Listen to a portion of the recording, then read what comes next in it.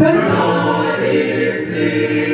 We want to certain victory. The power from this past the eastern star is glorious there. In every nation on the big and more we pray that all the peace is nigh. The fight is on, oh Christian soldier, and face to face in stand array. We now are gleaming and colors streaming, the right and wrong and came today. The fight is on, but we not weary. Be strong and in His fight of fight. If God be victory, His banner victory. We sing the victor song at last. The fight is on, oh Christian soldier, is face to face in stand array.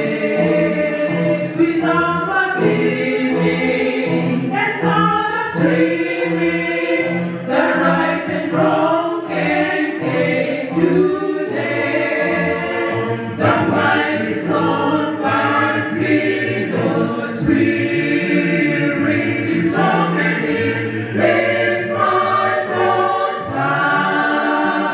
If God be victory, His banner victory. We sing the victor song at last. We sing the victor song at last. We sing the victor song at last. Kanisa tunasemaje? Brother Nisio Binemate. That's a nice song. Brother Nisio, eventually the fight is on. The fight is on. For sure. Let us soldier on. For sure.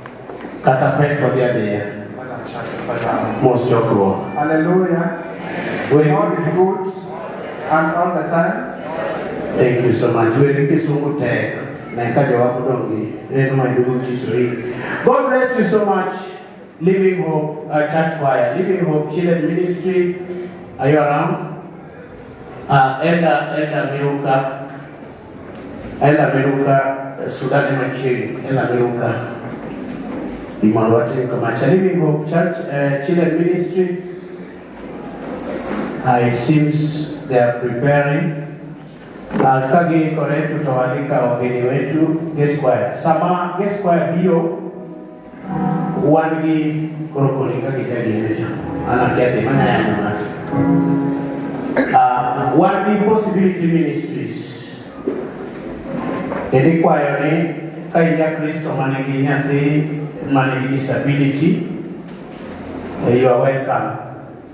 Your seats are preserved for you. In the front row.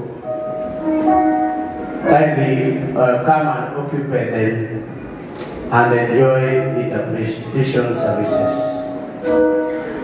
Our guest choir, karibu sana.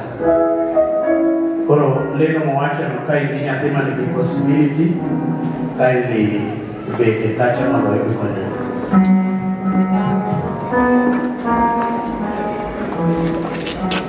Oh, you know what I'm saying? Kumono, ati mikumono kuni wachai, to itim kako wachono KCT 127C, gari KCT 127C. Kindly go and park the car well, and also KCT 607N. I didn't need a moko. Atemani mondo indicate gari kumabere KCT 127C and KCT 607N. Karibu sana our guest choir. That is New Kings Biblos from Dar. waliniambia sio Dar es Salaam. Karibuni sana.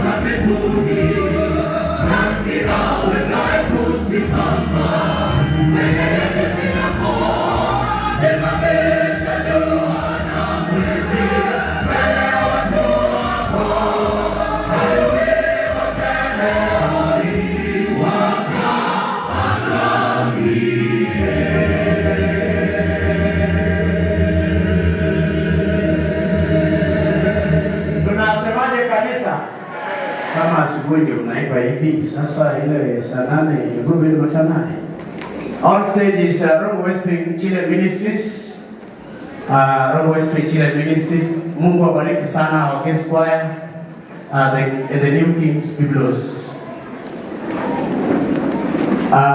After Rogo Westspring Children Ministries, we are going to have some polls as we usher in the divine team, and then in the afternoon at exactly 1:30 we shall resume. Koro kwaya mukuongo emang na mina fast mpio pio saburu kawa seti yao. Watoto wote wa Children Ministry mjipange haraka.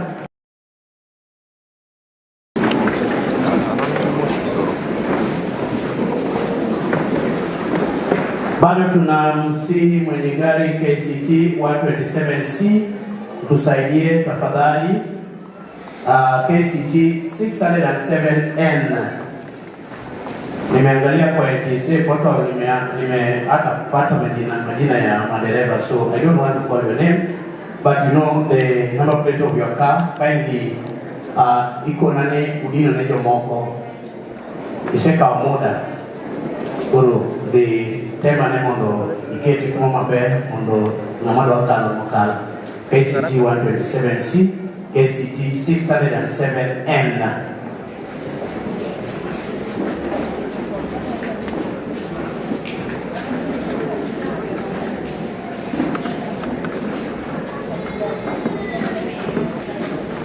Naweza kuja hata msimame hapa, kuna nafasi nyingi hapa. Mtazame TV vizuri.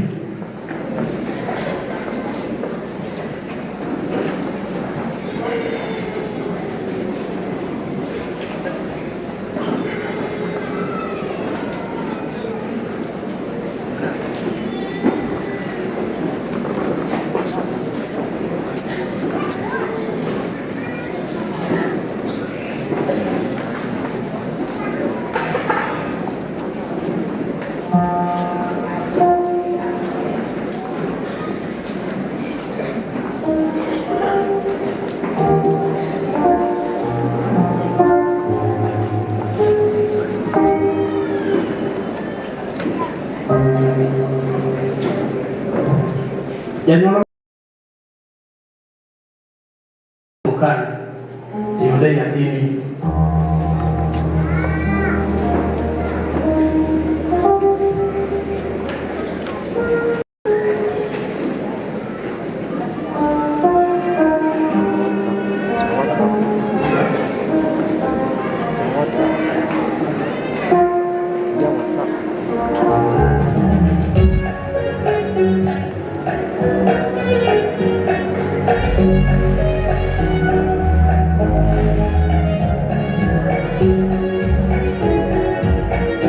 Yeah,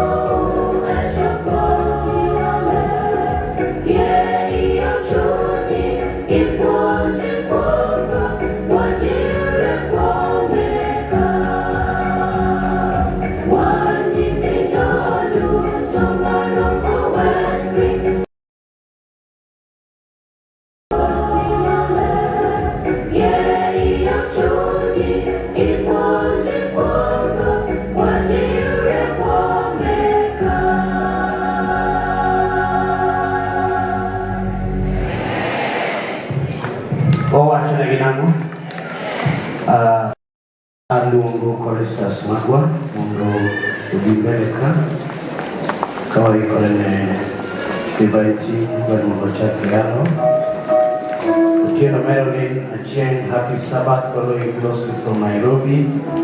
Thank you. Edith Misama, happy Sabbath from Nairobi. Thomas Anyango from watching from Dubai, happy Sabbath. Skolachin, Bronco West Spring. Oh, Chim Nicholas, we're waiting for. I hope hiyo imeeleweka. Desi Michewa, blessed Sabbath everyone. Dunia sai hodwa ni Mungu wadonje igao ma divine hawa indwale mchoko obedi mokwe saa temanyi Yesu. Mungu watie igao ma we erokamano Nyasaye mangima umiye mondo esachiel mangima wapaki kod wende. Erokamano Chote otimre locho na weche duto Nyasachwa. Odonjo ligao ma divine hawa Kristo manyalo gik moko duto oketo nyathini Pastor Maena lweti miye wach madongo ni wateko e Kristo majawar. Amen. Song number 64, Luluo. What it says in Kiswahili.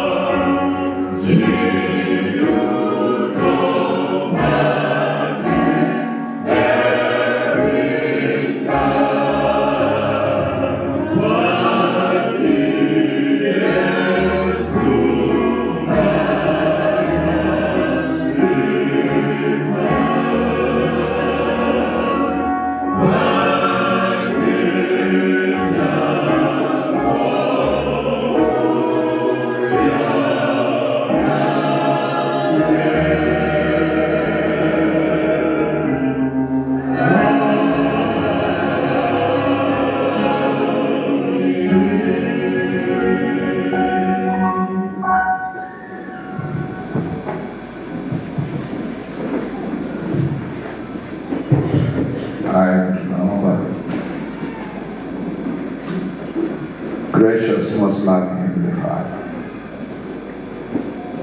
our hearts are deeply warmed by your abiding presence with us. We thank you for this camp meeting here at Rongo West Springs. The year is 2026. We say, glory be to your holy name. We are gathered once again that we will listen to your voice as you speak to us. We pray, Heavenly Father, that the presence of the Father, the presence of the Son, the presence of the Holy Spirit will abide with us from now until the very end. The honor and glory of your name, in Jesus' name we pray. Amen.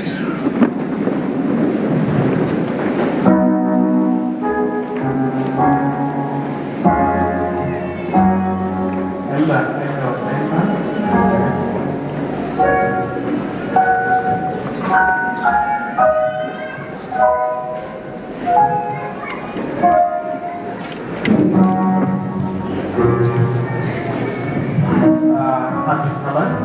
Happy day. Happy day. Happy Sabbath with good news.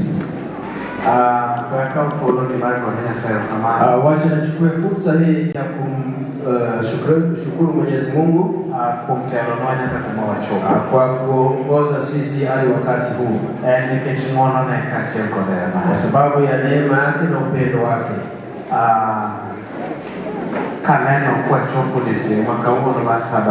Ikiona jinsi tulivyofika katika siku ya leo, ushuhuda kwamba Mungu yupo na yu hai. For the fire has brought us. Umbali huu ametuleta, na mshukuru sana.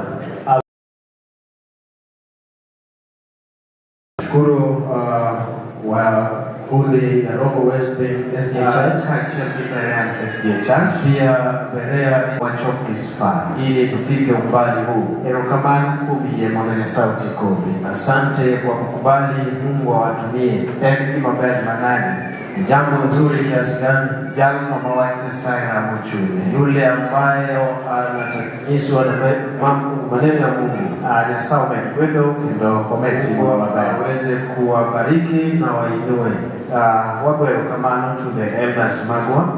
Tunashukuru wazee wa kanisa kambi hili, both Rongo Westspring Church and Berea Church, wote wa Rongo Westspring na pia Berea SDA Church, kwa kazi shupavu ambao mmefanya tukafika umbali huu. Pia kwa kamati ya makambi very much committed, ambao walijumuika vizuri, and that is why we have succeeded. Hiyo ndio kwa sababu tumefaulu. May God bless you so much. Mungu awabariki zaidi. Na washukuru wageni wetu kwa kujituma na kutupeleka hadi umbali huu tumefika. May God bless you so much. Mungu aweze kuwabariki mno, together with your families. Pamoja na familia zenu. Nataka kufanya ukaribisho fupi. Kwanza hebu nione sister wa Sabato Berea, basi ndo wale pale. Thank you. Asante sana. Mzee wa kanisa. Amen. Thank you. May God bless you so much. Mungu awabariki sana. Rongo Westspring Church members, tuko na Rongo Westspring, wherever you are, popote mlipo, tafadhali muonyeshe ishara ya mkono. Thank you so much. Asante sana. Elder Mwalo, Senior Elder Mwalo. Happy day. Happy Sabbath with good news. Thank you. Asante. One game Joa Moa Living Hope SDA Church. Tuko na wenzetu kutoka Sabato ya Adventista Living Hope, a sister church within this district. Hawa ndio madada zetu kwa imani. Walimaliza makambi yao wiki iliyopita. Alafu ndipo tukaanza. Please, wherever you are, popote mlipo church members, by show of hands, Kamora Moramutie, Living Hope Nikacha. Asante. Elder Makabe, kama uko. Elder Makabe, Wherever you are, please you may greet us on their behalf. Amen. Asante Elder, nimekutafuta huku mbele sijakuona. Thank you, Elder. We were looking for you. May you migrate to this point. Elders wote wanakaa where all the elders of the district are. Asante. Mimi mkaribuni sana. Welcome. Thank you. Pastor Wagi Ogeno. Basi tuko na kanisa letu la Kiadventista Ogeno is the district headquarter. Ogeno ndio kao kikuu cha kata ya Rongo. Members wa Ogeno kumauti yeutinge wapi wana wa Ogeno. Ogeno members. Ogeno wale pande huo na wengine pia wako nje. Kama na enya. Asante sana. Wachi Rongo West Spring. Na tuwaliza Rongo West Spring 1 week. Alafu tutapumzika wiki moja. Kasi tuwachie Ogeno. Basi tutatamatisha na Ogeno. Elder Ken Moswelo Ogeno. Mzee wa kanisa Elder Ken yuko hapa. All the time. The Lord is good and that is essential. God is great. Rokamana, asante. Na sana ndugu. Mungu awabariki. Wani neighboring districts. Tuko na majirani, kata jirani. Nyarach district kati ya kama tuko na Nyarach district. Nyarach hapa kando. Rokamana. Naona kuna watu pale nyuma. Yeye sana atachelo Moswelo. Mmoja tusalimu kwa niaba ya wenzenu. Amen. Amen. Asante, ningependa kuomba wale ambao wanatusaidia kwa mitambo, wale wa mitambo tunaweza saidia wenzetu mic ili waweze kusikika. We can help these people from behind with the mic. One Nyamuga district, Manabe is one of the tuko na kata nyingine inaitwa Nyamuga. Meditie member wa Nyamuga. Je, kunayo mgeni yote kutoka Nyamuga? Kane na nitia chel fuano kuma nitia mmoja tafadhali simama wa Sabai wa Kristo Nyamuga Okwe Rokamana one district Bathoka tuko na nyingine kata ya Nyakwere Ngere huko nyuma magharibi. Sawa Chalbi onge Rongo Central District. Kuna Rongo Central District. Rongo Central District Beniti Aneno Kaonge. Rongo South District. Kuna moja Rongo Central member please. Tafadhali simama usabai wa Kristo. Amen. Thank you. Rongo South. Kuna Rongo South. Aneno Kaonge. One Rongo East. Tuko na Rongo East. That is Valley Road, Kadesh. Makanisa yao ni kama Kadesh, Valley Road. Sawa. What they call Kodero Bara District? Any members of Kodero Bara? Kuna mkono Rongo East. Karibu sana. Asante. Kodero Bara. Na tuko na Kodero Bara. Okaneno tokalitie tuarwaki. Tunakukaribisha kama kutakuwa na hata mmoja. Rokamano one sister waka anane mia mai kang momoso. Rokamano one non-Adventist. Tuko na wale ambao sio wa Sabato. Waumini ambao sio wa Sabato lakini leo wameona vyema waje wa abudi pamoja nasi. Unayo mtu kama huyo? Mtu ambaye anatoka dhehebu lingine ambao sio la Kiadventista wa Sabato. Aneno Kaonge. Batache chini nyaka bedi wale wako. Nashuku kwamba kunayo bali tunawakaribisha wale wako wahenya. Tunawakaribisha zaidi. Feel like Jesus feet. Mjisikie miguuni pake Yesu. Wangi joko masite moko au command conference Ranen. Pengine tuko na wengine wanatoka nje ya kikao kuu ya Ranen. Kane kata chile chokro. Nione hata mmoja. Toka field nyingine ama conference nyingine. Anaenda Moswa. Naona kunayo mwingine hapa. Hallelujah. Amen. Rokamani. Asante. Wani our national leaders. Nao viongozi wa kitaifa. Nalo bedo chief. Wanaweza kuwa kama chief, assistant chief. Naibu wake. Benitie mantie kata Gedung Gwen. Je, tuko na watu kama hawa? Ananoka Kida, wachifu na wengine Kagibiro wabege.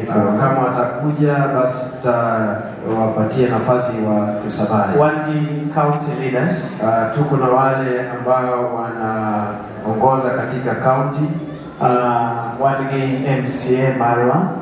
Tuko na MCA brother Honorable Akal. Honorable Akal. Asebe notified NHO. Tumejulishwa uwepo wake. Kumainti popote ulipo tafadhali utusabahi. Doge wameja telo mai. Pengine mngeweza kumpatia waweze kutusalia. Wamedogero kama anajatendwa. Nyasaye unedegweli kumchungkodwa. Mungu anaweza kubariki kwa sababu ya kusimama kwenye nasi. God is good. All the time. All the times. God is good and that is his nature. I'm Jacob Kalexaka. I'm a member of County Assembly Central Kabagapo Ward. Together with me, I have my family here. Can you stand up and wave? Manager order. Amen. And the Nyara Bear with Boka Chundifua. Amen. And Pastor Toka Manamara is only an Bodu. But here we are the kitchen board of kitchen wagon na pia tena. One view special during the week. The governor no through John Emmanuel some support. No kona Channel Central.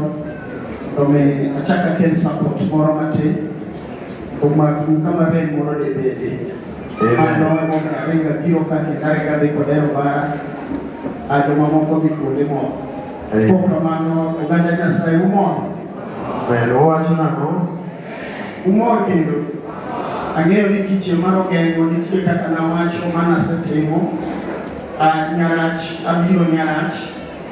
And churches mapoko get in touch with I get in touch with I'll give that support needed. Ondo mi wach Nyasaye odhi maber. Kamano mi abasha ora di 15,000 ondo mi okon chopo. Uwacho nako. Amen. Governor Ugosu ametumwa na kiongozi wa ugatuzi ya Migori. Governor Ugosu okwayo mondo mi lemne ambatemo matek organize mondo biye ka chieng' moro mondo do ber jodalo. Amen.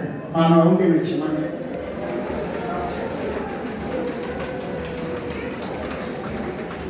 Thank you so much.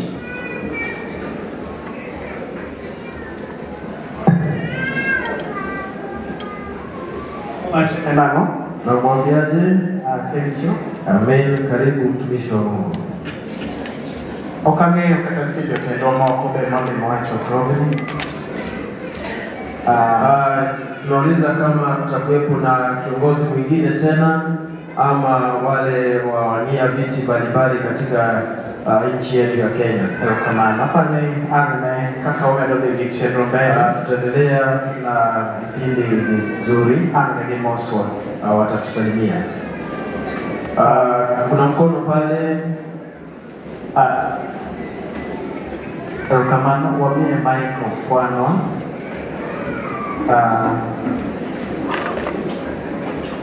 Kamano stage mo Fwanwa wakati huo anatusabahi. Agombo kwayo committee members 10 mondo miyochok mbele. Hizo wana kamati ya kambi hii ya Rongo Westspring, tafadhali kuja hapa upesi waketu eneme ya makeni ili tuwatangulize na kuwaombea kwa njia ya kipekee. committee members Wale wa kamiti wote karibuni. Karibuni mwenyekiti pamoja na kamiti, karibuni. Mose Kristo teno kweu. Leo karwenda inya aseleme kanisa ni nyinga Beatrice Ochier anga kama Sare talemo awendo Central ana assistant chief awendo tawu. Leo Erokamano. Karibu sana. Erokamano ina. Committee members kingeni ngechoko. Hawa ni kamiti ambayo wameandaa makambi hii na kuileta hadi tamati siku ya leo.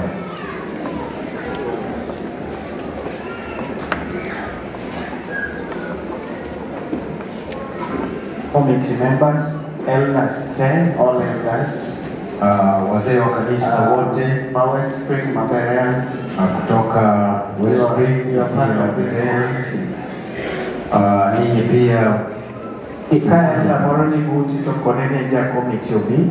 Kama kuna mzee wa kanisa ambaye ako kando yako mwambie Kariti ya committee man buti to parane ya committee obi. Kama kuna komiti ambaye ako kando yako mkumbushe. Unless ni amo change ni gimoti mekambi to na kijishuku kwamba hamna kitu alifanya katika makambi, basi tunaweza kumsamehe. Erokamano. Asante. Kwa sababu tuko wengi, nami maybe free to speak something small. Wapea wachache waseme kwa kitu wachache, alafu tutaweka kwa maombi. Elda Achiel Mabereans, mzee wa Berea mmoja, Elda Ma Westspring, Castro Obrodi the chair, alafu tutapea mwenyekiti. Amani. Bereans, Elda on behalf of the members. Happy Sabbath Church. Happy day. Wagone Nyasaye okamano kuom kinde momiyo Maroma Westspring. Mungu ametupatia wakati mzuri, tunatamatisha makambi ya Westspring. Kendo wagone erokamano kuom ritowa juma mangima. Na tunamrudishia shukrani kwa vile ametulinda. Twarwako ji duto. Amen. Asante sana. Thank you. Asante. Aros and Aros. Happy camp. Happy week. Happy week. Happy camp. We are celebrating with you together. Warwako ji tete. Tumewakaribisha nyote. Ukiwa na kubana, tafadhali uulize mmoja wetu, utasaidiwa. Yeye pia kuna mwanawe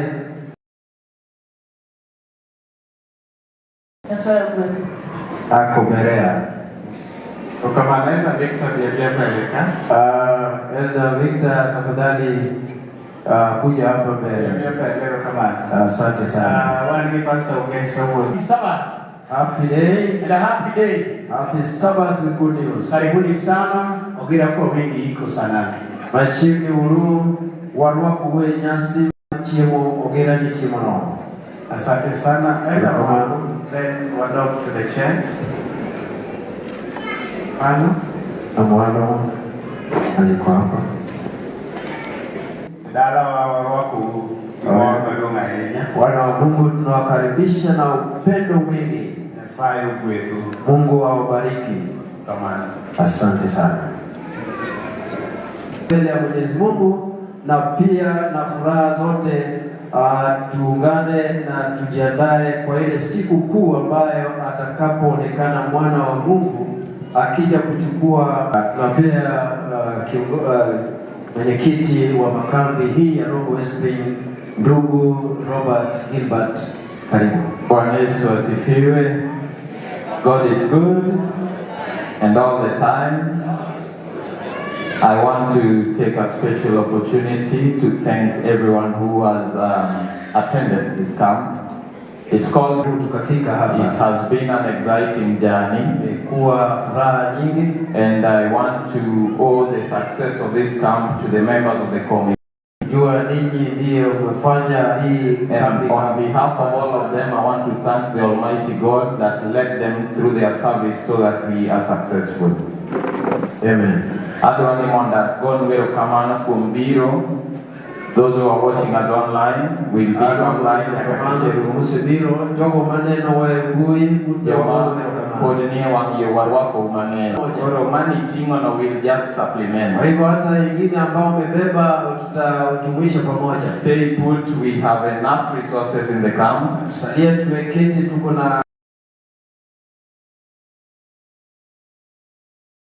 mshukuru na nguvu yote. On behalf of the committee, kwa niaba ya kamiti hii, I want to send my condolences to my senior chairperson. Naweza kutoa rambirambi zake. He lost his mother at the beginning of the camp. Alipoteza mama yake wakati tulianza makambi. And stepping up to his shoes has become. Sasa naibu wake aliingia katika viatu. It hasn't been an easy thing, but I thank God that we have pulled this through. Sio kitu rahisi, lakini Mungu ametuwezesha. So whenever you pray, we ask that we pray for our brother Obiero. Wakati mnaomba muendelee kumwombea, tumesimikwa katika Biblia. And that we may be focused on the mission. Na pia kuangazia ujumbe. God bless you all. Enjoy the Sabbath. Mungu awabariki, tuwe na furaha.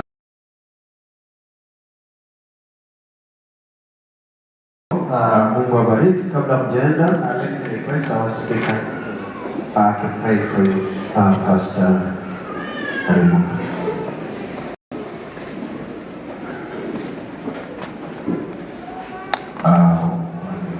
Walemo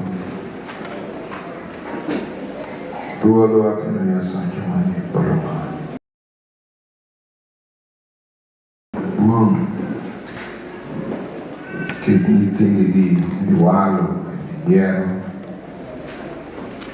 kendo ne gituonore gik mathoth seche ka obed gimany. Ok waseneno pek kata chandruok moro, waseneno gweth gi duong' mari nyaka ne chokruok nyaka lor kiche ni kiny yieni mondo nyingi omed yudo duong' e ngimani. Mago mane ok ginyal timo e jumani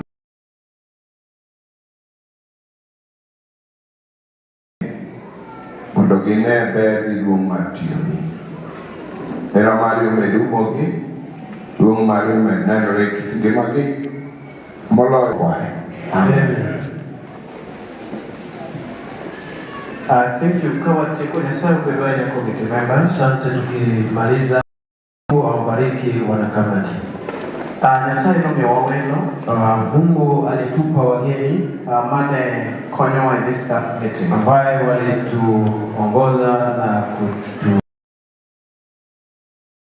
Children Ministry choir.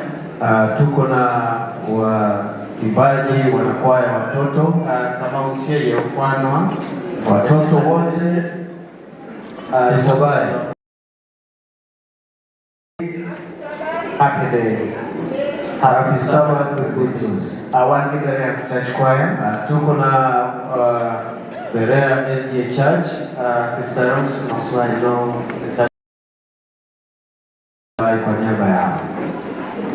Happy day. Happy Sabbath with good news. One Rongo Westfield Church choir. Tuko na Rongo Westfield. Hapo ni wewe kichene. Wale Dundo Moswailo the church choir. Ndugu Dundo iko wapi? Basi. Amen. Asante sana. Ndokamano. Within us one day. Happy Sabbath with good news.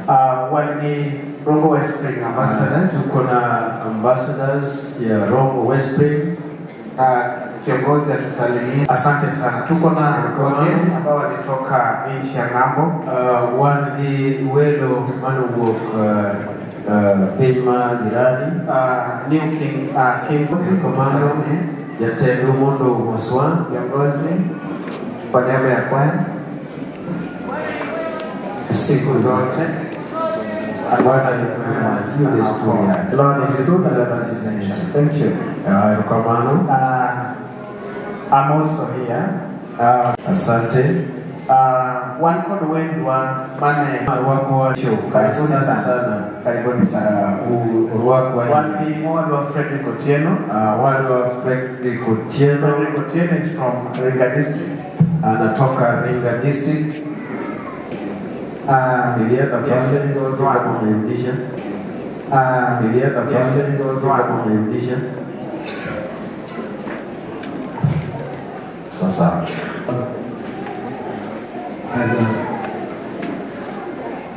God. Amen. Bwana Yesu asifiwe. Frederick Otieno, Marango SDA Church, Ringa district. The pastor. Naam. Kwa chama namo karibu. Amen. Ambo waka sister Lilian Ngimondi Fuane. Amefuatwa na dada yake Karen Onyango, who was in charge of publishing. Alisimamia mambo ya ujumbe wa kimya, vitabu. Tusome vitabu. Pate maarifa. Pate maarifa. Ya kumjua Mungu na ya kumjua Yesu, maarifa ya kuokoa nafsi yangu. Sasa nilisimamia vitabu. Ongea mwana bwana kichwa wako mbora. Pastor Jack Oyungu. Chini ya Pastor Jack Oyungu. But I have a little girlfriend here. Solana. I made a friend because I knew I would not get a visitor to come and receive your present from grandma. Just run. Teacher, come and pick it for her. She's coming. Fanya urafiki na huyu msichana mdogo. Let's take your present, but you need my bag. Otherwise, I have my relatives here. Kumono, including the translator. Unasemaje kwa zawadi hii? Amen. Kumono wote, Celesta, Cliff, Ben, wote msimame muwe. The translator is also from my mother's home. Wale wana Mabudu kanea itu hapa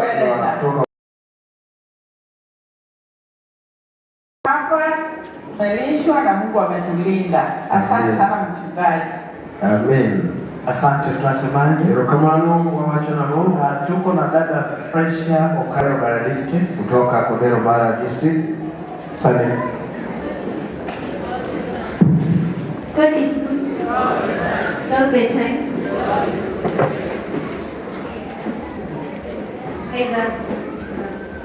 Wacho ni yoge family no rubage kichokichu ya Simon Gweni. Asante sana, karibuni sana.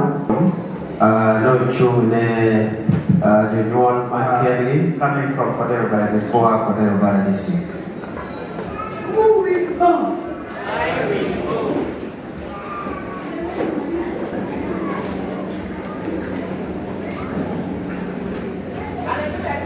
Amen. Karibuni sana. Tunasemaje? Walio Happy day. Ya Kodero Bara na pia ako na wageni wake wamemfuata. Mnawasemeaje? Karibu. Amen. Asante, tunashukuru. Rokamano wageni. They are Christian. They are Christian. Jesus loves the little children of the world. Little children of the world. I am Fred and watch. My church is Mamole Harvest SDA Church. That is Kisumu North District, Kisumu Station, Central Nyanza Conference. I am humbled to be here. Is an elder at SDA Church. And SDA Church. It's Nyadundo. It's Nyadundo. Thank you. Elder karibu sana. Leo na mama watoto. Jumuli ubange ninaone. Mama ameleta na mtoto kitinda mimba mali hapa ili waone mali mzee haka. Ndo birogi chokge. Polycarp. Wangi Evelyn Polycarp. In charge of the stewardship. and other departments. He was our second guest. Karibu sister. Na masi pale wameketi hapo pala, wageni wamewekwa. Masi na Angel simameni.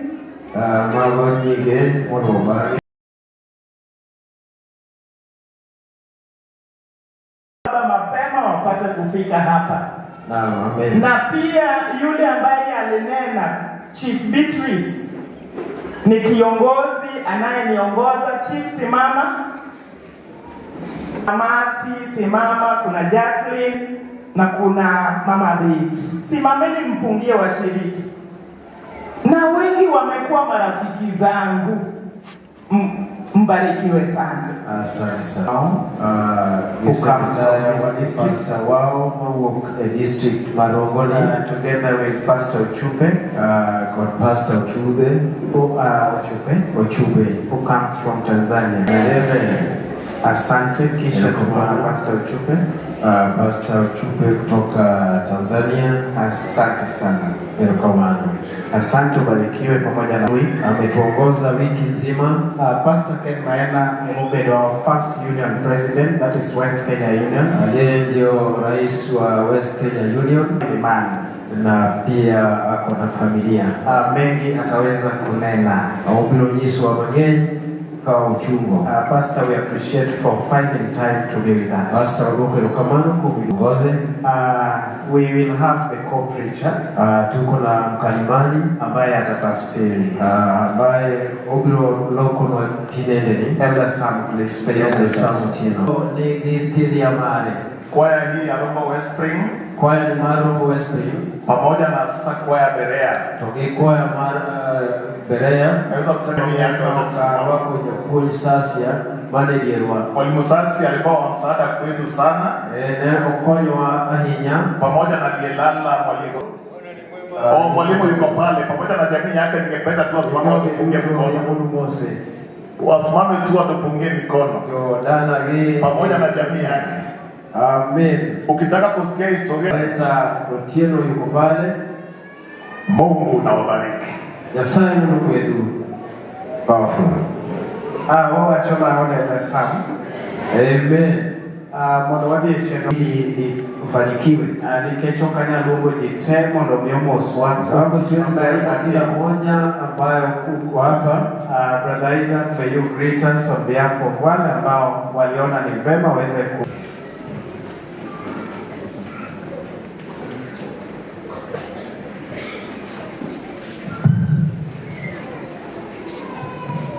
Praise the Lord once more. Amen. Leo na furaha kwa sababu ni pahala ambapo tunapata mibaraka ya Mungu. Tumepata kupata mafunzo haya. Kumbuka tumefika hapa kwa uwepo wa Mungu. Na amekuwa upande wetu tangu mwaka jana mwezi kama. Sio kibahati bali ni nguvu ya Mungu. Hivyo ninapoangalia Biblia ambayo tunatakikana tujitwike.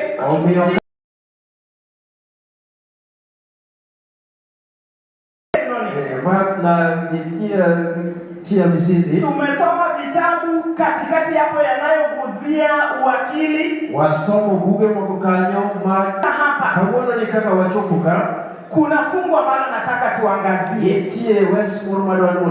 Samueli ya kwanza. Samueli mkuongo. Sura ni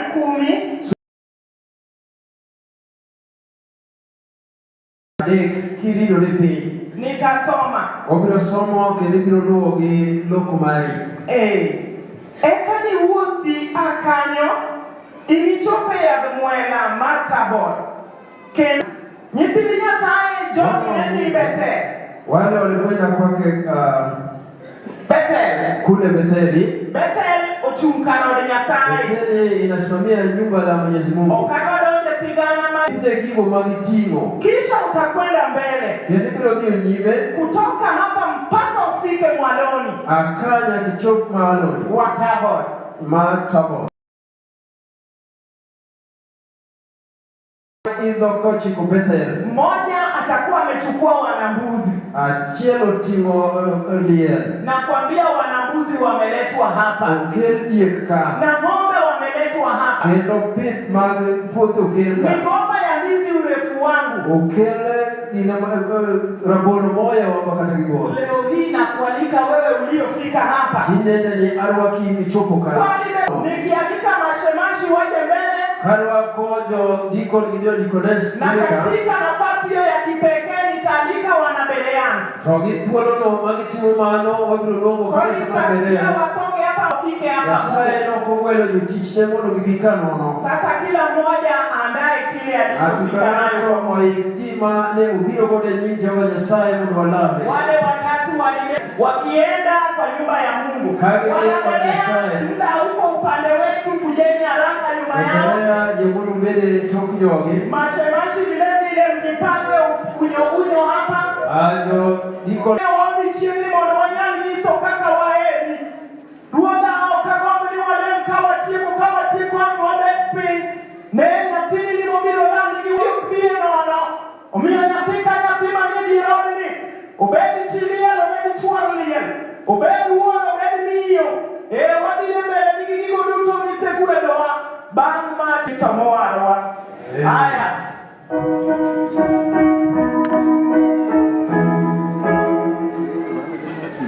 Where number me a chip and they could out children.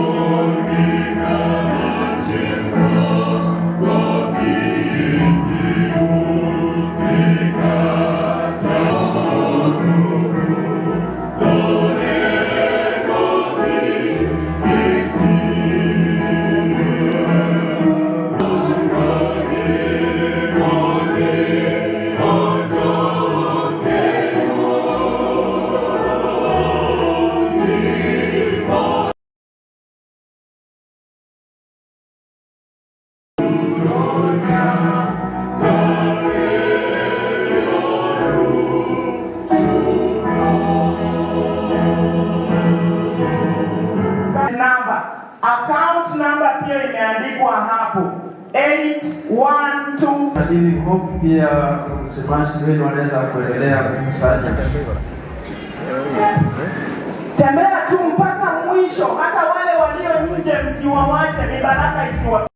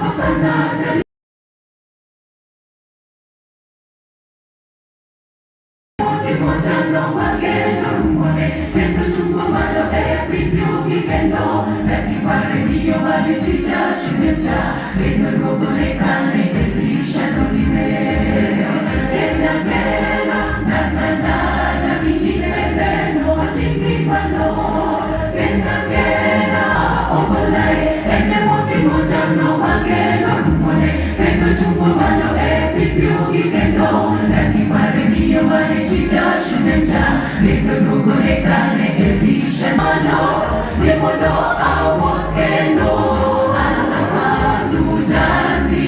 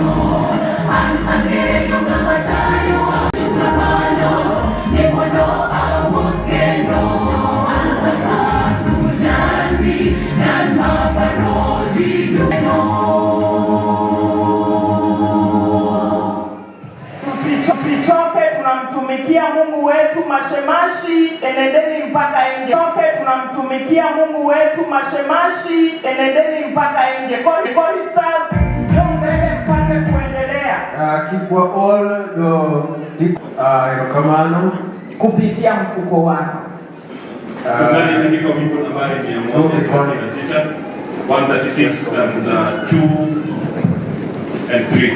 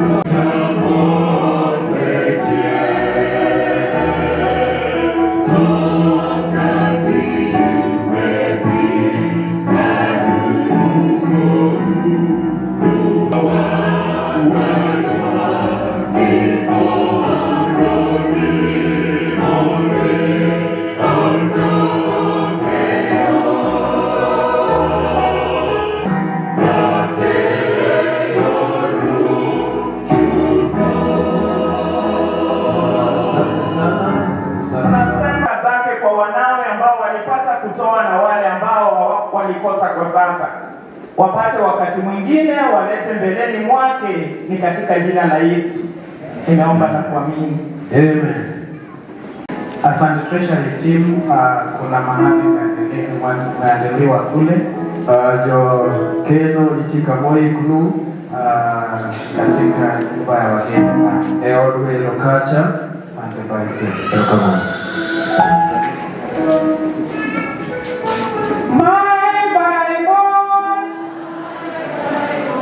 That God gave me that. Just get your Bible out because we're going to read together. My Bible and chapter 3. Sura ya 3. Wesa para mwe. Mstari wa 14. Nyakawatiki chapter. Hadi tamati ya sura hilo. Kaika ni adier. Kingeyo ni joma ne opuonji in ng'adili. Verse 15. Bende ng'eni nyaka yae. Verse 16. Weche duto manie muma wuok kuom Nyasaye kendo konyo kuom puonjo ji kendo mondo jo-Nyasaye obed moloyo kendo moikore chuth ni tije mabeyo duto. Wabiro pako Nyasaye. Tasifu Mwenyezi Mungu wakati wote, tusimame ili tusifu Bwana pamoja. Tukisikiza kinanda na pia waelimishaji hapa mbele.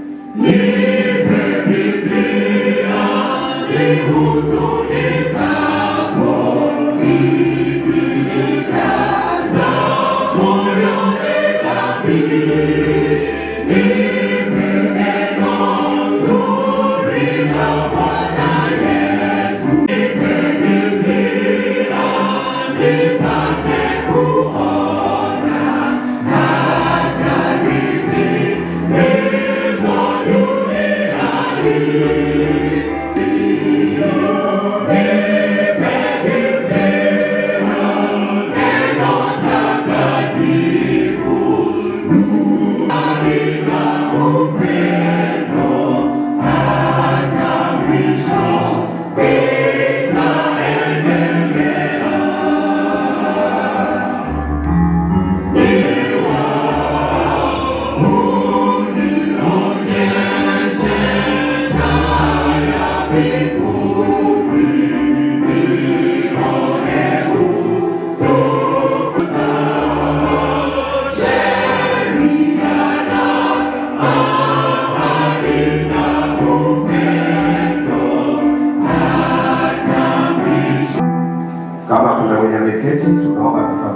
Simama kwa ajili ya maombi. Tunaomba. Baba wetu mwingi wa shukrani kwa mambo makuu ambayo umetenda maishani mwetu kwa siku 6 ambazo zimepita. Tumeweza kuona mkono wako wa ajabu katika juma Bwana. Kwa hivyo Baba, sote kwa ujumla tunasema ni asanti. Tena sifa na utukufu zikurudie mbinguni milele na milele. Mtumishi Sabato yako takatifu tunamkabidhi mikononi mwako kwa njia ya kipekee, Mungu wetu, kwamba shusha uwepo wa Roho wako Mtakatifu ambayo anaweza kuleta katika mkutano ya leo.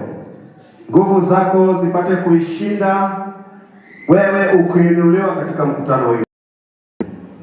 Kaa pamoja na mtumishi wako Ken Maina ambaye umekubali awe mnenaji katika kambi ya West Spring.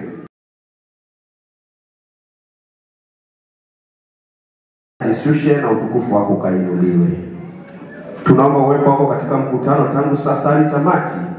Maana tunaomba kwa jina kuu la Yesu Kristo. Growing in mission. Yes, for children, allow me just give highlights of what we've learned throughout the week before I give them our sermon of today. And we had our theme, our key text. And I would wish our children to take us through our key text. Our key text, we could sing it, is from the book of, what was our key text? From the book of Psalms chapter? And a light to my path.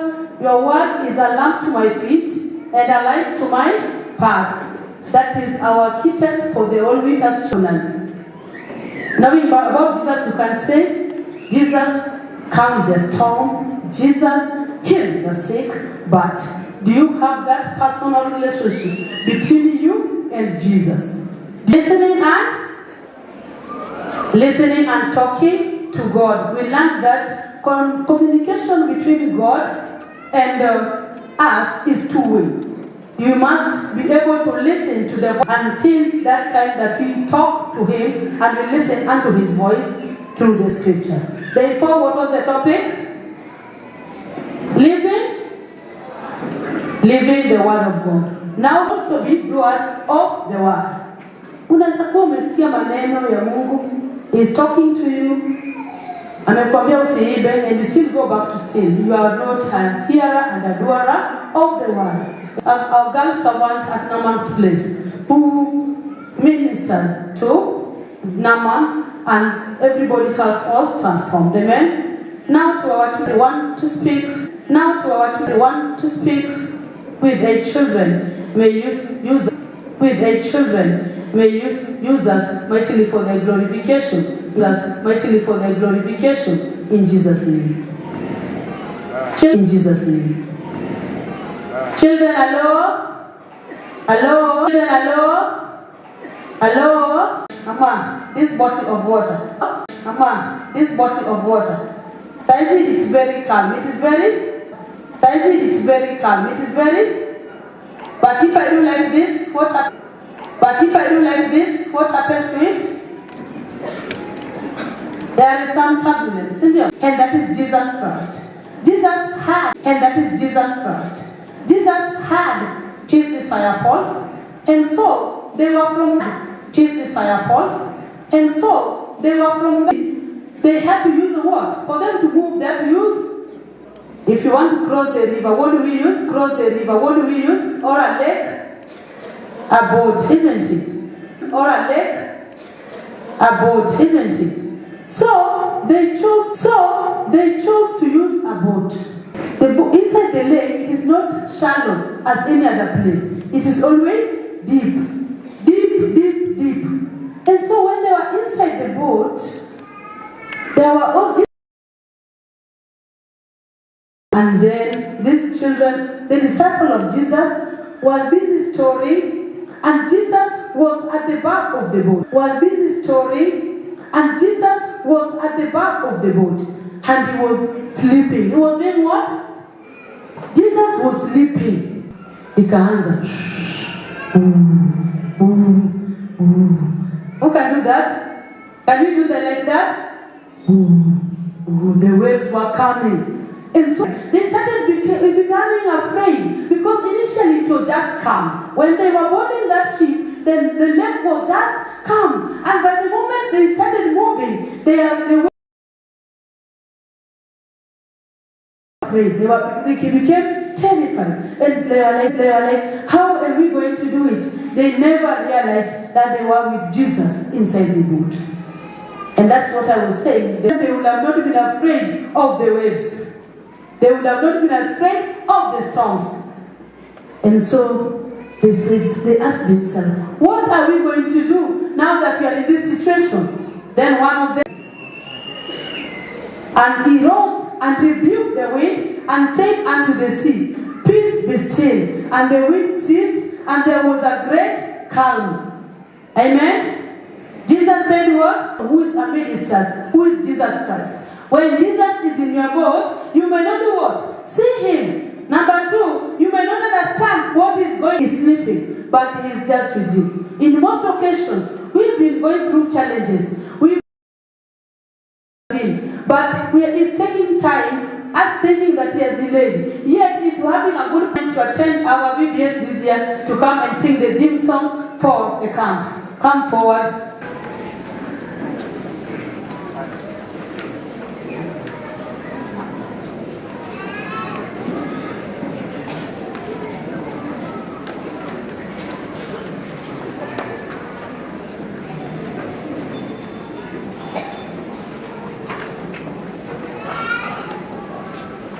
Life.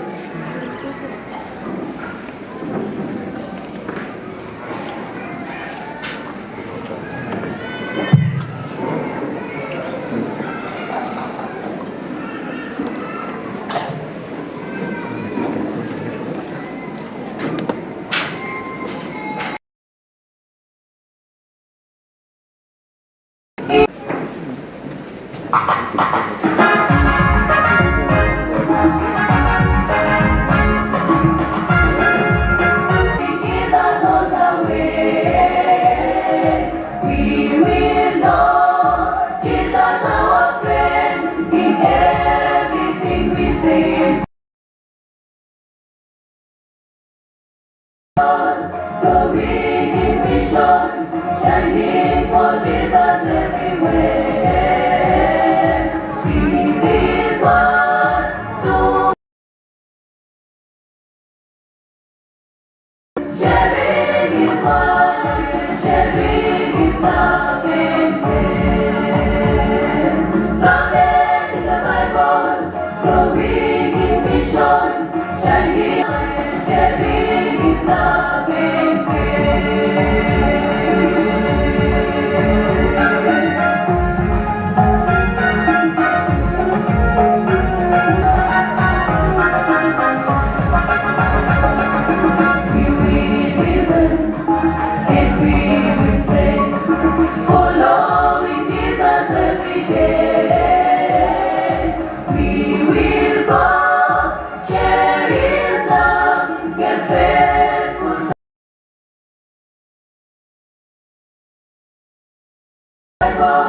Growing in mission, shining for Jesus everywhere. He is one to guide us. We will serve him gladly, sharing his word, sharing his love and care. Grounded in the Bible, growing in mission, shining for Jesus everywhere. He is one to guide us. We will serve. Sharing his love and care. Grounded in the Bible, growing in mission, shining for Jesus everywhere.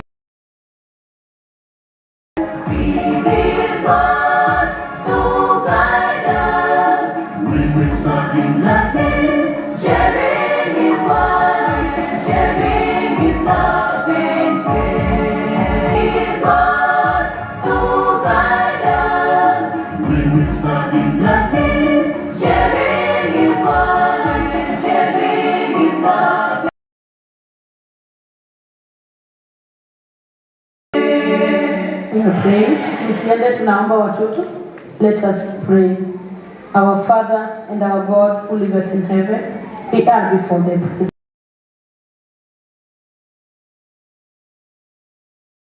Much thanksgiving for the far you brought us. We are very grateful for having called the little children that they may come unto you. And we are so humbled at this moment and much ready to follow thee in all their deeds and in their characters. My King, we pray that you may hold them with the right hand of righteousness, accompanying them in all their ways, molding and consecrating their hearts, that they may be faithfully yours. Thank you, our King, for reminding us that even when the troubles are overwhelming, you are still there with us. Up for us, and you will always mold us and direct our paths to the ways of righteousness.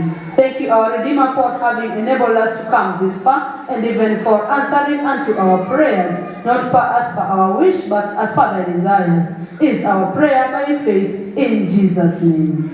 Amen.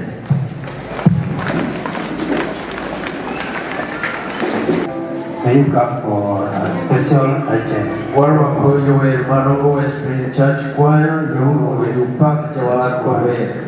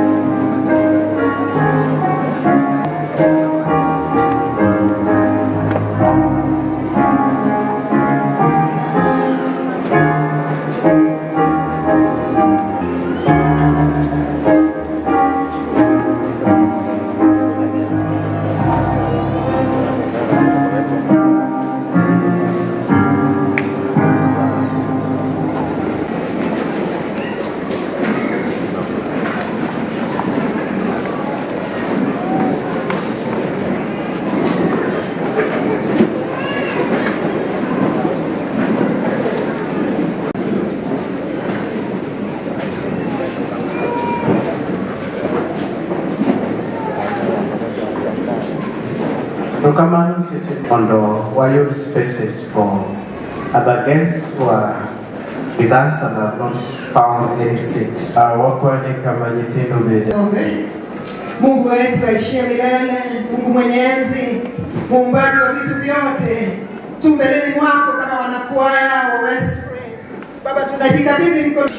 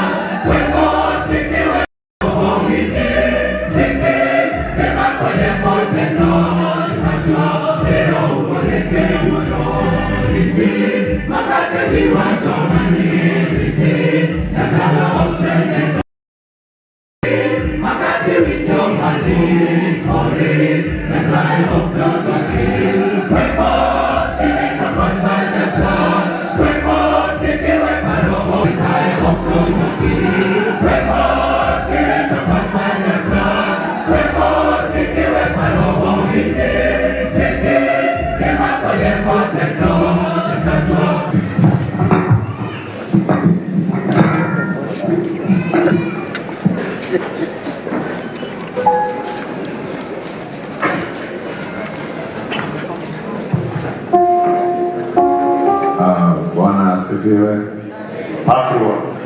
Bwana asifiwe. Happy Sabbath. Happy Sabbath. The Lord is. We want to thank God for that great rendition by our hosting choir. We need to remain patient in the Lord. Nafaa tuwe watulivu katika Mungu wetu. Hallelujah. We want to thank God for this committee. Nataka kumshukuru Mungu kwa makambi haya. Nataka kumshukuru Mungu kwa hakika because his presence has been with us throughout this week. Kwa sababu uwepo wake umekuwa pamoja nasi juma hii nzima. For those who have attended, nifu kwa kuzungumza pamoja nasi. And we want to thank him for that. Tungependa kumshukuru kwa hayo. We want to welcome all of you who are visiting Rongo West Summit University of Eastern Africa Baraton. Kuna ndugu yetu ametoka katika University ya Baraton. Our brother Richard Omondi. Ndugu Richard Omondi, tampa muda aweze kuzungumzia chuo kikuu cha Baraton kwa wakati wake. Richard, this church will be more than yake bana yuko miongoni mwetu I don't know where he is seated. Sijui ameketi wapi. This summer. Can you wave down? Can you wave? Can you wave? Can you greet us? I can't hear you. Dan Nyango is my good friend. Rafiki wake wa dhati. Kokwanyo. And he's also a friend to some of you here. Napenda rafiki.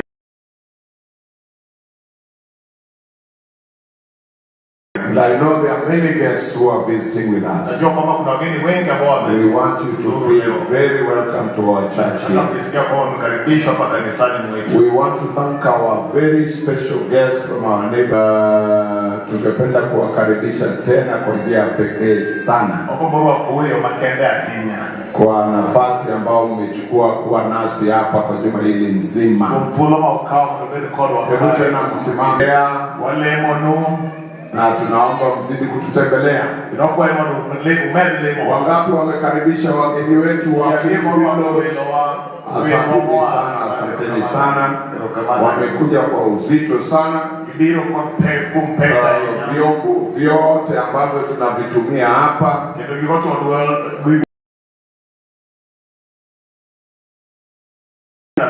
kwa sababu ya kuweka huu mkutano uwe mkutano wenye vishindo vikubwa. Kwa hivyo tunawashukuru sana.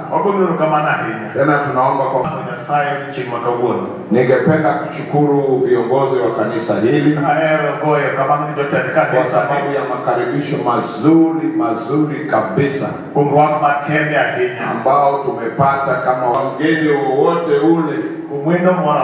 Iwe ni mahali pa malazi, iwe ni jinsi ambavyo tumepakuliwa vyakula. Mchungaji Pastor Oscar, we are very grateful for a very good organization.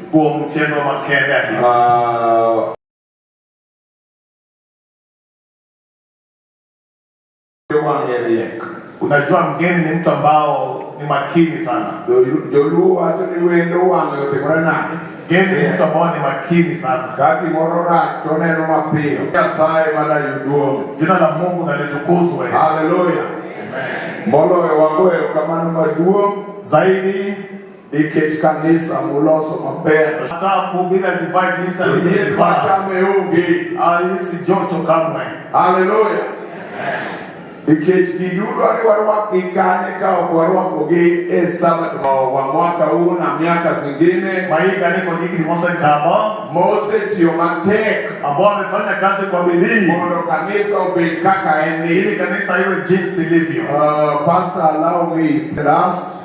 Aliangalia na pia I was told that my sister Doreen is the chairperson. Is that not so? Kaambiwa kwamba dada Doreen ndio mwenyekiti. Doreen for many years. Amemfahamu Doreen kwa miaka mingi. She was my church treasurer in Sony SDA Church. Alikuwa mweka hazina katika kanisa lake la Sony in 2003 and 2004. Mwaka 2003 na 2004. Over 20 years ago. Hiyo ni miaka 20 zimepita. Doreen mondo tinya sawa ni mabaya. Alikuwa na wakazini kazi ya Mungu endelee vizuri. Thank you very much. And for how you have brought out the church of God. Jinsi kanisa la Mungu imeziweka. The only thing you probably need to do, kitu cha pekee ambao ungefanya, is that it might be necessary to open a door on the other end. Kwamba ingekuwa muhimu mfungue lango lingine pale nyuma. Because moving from that end, kwa sababu kutembea kutoka kule mwisho to this end, hadi huko mwisho, if you are seated behind there, ukikaa pale nyuma, is not a joke. Sio rahisi. Especially when you maintain the kabuti kidiji. Na sana wambele wale ambao wanatetemeka wakipita katikati ya watu. Kristo moro ingire kanisa. Sifanye mshiriki yote aweze kuumia mpaka kanisa. There might be need for one more opening. Kinahitajika mlango mwingine pale. We have over 3,000 people here. Sababu nasikia kuna zaidi ya watu 3,000 hapa. There is only one door on this side. Na kuna mlango mmoja tu upande huu. It might be necessary. Inaweza kuwa muhimu to at least open one other door. Kufungua nyingine tena pale. If your committee so feels that is possible. Kama kamati yako itaona ikiwa hiyo and we are praying for you. Tunakushukuru na tunakuombea. Those who know me know that I am a lover and great supporter of church development in our church. Wanaojua mchungaji unajua kwamba napenda sana maendeleo ya kanisa. When I see good things, I can tell that they have been done. Akiona mazuri anaweza kusema kwamba zimetendwa kwa njia iliyo sawa. We are able to sit here comfortably and thank God. Hapa kwa starehe kushukuru. So we want to thank you very much and pray that God will bless you. Tunashukuru sana na kuomba kwamba Mungu azidi kubariki everyone who else who has supported this cause. Na mtu ambaye yote ambaye alijitoa kwa kazi hii. God richly bless you. Mungu awabariki katika njia pekee. We want to thank God for that. Nataka kumshukuru Mungu kwa hayo. We have been here for the whole week. Tumekuwa hapa katika juma nzima. My wife is not able to join me together with our children. Mke wake na watoto wake wangeweza kufika hapa. They had a program today in Eldoret at Family Life SDA Church. Walikuwa na program nyingine kule Eldoret. Both of our children are of teenage age. Watoto wao sasa wamekuwa ni umri ya vijana. Now in ambassadors. Au katika idara ya ambassadors. And between choosing to be here na kwa kuchagua kuwa hapa and going for their function in Eldoret, na kuwa na hiyo idara yao kule Eldoret, they chose to be in Eldoret. Waliamua kuwa kule Eldoret. And so they are not able to join us here today. Kwa hivyo hawezi kufika hapa leo. But one of these fine days, since I'm a friend to many people here, lakini hivi karibuni kwa sababu mimi ni rafiki wa watu hapa with them Rongo West Spring Church. Tutakuja nao tuweze kuzuru Rongo West. Wangapi wanatukaribisha tukikuja tena kwa kadi bilo kendo. Asante sana. Kamana. Receive very special greetings from Pastor Philip Guy, who is the immediate former guest speaker at this committee. He was my leader up to end of March, but now he has since shifted to be the general manager of Africa Hero Publishing House. And that's how I became the CEO of Kindu Advent Society. Let us pray for the mother. The mother is currently admitted at our hospital. She has been very sick for a better part of this year. We pray that God's grace will be with them at this time. We want to pray, then we will share the word of God in the next few minutes before we close our service. I was hoping Pastor will stand up at 11:30. Tulitumai atasimama saa 5:30 because we came here very early. Kwa sababu tulikuja hapa mapema. Because I had planned to preach my sermon for at least 1.5 hours. Kwa sababu alipanga kuhubiri kwa saa 1:30. And so now that it is about 12:37, kwa sababu dakika 37 zimepita baada ya saa 6. So you can start counting 1.5 hours from now. Sasa kuhesabu saa 1:30 kuanzia sasa. That is when I am most likely hapo ni mahali kunawezekana going to finish my sermon. Ndio atamaliza mahubiri yake. Unless the Lord thinks otherwise. Ingawaje kama Mungu atafikiria vingine. Hallelujah. Wangapi wamekubaliana na hiyo maneno? Kwa sababu pia tuko sabato ya makambi. Na inakuja mara moja kwa mwaka. We will never have another Sabbath like this ending camp meeting in Rongo Springs. Until next year 2027. And so we must speak the oracles of God until we shall have been done. Shall we believe and pray? Heavenly Father, we want to thank you so much for the privilege that has been ours to be here at Rongo West. And now, Lord, we request that you will speak to us. We request that the Holy Spirit will ascend from on high. And dear Lord, that your voice will be heard within this congregation, and that your name will be honored and glorified, and that many of us and all of us will be prepared for your coming. Bless us now, for in Jesus' name we pray and believe. Amen. For those of you who have been here, we have shared the word of God from the book of 1 Timothy, 2 Timothy. Chapter 3 and from verse 14 to verse 17. I have labored here every single day, morning and evening, to speak on this text under the theme grounded in the Bible focus on mission. And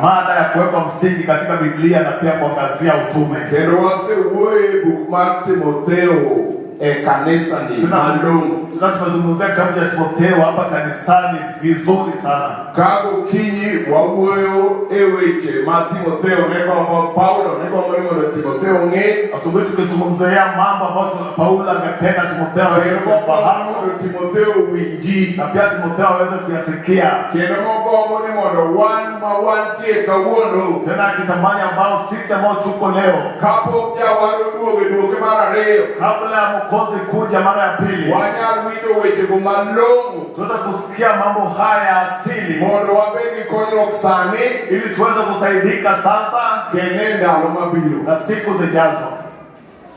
Torma duong mada kuu ma Paulo negombo ni mondo kanisa winji ambao Paulo amependa kanisa iweze kuisikia kakalo kum Timotheo ikipitia Timotheo ni kanisa mar Nyasaye nyaka gure kwa mwa Nyasaye kwamba kanisa la Mungu lazima kiwe na msingi kwa neno la Mungu ndio guru kwa mwa Nyasaye tena kuwa kwake msingi wa neno la Mungu ndio wateko kinyalo litatupatia nguvu na uwezo matero ote mar Nyasaye kupeleka injili ya Mungu onge na manyalo bedo teko matero ote kuna mtu ambaye anaweza kuwa na nguvu ya kupeleka ujumbe wach motero monego tergo ote ukongei kama kile jambo ambalo angepeleka kama ujumbe alijue na pia hajakuwa na msingi kwa na pia yana nguvu katika neno hilo ni kwa sababu Paulo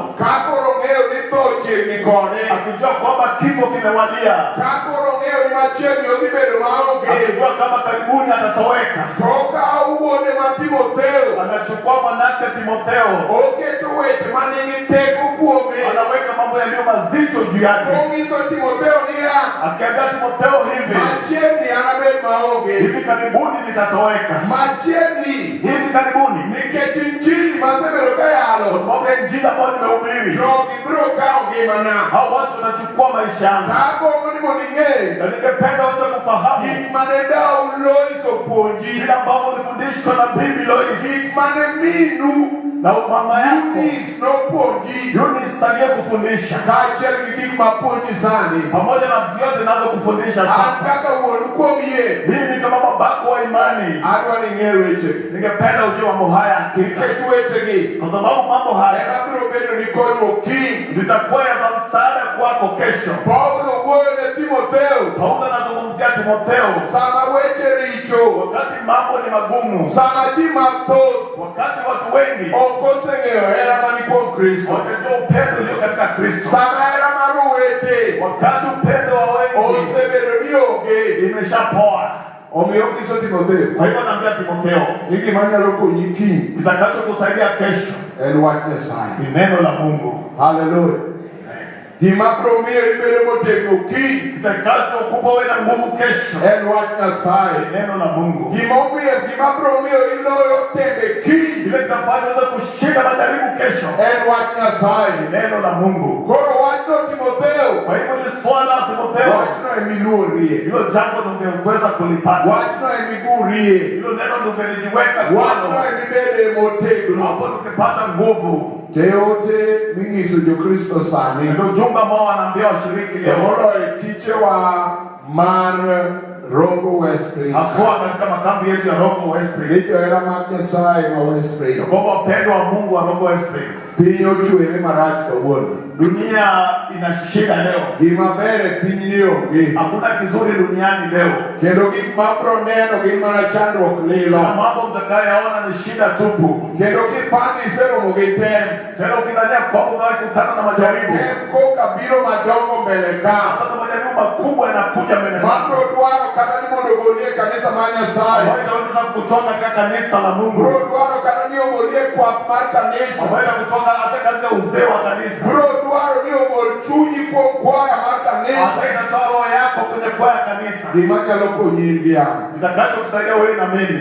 Mburu okewaje sai. Kuwa na msingi katika neno la Mungu. Neno mawango kwa sai. Tumaini tulio nayo kwa Mungu. Ewes mano somo akai ni mama Kare. Ndio fungu tuliosomewa na mama Kare. Jana mano kelo akai kitu cha makitebe. Mhubiri aliyekuja kwa sababu ya uinjilisti wa vitabu. Tako ngomo loyo kauona. Na ningependa zaidi leo mondo awuoko mwachne kakadho kuom weche ma Yesu uone mwach. Azungumzie jambo hili kupitia mambo ambayo Yesu mwenyewe aliweza kuyasema. And so today, kwa hivyo leo I have chosen to speak from John chapter 4. Ameamua kuzungumza kupitia Yohana sura ya 4.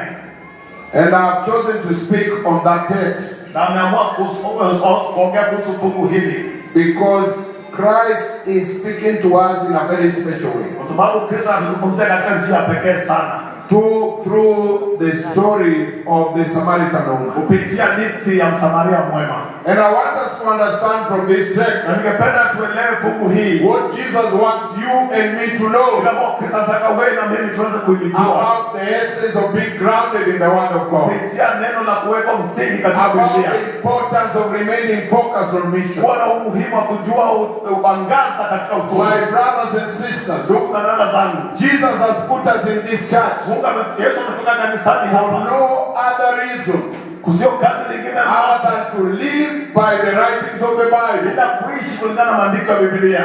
And to go out focused on mission. Na kwenda nje na kuangazia utume. Those are the two reasons. Hiyo ndio mambo mawili. Why the church exists. Ambao kanisa inafanya kanisa liweze kuwa. And the church has chosen this theme. Na kanisa limechagua mada hii. Because the church realizes. Kwa sababu kanisa imeona ya kwamba that kanisa marnya saibu iksani. Kwamba kanisa la Mungu lio masalio. Uliongewecha leo kende. Imebakia mambo mawili tu. Namba 10. La kwanza. Guru okumwaka sai. Kwa na msingi katika neno la Mungu. Namba hiyo. Jambo la pili. Entero wote mali Yesu Kristo. Kupeleka ujumbe wa Yesu Kristo. Magi gikmomio kanisa ni niti. Kwa sababu kanisa lipo leo. Magi gikmomio Nyasaye duarie kanisa ka. Kwa sababu Mungu anamtaka katika kanisa hili. Magi gikmomio Nyasaye. Yule kwa sababu Mungu. Mungu ni Mungu kama injili. Nataka utoke mahali ulipo. Biblia kanisa ka. Uji hapa kanisani. Ni chopo echa leo. Ili uweze kufikisha mambo mawili haya. Biblia usuoyo. Biblia inazungumza. E buk mar Yohana sura 4. Yohana katika kitabu cha Yohana 4. And Jesus is the center of this message in John chapter 4. Yesu yuko katikati ya ujumbe huu wa Yohana 4. And I want us to go through this text to understand the message that God has for us. Na ningependa tupitie fungu hili tuelewe ni kipi ambayo Yesu anataka tuelewe. The Bible says in verse 1 of John chapter 4. Biblia inasema akisoma kwa tafsiri hiyo. And I hope that you have carried your Bible so that you can follow this with me. Natumaini wote mmebeba Biblia zenu ili muweze kufuata kwa tafsiri zenu. Ngigeno nilo Biblos ni endiko ni kawanka. Ana matumaini ya kwamba unafuata kwa tafsiri yako tukiwa hapa. Angeni wane thuolo magini gisimbe kendo gin bundles. Najua tuko katika nyakati ambao watu wako na simu zao. Kendo jidwati Facebook.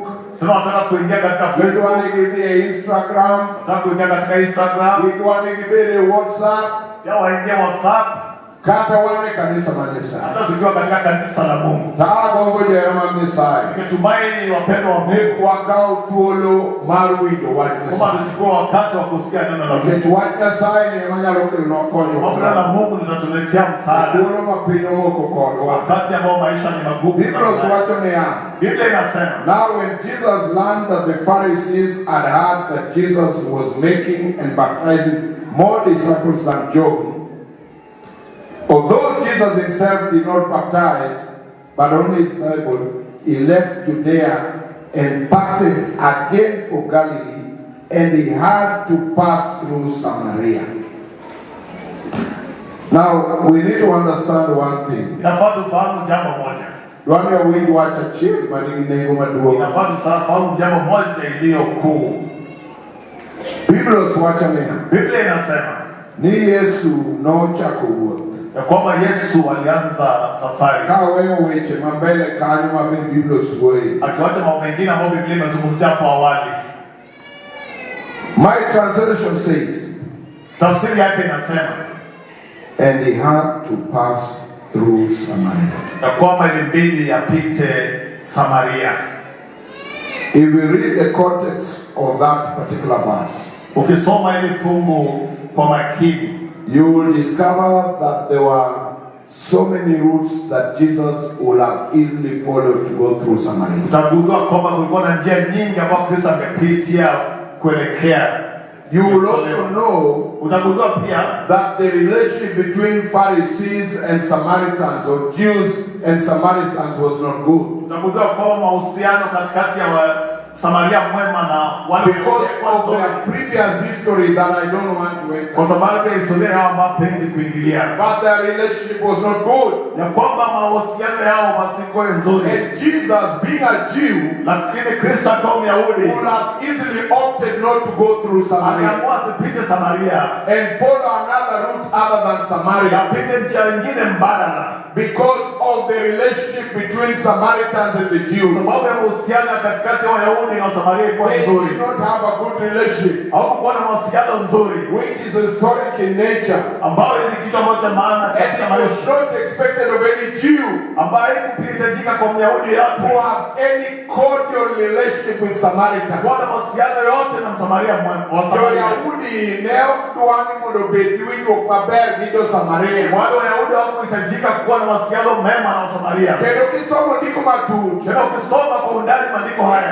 Yudo ni jo Samaria gi jo Yahudi. Utapata kwamba Samaria na Wayahudi ne nyalo mana bedo gi winjo kae gina chune. Wangekuwa na mahusiano kama ilikuwa ni kitu cha lazima. Kae gima nyaka gitim kanyakla. Lazima wangetenda pamoja. To gik mamoko na vingine vyote ne ogitim ka giwinjore. Wangefanya kwa kusikizana. To Yesu nigi dwaro. Na Yesu ana mahitaji. Yesu ng'iyo gik madongo. Yesu anaangalia mambo makuu. Yesu ng'iyo ote mar Nyasaye. Yesu anaangalia ujumbe wa Mungu. Yesu ng'iyo buru opong Biblos. Yesu anaangalia kukita mzizi katika Biblia. Ndio Biblos wacho ni hapo. Biblia inasema and he had to pass through Samaria. Ilibidi apite Samaria.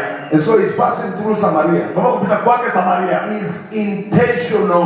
Ni kitu ambao ni ya it is intentional. Ni kitu ambao ni ya makusudi. There is a message Jesus wants to pass across. Kuna ujumbe Kristo amependa kupitisha pale. There is a grounding Jesus must do. Kuna jambo ambalo Kristo lazima tende. There is a focus to mission that Jesus wants his disciples to experience. Kuna kutazamia utume ambao amependa wanafunzi wake waweze kupitia. He had opted to do otherwise. Ya kwamba angefanya njia badala. Which he had the option to do. Ambao pia angefanya kama angependa. He probably would not have achieved it. Ni kama angepata ile jambo alikuwa anapenda. So the Bible says. So Biblia inasema. In verse 5, so he came to the town of Samaria, a place called Sychar, near the field that Jacob had given to his son Joseph. Jacob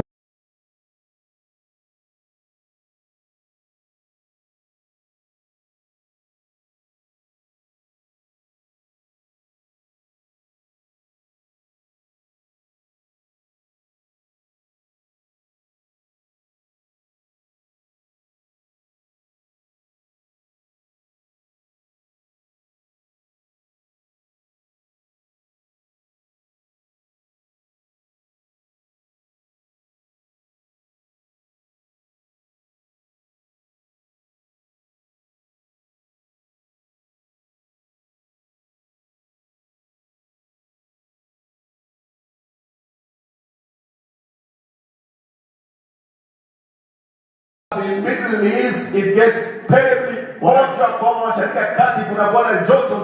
And Jesus had walked a long distance with him. So when he reached at this point, he sat by the well. Because it was now midday. And Jesus was thirsty. He desired to drink some water. And he was hoping that someone, a woman or a man, will come by there to draw water so that he can benefit from the person. So the Bible says that Jesus is sitting by the way.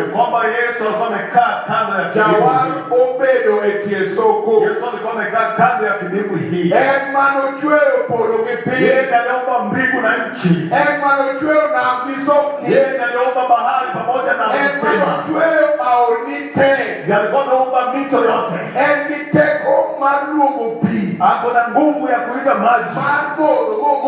Ya kunywa naweza kuyanywa. But Jesus decides to depend on humanity to achieve that which he desires. Despite the fact that Engiteko Marble Pigro kama entiele Modo Tikone Kengidwaro maduong alikuwa na tamaa kuu Modo Pi kushinda maji. Engidwaro maduong hakuna tamaa kuu Modo Pi kushinda kunywa maji. Engidwaro maduong alikuwa na tamaa kuu Modo Gimora Maria Pi chochote kilicho hapa duniani. Omiyo Biblia wacho. Kwa hivyo Biblia inasema ni thuolono wakati huo a woman from Samaria came to draw water. Mwanamke Msamaria akaja kuteka maji. Hello. Hallelujah. Yesu ni edosoko sadi. Yesu yuko kando ya kidimbwi saa ngapi? Edosoko sadi. Ako kwenye kidimbwi saa ngapi? Kuna joto ama hakuna joto? Wacha niwaulize wa kwetu. Enmio mane madhi ungo saa uchel godiche. Ni mwanamke yupi ambaye anaenda kuteka maji saa 6 mchana? Dala wako madonge Karachuoni. Mahali amezaliwa kule Karachuoni. Emaneni sani pio lon pi medo biro machiegni. Anajua kwamba maji inazidi kuletwa karibu. Banentia ora achiel maduong'. Lakini kulikuwa na mto mmoja mkubwa manejowa majo Karachuonyo ne umbe. Ambao watu wa Karachuonyo wanakwenda kuteka maji. Moloyo diera ora kama wae. zaidi ya mto huo. Hiyo sehemu ambayo wanatoka inaitwa Diraora. Nitiere ya uchema moko manetuo ndalo makotho. Kulikuweko na mito mingine ambayo yalikuwa nakauka wakati hakuna mvua. Tukamane jidhi maduone na wach. Na sehemu kuu ambayo watu walikuwa naenda ilikuwa na mto Awach. Jine anyaka Kanyaluo. Watu walikuwa wanatoka mpaka Kanyaluo. Jine anyaka Gogo. Watu walikuwa wanatoka mpaka sehemu inaitwa Gogo. Kakidhi umba wach. Wakienda kuteka maji ya wach. Jine cheo sao chiko tieno. Wamama walikuwa wanaamka saa 9 alfajiri. Saa 10 tieno. Saa 10 alfajiri. Saa 11 tieno. Saa 11 alfajiri. Makaromo saa 4 godiochieng'. Ikifika saa 4 asubuhi, tumonda chenye nyithindgi, mama pamoja na watoto wao ne oseomo pi aora, walikuwa wameshateka maji mtoni. Gichopo mana dije mamoko. Sasa wanafanya tu shughuli zingine. To bio ma Biblia osokiswa nyingi. Na huyu mama ambao Biblia inahitaji jina lake, yuoke mana ni chi Samaria. Anataja tu kuwa mke Msamaria. Dia aora sadi. Anaenda mtoni saa ngapi? Halo. Obe saa uche. Anaenda saa 6.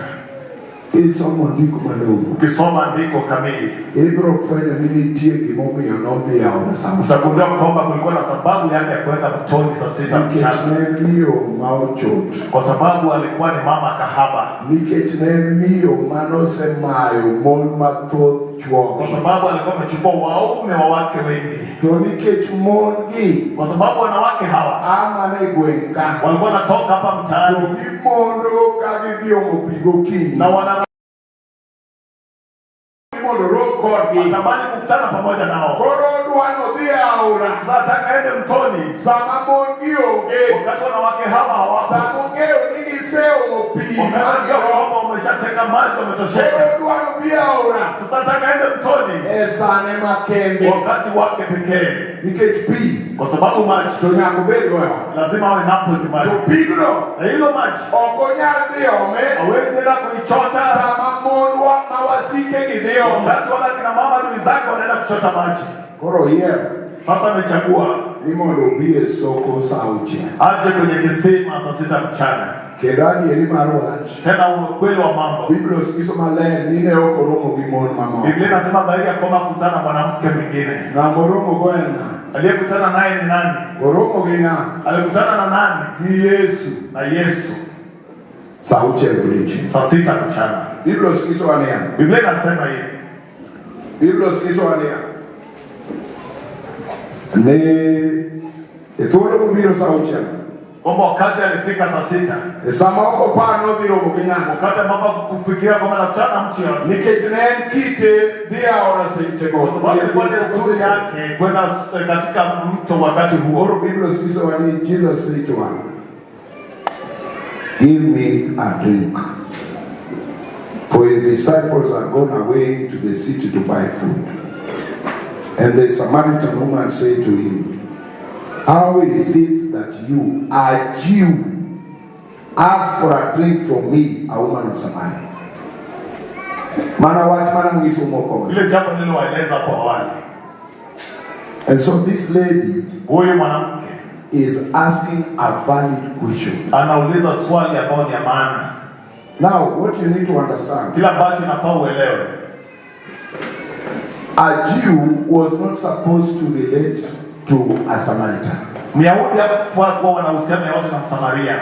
Worse off, kilicho mbaya zaidi, is a Samaritan woman. Alikuwa mwanamke Msamaria.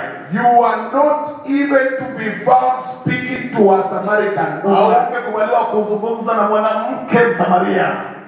Neo duari kaka Jayahudi mondi uo gija Samaria mora mora. Haikubaliwa Myahudi yote kuongea na mwanamke Msamaria yote. Maraj moloy. Na mbaya zaidi, ni uo gichi jo Samaria.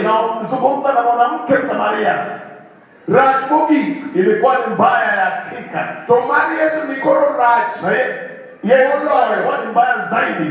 Kechoko uo managi chi jo Samaria. Kwa sababu alikuwa anaongea na mwanamke tu wa Msamaria. Jo uo gidhako maja chuni maduong. Na nazungumza na mwanamke aliye kahaba mkuu. Mongere Samaria. Yule ambaye anajulikana Samaria. Goro gik adek ma Yesu timo maricho. Sababu vitu vitatu ambavyo Yesu anatenda ambazo sio sawa. Ya kwanza Samaria. Amezungumza na Samaria. Mara rio owuoyo gi chijo Samaria. Ya pili amezungumza na mwanamke Msamaria. Mara adek. Ya tatu owuoyo gi chijo Samaria. Anaongea na mwanamke Msamaria. Makata jo Samaria giwegi ok dua. Ambao hata Wasamaria wenyewe hawamtaki. Hello? Yes. Wewe ndiye. Je, mnanisikiza? Koro Yesu ni kama Raj Moloyo. Sasa Yesu yuko sehemu pabaya zaidi. To Moloyo. Na zaidi. Gigieni. Wako watu wangapi? Hello? Gigieni. Wako wangapi? Yare. Watu wawili. Because Biblia inasema kama Biblia. Kwa sababu Biblia inaandika dhahiri hivi. Ino yudo kajo upuonjire Yesu. Osedhi. Yakobo alipata wanafunzi wa Yesu wameshatoka. Ionge hawako hapa. Yesu ndo kende ng'atachiel. Yesu baki peke yake mtu mmoja. Gichijo Samaria ng'atachiel. Na mwanamke Msamaria peke yake. Madhako maoko gene Samaria. Mwanamke ambaye tamaniki katika Samaria. Yesu waumio lipi. Yesu anaomba mwanamke huyu maji. Nioningise ni huyo. Huyu mwanamke anamwambia la hasha. Kimeti mone oklong. Unachokitenda sio sawa. For Jews have no dealings with Samaritans. Kwa sababu Wayahudi na Wasamaria wana uhusiano. And Jesus answered them. Na Yesu anajibu. The words of God. Katika fungu la 10. If you knew the gift of God, who it is that is saying to you, give me a drink, you will have asked him, and he will have given you living water. Hallelujah. Amen. Yesu Kristo mwenyewe. Yesu anaomba mwanamke huyu hivi. Nikadi ninge kama ungelijua lama kwa ipi anayekuomba maji dini kwae mondo bi ngima mosiko manyaka ungemwomba aweze kupa uzima wa milele. Dini kwae mondo bi na somane wesno wesa par vidoluo wesa par utasoma fungu hiyo katika lugha ya Luo. Wacha na kijamii toto wakajoluo. Ndio wengi hapa sisi ni Wajaluo. Bora wanu wingi watch me. So they get in mind. Yesu nodwoke niya, kada ing'eyo mich mar Nyasaye kendo ni en ng'ano ma owachoni ni miya pi amodhi, in da ikwaye kendo domiyi pi mangima. Hallelujah. Amen. Ni ndeni kwae ni mondo miyi pi mangima. Ungeomba ili uweze kupatia uzima wa milele. Brothers and sisters. Ndugu na dada zangu. Brothers and sisters in the Ndugu na dada zangu. Brothers and sisters in the Lord. Ndugu na dada zangu katika Kristo. The message coming to us is very critical. Ujumbe nao tukujia ni ya muhimu sana. Jesus is telling this woman. Yesu anaambia huyu mwanamke, you have put your hope on the waters of this world. Umeweka matumaini yako katika maji ya ulimwengu huu. You have put your hope on drawing water from this well. Umeweka matumaini yako ya kuweza kuteka maji kutoka katika kisima hiki. This is where all your hope is embedded. Hapa ndio mahali matumaini yako yote This is where you have put all your mind. Hapa ndio mahali mawazo yako yote ipo. And you think na unadhani that by asking you for water, ya kuomba kwako maji mimi, is a favor you are doing to me. Ni ila mtama ambao unanitendea mimi. Jesus is telling this woman, Yesu anaambia mwanamke, you do not know who you are talking to. Haujui unazungumza na nani. Because this man you are talking to, kwa sababu unayemzungumza naye has the power and potential, ako na nguvu na uwezo to give you living water, kukupa maji ya uzima, that you will not ask for this water again, ambao utahitaji maji tena. Because this man that is talking to you, kwa sababu anayezungumza na wewe, is the creator of heaven and earth. Ni muumbaji wa mbingu na nchi. This man who is talking to you, mtu anayezungumza na wewe,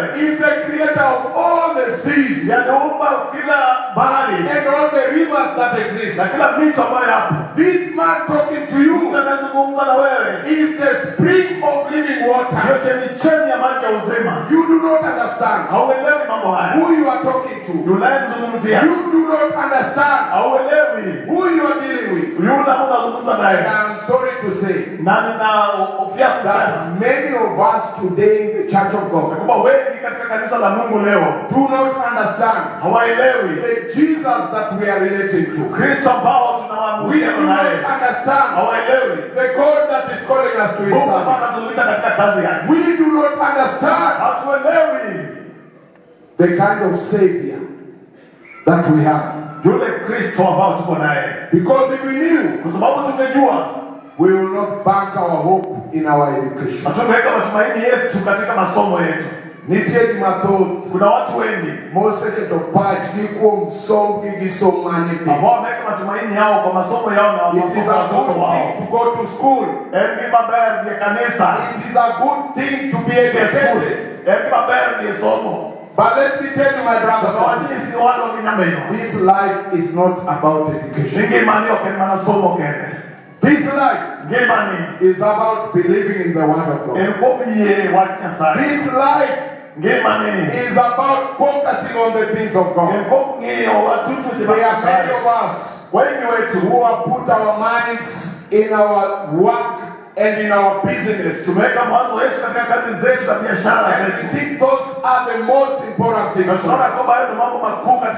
That's why we pass by a whole week without reading the word of God. That's why we pass by a whole week without spending time in the church of God. Because we have based our importance on the things of this earth. We have based value on the things that pass by. And Jesus is telling us, my brothers and sisters, you don't know what you have. He's telling this Samaritan woman, if you only knew who is speaking to you, you will make an about time. You will turn your ways of life. And there are many of us here today, brothers and sisters here today, who have come here today. Probably you have come because of the music. Probably you have come to see how big the church is. Probably you have come to see who is preaching. But I'm telling you, my brothers and sisters, that nothing that you are going to see here is important. All that is important is focusing our lives on the word of God and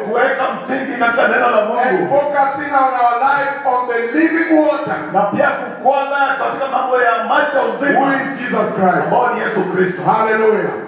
Bwana asifiwe. Hebu mnipungie tafadhali. Bwana asifiwe. Bwana asifiwe. And brothers and sisters, this is an important message. And Jesus is telling this woman, this water you have come from is important for you. But there is something more important than the water that has brought you.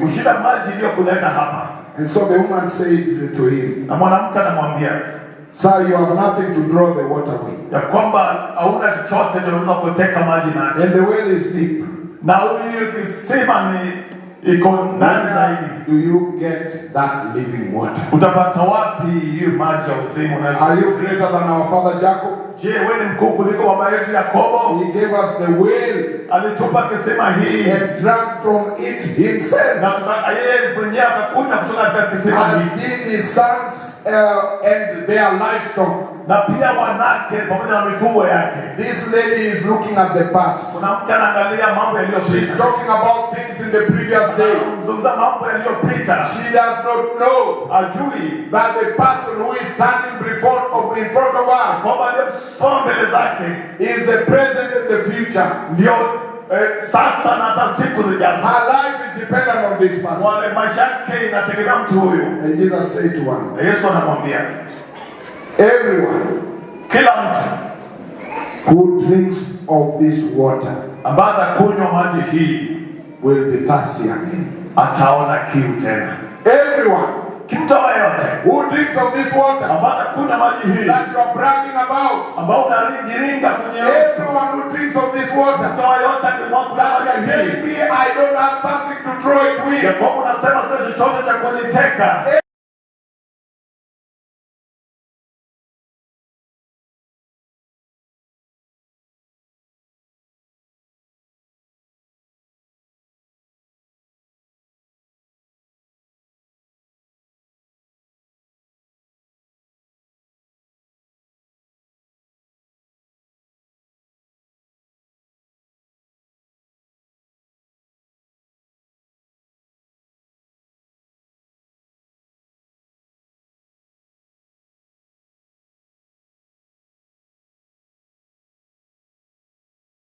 ama wanawake tulio nao, ama wanawake tulio nao, whether it be the men that we have, ama wanaume tulio nao, my brothers and sisters, ndugu na dada zangu, nothing in this world hakuna chochote hapa has duniani the potential to satisfy any of us. ambayo inaweza kutuchomeza mmoja wetu. Anything that we have today, hakuna kile ambacho tuko nacho we leo, will want it tomorrow, bado tunahitaji kesho and always in our lives. na kila wakati katika But maisha. Jesus is offering something Lakini Yesu anapeana that jambo will fulani last with us forever, ambalo litakaa milele, that will stay with us to eternity. ambalo litadumu na sisi hadi ajabu. And that's what Jesus is telling Hilo us. Yesu anazungumzia. So Jesus is saying, Kwa hivyo Yesu anasema that woman, kwa mwanamke, this is an important message for you. hili ni ujumbe kuu kwako. Woman, Mwanamke, you may have been focused on other things, unaweza kuwa unaangazia mambo mengine, but I want you to focus on the most na important. ningependa uweze kuangazia mambo ambayo ni maana. Verse 15, the Bible says, Fungu la 15 the woman anasema, said to him, mwanamke akamwambia, Sir, give me this water, Bwana, nipe maji hili, so that I will not be thirsty or have to come here to draw water. ili nisione kiu na pia nizidi kuja hapa kuweza kuchota maji. Now listen to the mind of the Samaritan woman. Sasa sikiza wazo la huyu mwanamke Msamaria. She is tired of coming here at 12 o'clock. Amechoka kuja hapa kila saa 6 mchana. She comes when the sun is up there and very hot. Anakuja wakati jua liko hapa juu na kuna joto zaidi. She is tired of running away from other women. Amechoka kuweza kuwahepa wale wanawake wengine. She is tired of jumping from one husband to another. Amechoka kurudi kutoka kwa mwanamume huyu hadi mwingine. So Yesu wacha mea. Na Yesu anasema hivi, Ubiro kama nado wale. amekuja sehemu ambayo ilikuwa ni She has sawa. come where I really want her. Alikuja mahali Yesu alikuwa anamhitaji aweze kuona. Loro adwana chore kabisa. Sasa nataka nimchome sana na neno. And I told you, na niliwaambia the word of God, neno la Mungu is for reproof, ni ya kuweza is kuonya, for correction, ya kuweza kuweka is sawa, for teaching, na pia kufundisha, is for training na pia kufundisha in the things of God. kwa neno la Mungu. And so Jesus does not spare this woman. Kwa hivyo Yesu amemoja mwanamke huyu, He goes to tell her. anazidi kumwambia, Jesus said to her, anamwambia hivi, go, call your husband and come here. nenda umwite mume wako na mrudi hapa. Hallelujah. Amen. Hallelujah. Amen. Bwana asifiwe. Amen. Yesu Kristo zako. Yesu anaambia mwanamke huyu, Uriwijo. unasikiza sasa? Dompiga nini ni moja. Si maji ya hii ungependa uweze kuikunywa. Mali maana ugolie koro jichini koro kidwa. Kile chako kiliokuleta hapa sasa ukitaki. Ni timo kwako. Kile ambacho ningependa utende kwanza, Diomja ulike. nenda ulete mume wako hapa. Diomja ulike. Nenda ukamlete mume wako hapa. Ndio nidoko Yesu nia. Mwanamke huyu anajibu Yesu hivi, I have no husband. mimi sina mume. And Jesus said to her, na Yesu anamwambia, you are right in saying I have no husband. Uko sawa kusema kwamba huna mume. For you have 5 husbands. Kwa sababu uko na wanaume 5. And the one you now have is not your husband. Na ule ulicho nacho sasa pia sio mume wako. What you have said is true. Ulichosema ni hakika. And Jesus na Yesu is bringing this woman to where she should be. Analeta huyu mwanamke katika sehemu anafaa kuwa. She wants us to understand the things of God. Anataka tuelewe mambo ya Mungu. She wants to correct her. Anataka kumrekebisha. He wants to reprove her. Anataka kumweka sawa. He wants to train her. Anataka kumfundisha. He wants to teach her in the things of righteousness. Anataka kumfundisha kwa mambo ya utakatifu. Jesus is basically saying, Yesu anasema hili kwa ufupi, that what we started by reading, ya kwamba kicho tulichoanza nacho kusoma, he must go through Samaria. Ya kwamba inabidi apite Samaria. This is the must going that Jesus must do. Hii ndio kitu ambacho kinalazimisha Kristo. I am telling you, my brothers and sisters, that this committee ya kwamba makambi haya is not by coincidence. Haijakuja kwa bahati This tu. committee Hii makambi is not by chance. Haijakuja kwa hila. This committee hii makambi is purely the plan of God. Ni mpango wa Mungu. And your being here na kuwa kwako hapa is not by chance. Haiko kwa hila. Your being here kuwa kwako hapa is not by coincidence. Sio kwa bahati tu. Jesus Jesus must have come to Rongo Westbury coming. Yesu lazima alikuja katika kambi la Rongo Westbury. Because there is someone here Kwa sababu kuna mtu hapa who needs to know this truth. ambaye anapenda kujua There ukweli is hii. someone here Kuna mtu hapa who needs to be corrected. ambaye angerekebishwa. There is someone here Kuna mtu hapa who needs to be reproved. ambaye angefaa afundishwe. There is someone here Kuna mtu hapa who needs the living water of Jesus. ambaye anahitaji maji ya uzima wa Mungu. Hallelujah, God's people.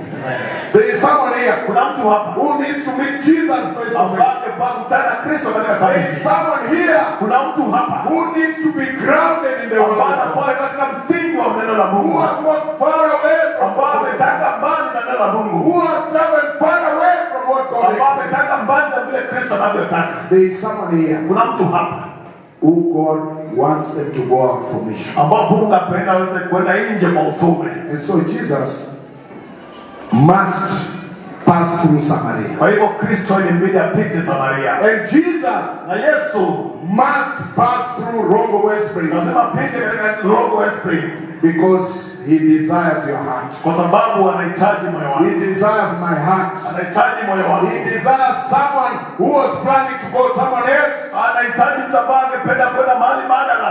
Nitie natokaa. Kuna mtu hapa Mane yoko chani nimolobeleka ambaye nesa anaweza kwamba kanisani leo. Nitie natokaa. Kuna mtu hapa Manitie kama none govie. ambaye alikuwa mpanga kwenda sehemu nyingine. Polo dichkode. Kwa sababu mbingu inasa usuni naye. Sayo ukenika. Mungu amemleta hapa. Modirongi wo Yesu. Ili uweze kukutana na mwanamume Yesu.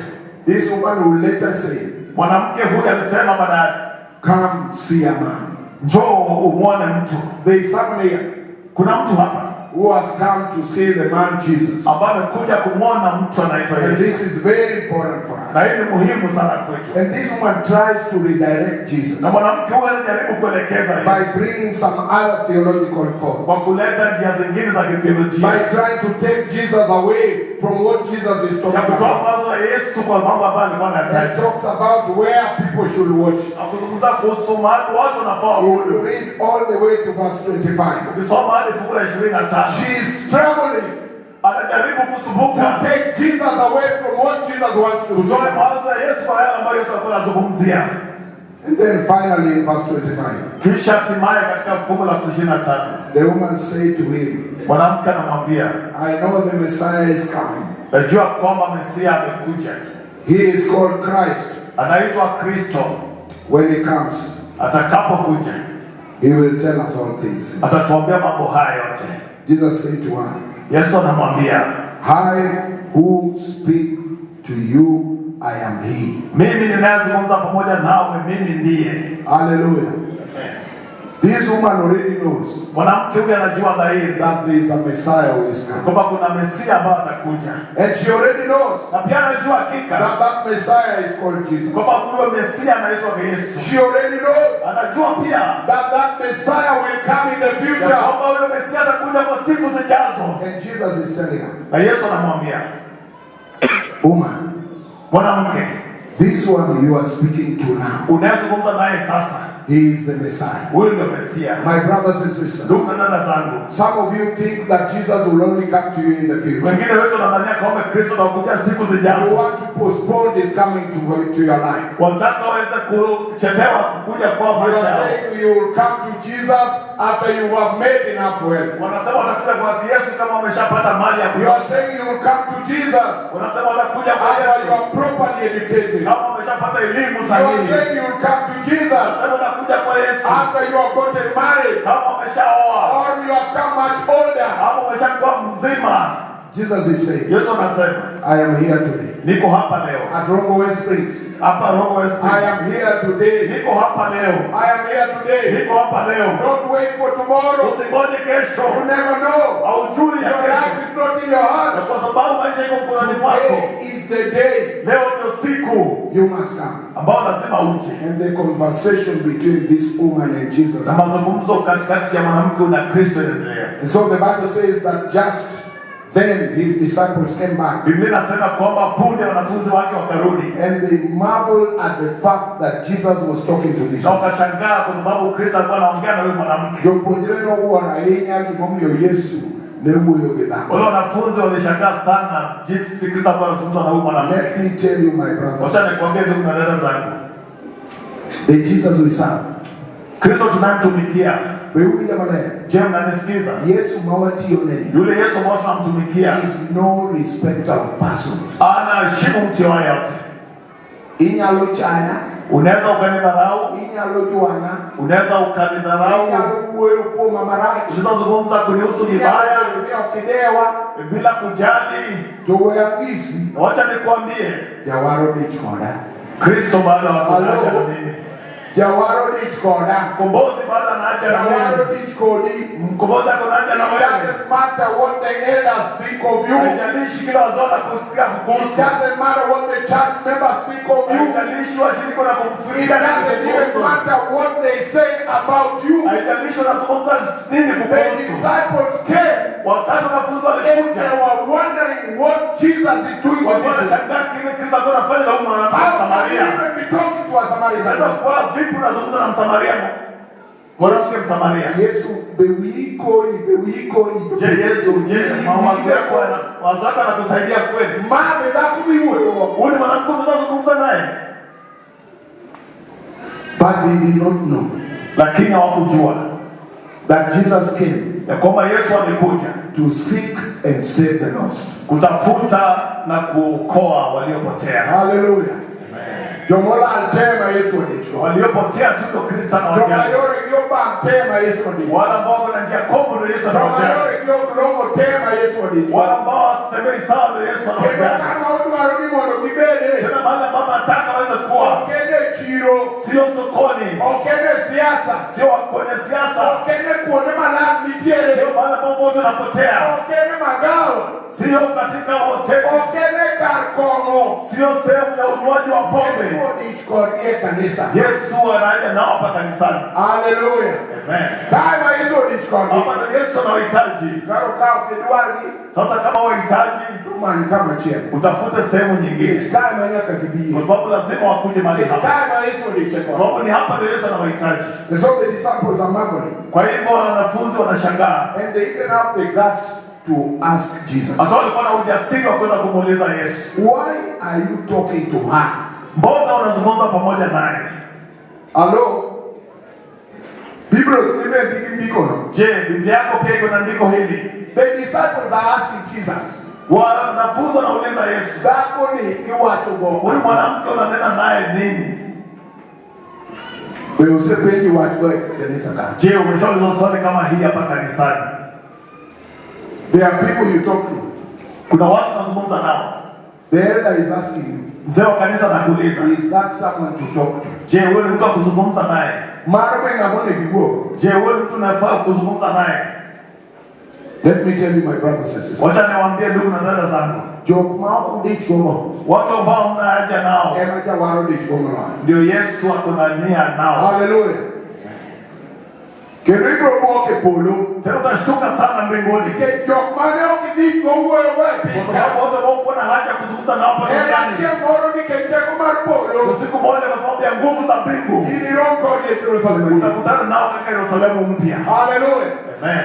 Koro chakniyo kiweyo kodi. Sasa anza kuzungumza nao. Niketi mbele kanyo. Kwa sababu hapo mbele. Ibro roho gi Yesu. Utakutana Yesu. Ibro roho gi wo Yesu. Utakutana mwanamume Yesu. Ukamiparo ni ndiye kendino. Wala mambo unadhani unaenda peke yako. Ibedi niketeko mapolo. Usikwe kwa sababu ya nguvu za mbingu. Hallelujah. So the disciples. So the woman. So mwanamke left our water jar.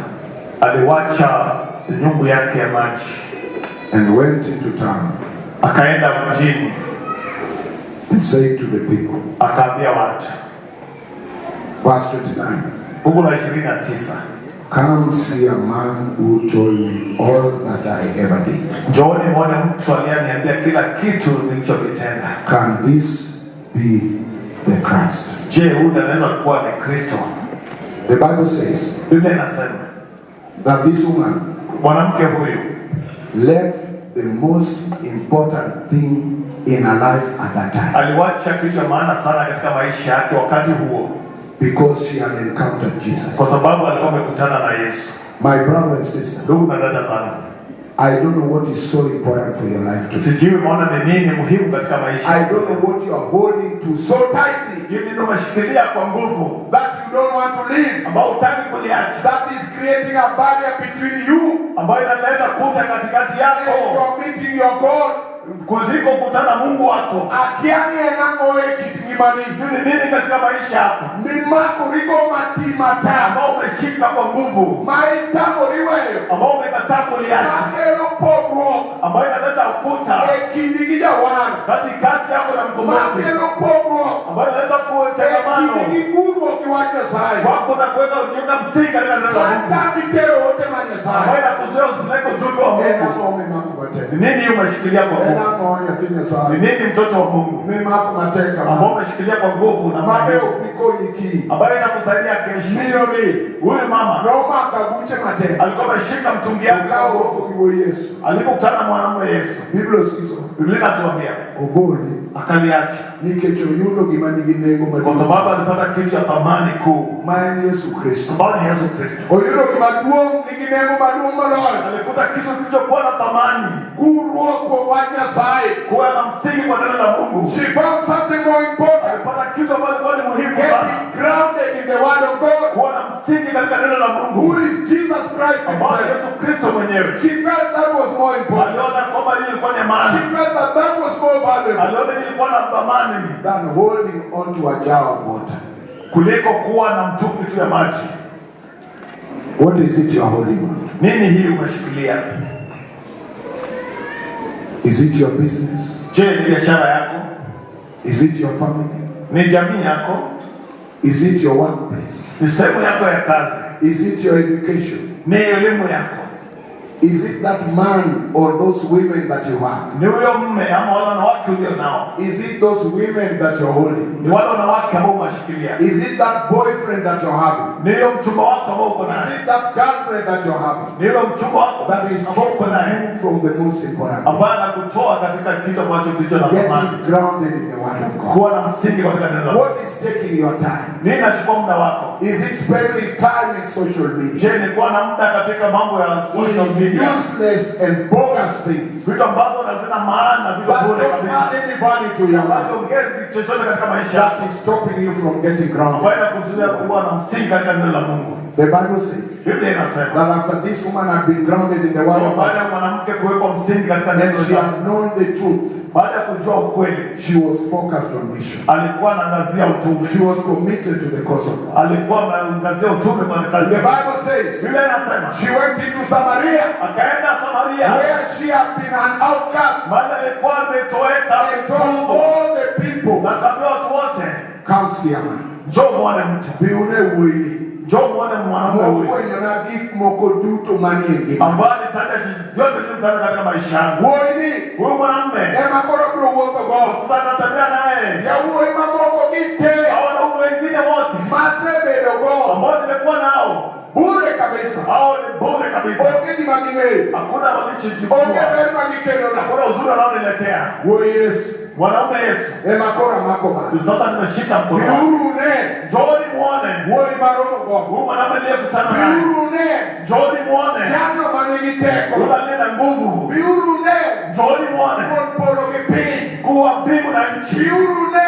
Njooni muone. Wuon pi mosiko manyaka chieng'. Mwenye maji ya uzima wa milele. Maana Yesu Kristo. Ambao ni Yesu Kristo. Dong nitie ng'ato ka. Jo, kuna mtu hapa bado wanaromo gi roho Yesu. ambaye angependa kukutana na mwanaume Yesu. As I call our choir, Naita kwa yetu.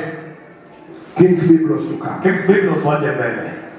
We want you to meet Jesus. Tumependa kukutana na Yesu. This lady huyu mwanamke was grounded by Jesus on the word of God.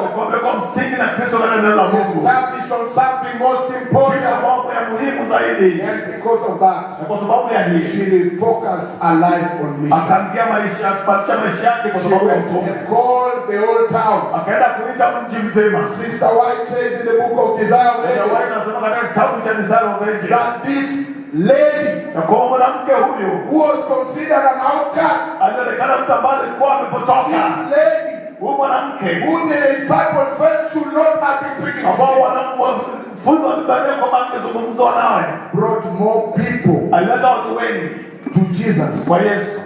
than the disciples ever. kushinda wanafunzi wa Yesu. And so my brothers and sisters, Kwa hivyo ndugu na dada zangu, Jesus is calling on you. Yesu anakuita. Jawadu wongi kawuono. Mwokozi anakuita leo. Mondi bi kaka chi Samaria nobi. Ili uje mahali mwanamke Msamaria alipokuja. Mondi bi gurie wach Nyasaye. Ili uje ona msingi katika neno la Mungu. Mondi bi ili uje oteri ote manigi nengo. Akupeleke katika utume ulio na thamani. Nyalo manigi teko. Akupe uwezo ulio na nguvu. If you know you want to be baptized, you want to come to this man Jesus, we want you to come. We want you to come. If you want to start a new walk with Jesus, from wherever you're seated, we want you to come to Jesus. Don't think about your brother or sister. Don't think about your neighbor. Don't worry about how your life has been. Jesus is calling you. He did not care about the state of the Samaritan. He cared about what the future held for him. Come to Jesus. As the choir sings, we want you to come. You know you are giving yourself to baptism, we want you to come. You know you are making a decision today. You know your life has not been alright with God.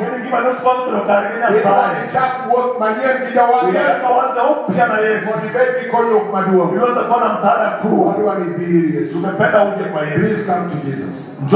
As the choir sings, please come to Jesus. Let's not delay. Please come and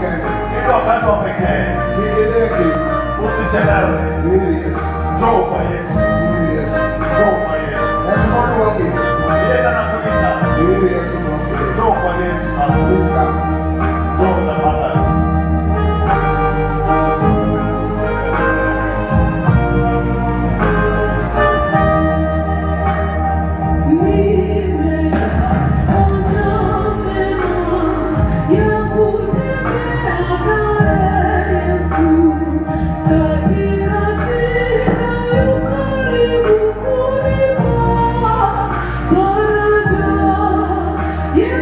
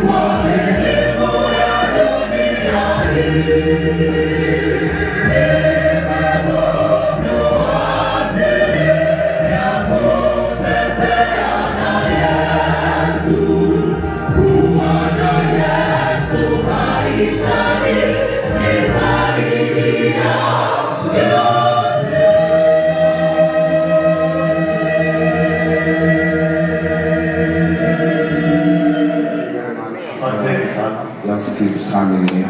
But here someone else who wants to come to Jesus. Please come. Inoko ile kanisa kana uwe ndani uwe kule nje, idwa chiwo ile Yesu. Tunataka kujitolea kwa Yesu. Weche mapenyo seromodendi. Mambo ya dunia yamekuchosha. Igomba ni biri Yesu. Ungependa uje kwa Yesu. We want to pray. We want you to come. And the congregation, please stand. We want to pray. We want to give another opportunity. As our choir sings one more song, I feel that the Spirit is speaking to someone. There is a brother or sister who still needs to come to Jesus. Jesus is waiting for you. As the choir sings one more song, we want you to come. We don't want you to be left out, because this is an important decision. We want you to come to Jesus. So as King sings one more song, we want you to come to Jesus. We are delaying because of you. I know that the Lord and the Spirit is speaking to you. Please do not tarry. This is the most important decision you can make in your life. Come to Jesus.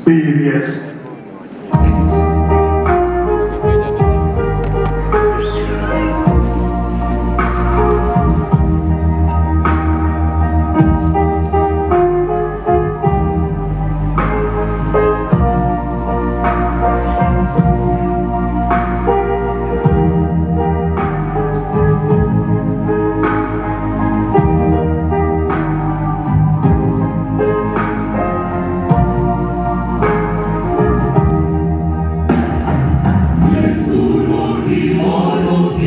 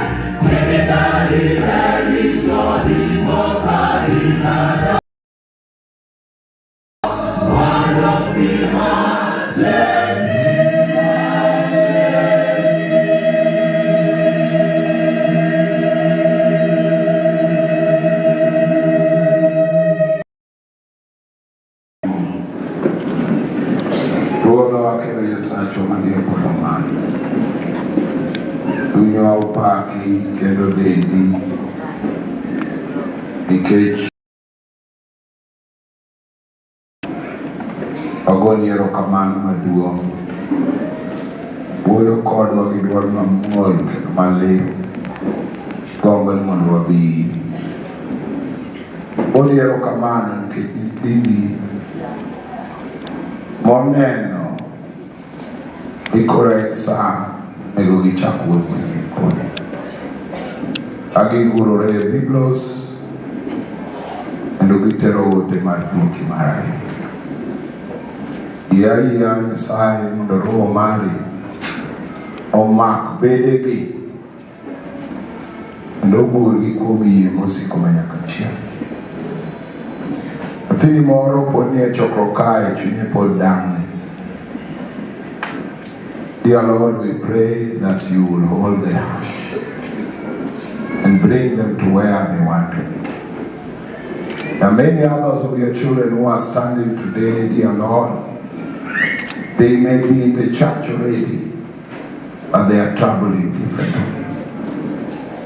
They are praying that you will hold their hands as you held the hand of the Samaritan woman and lead them to where they will find peace forever. May your grace be sufficient. May your will be done. But our Heavenly Father, you prepare all of us for your coming. For in Jesus' name we pray and believe. Amen. God bless you. Thank you very much. Bado mtahudumu. Wale ambao wanani, hebu tupitie hapo wote.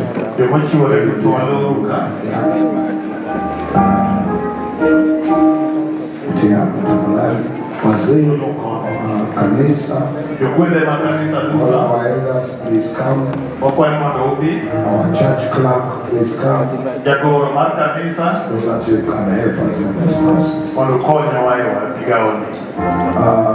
Allow me, Pastor, in a very special way, also to thank Mr. Dundo and his family. I don't know where he's sitting.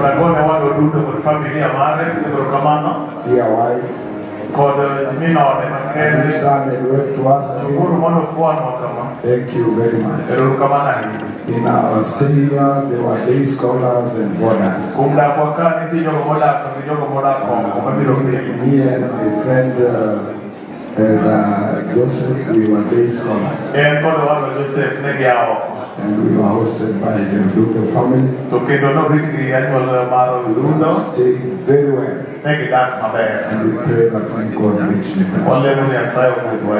Thank you very much. Kids, sing one more song. Kids, you want to give announcements first? Pastor, maybe Pastor will want to say something.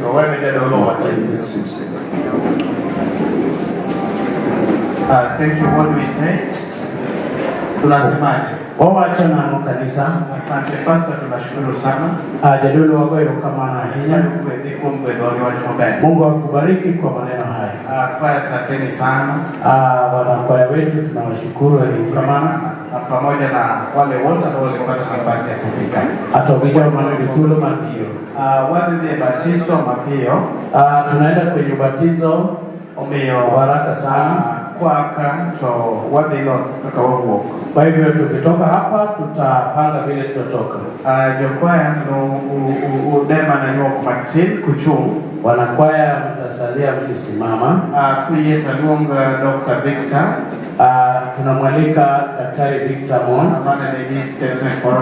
ambaye alikuwa na jambo la kunena kidogo. Dr. Victor is one of the lecturers at the University of East Africa at Baraton. Dr. Victor and Japuan lecturer UAB. Endana chemko elders ma Bereans. Yeye pia ni mzee wa kanisa wa Bereans Church. Kuyetu mosu kasto kwaya umewana naite. Na tusalimu kisha baadaye kwaya watatupatia wimbo. Peter from Bereans unahitajika kwa guest house. Brother Peter aiduarie guest house. Unahitajika huko. Wageni wetu wote mkae tu mahali mlipo. Wabedu mana kumawantie tunawashughulikia. Kendo wangi yonka kagi moko di bilobeti. Karibu sana daktari. Thank you so much. God is good. All the time. All the time. The Lord is good. And I kindly request Richard to come here just for a minute. Richard Omondi on I want to say this as it comes. The University of Eastern Africa Baraton University Maromar Baraton is our university as Adventists. And University Maromar Kakajadwen. And we need your children to come and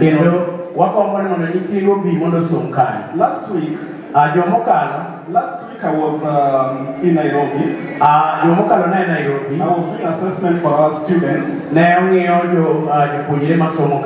I was moving from one company to another, I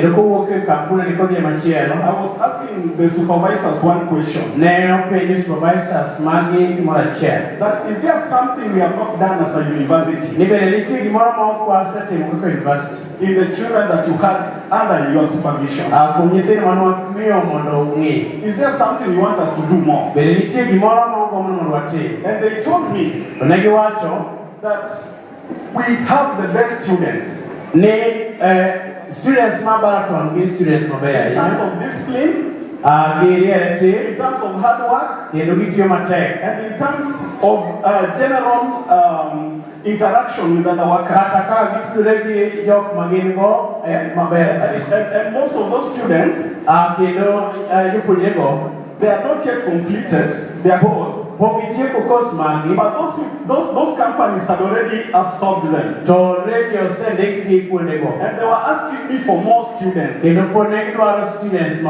simply means that we have something so special that if you don't take your child there, he may miss it. Companies are no longer looking for knowledge.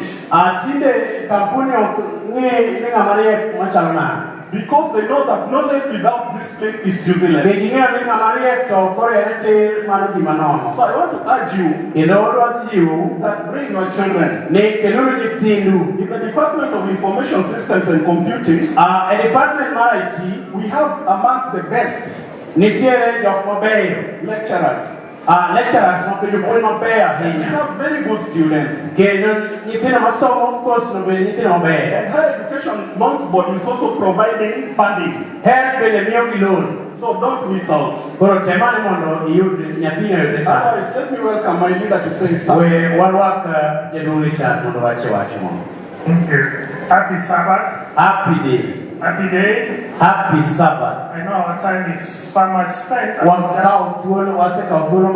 Take a few minutes and invite you to bring your children to learn at Baraton. We have quite a number of programs that we invite you to join. From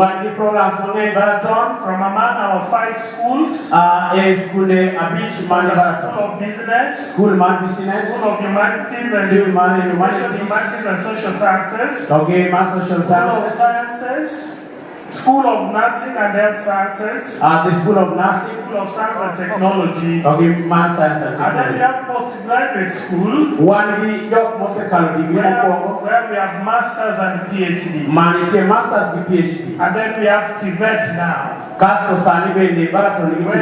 we admit students to take level 4, level 5, level 6. Level 4, 5, and 6. So you are all welcome. We take good care of our children there. So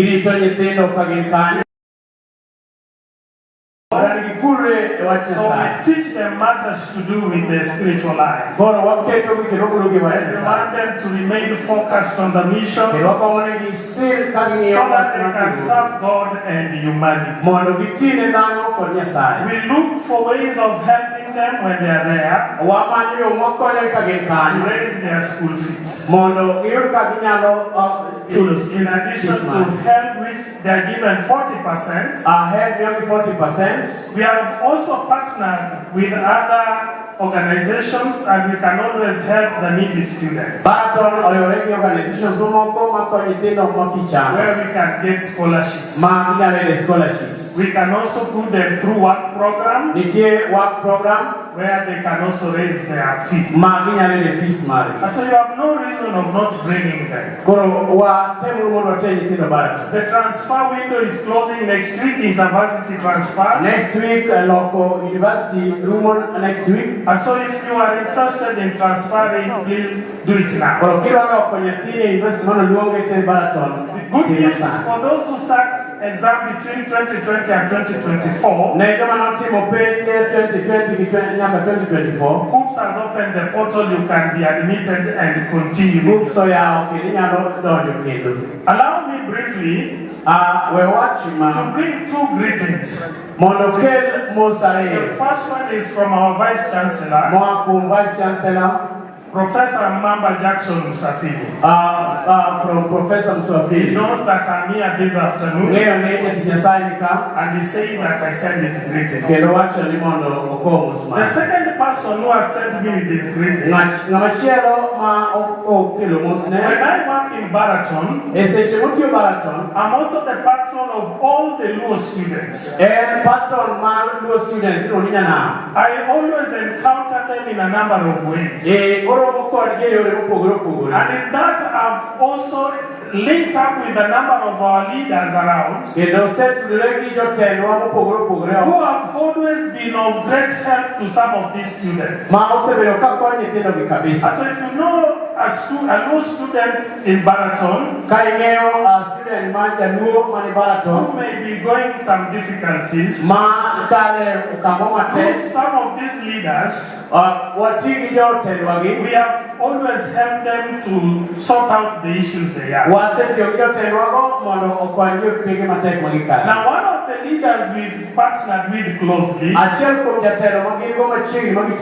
is Honorable Mark Nyamita. When we spoke in the morning, I told him I'll be coming to Rongo West Spring. Because there are few students who are stranded, they need to clear to graduate. And so I wanted him to see a way of helping as he has always helped them.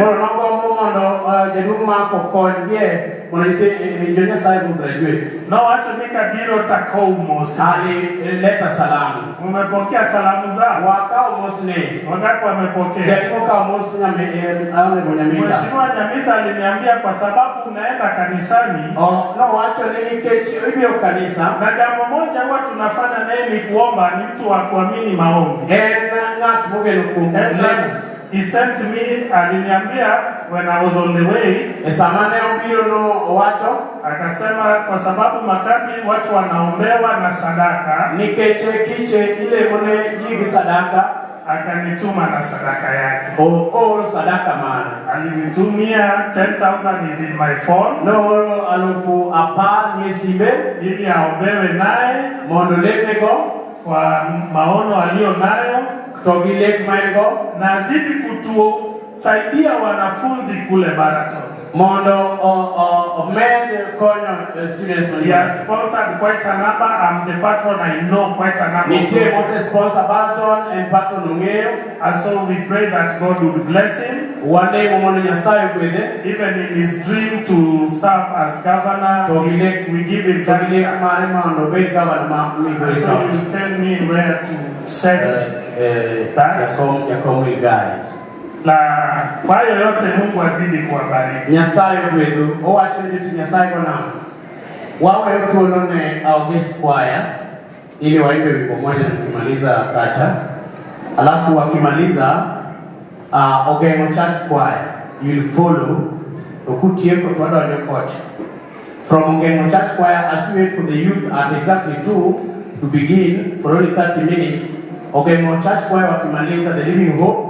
Then we shall have Rongo West King Ambassadors, Rongo West King Church Choir, then the Bereans. So we are going to follow that mondo kiko begi laps moro. Karibuni sana our guest choir. Kwaya wanapoendelea kuimba, tunatangazia watoto wote na vijana wawe katika sare ambazo ni rasmi ili tuweze kuandaa march past yetu for this afternoon. Karibuni sana wa kwaya.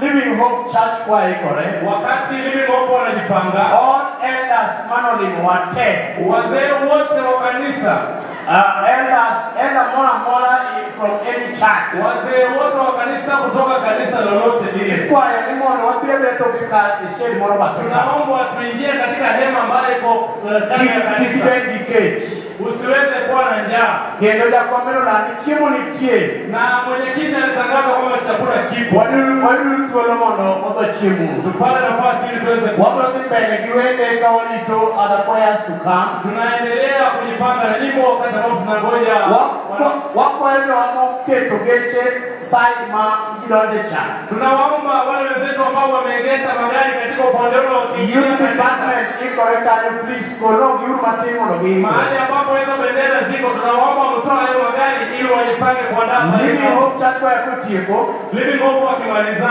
Rongo West Spring Ambassador Square Rongo West Spring Ambassador Square unaingia please temana hemo rubeni machiegni karibu sana mwa karibu mai tuolo marwe karibu sana Living Hope Church Choir asante mkimaliza tunafuata ule mtungo ule mlango huko karibuni sana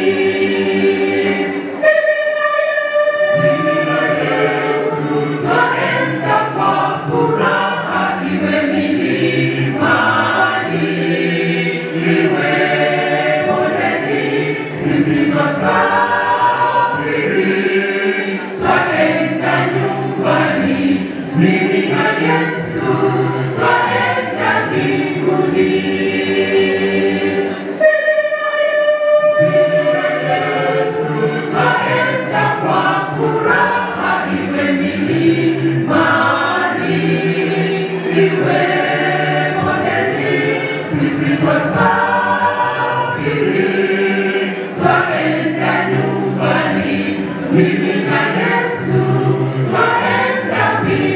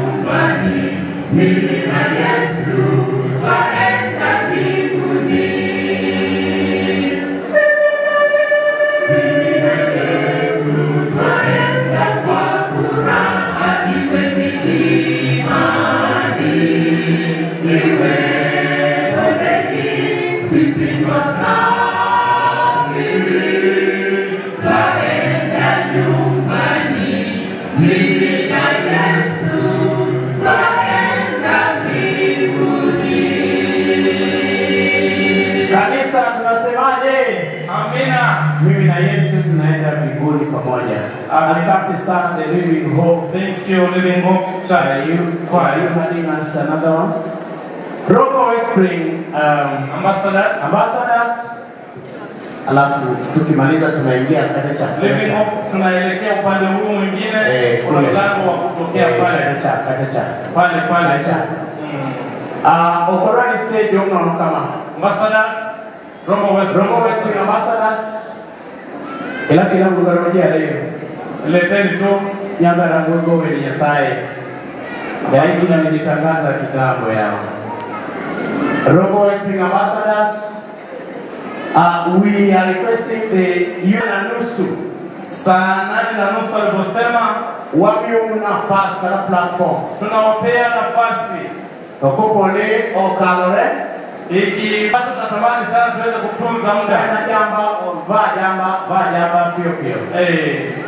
Tunaomba wageni ambao wamemaliza kula. We want to request those of our guests who have finished eating prepared, and then after Rogo Wellspring Church Choir, baada ya Rogo Wellspring Church Choir, we shall have Bereans Church Choir. Tutakuwa na kanisa la Bereans. Karibuni sana.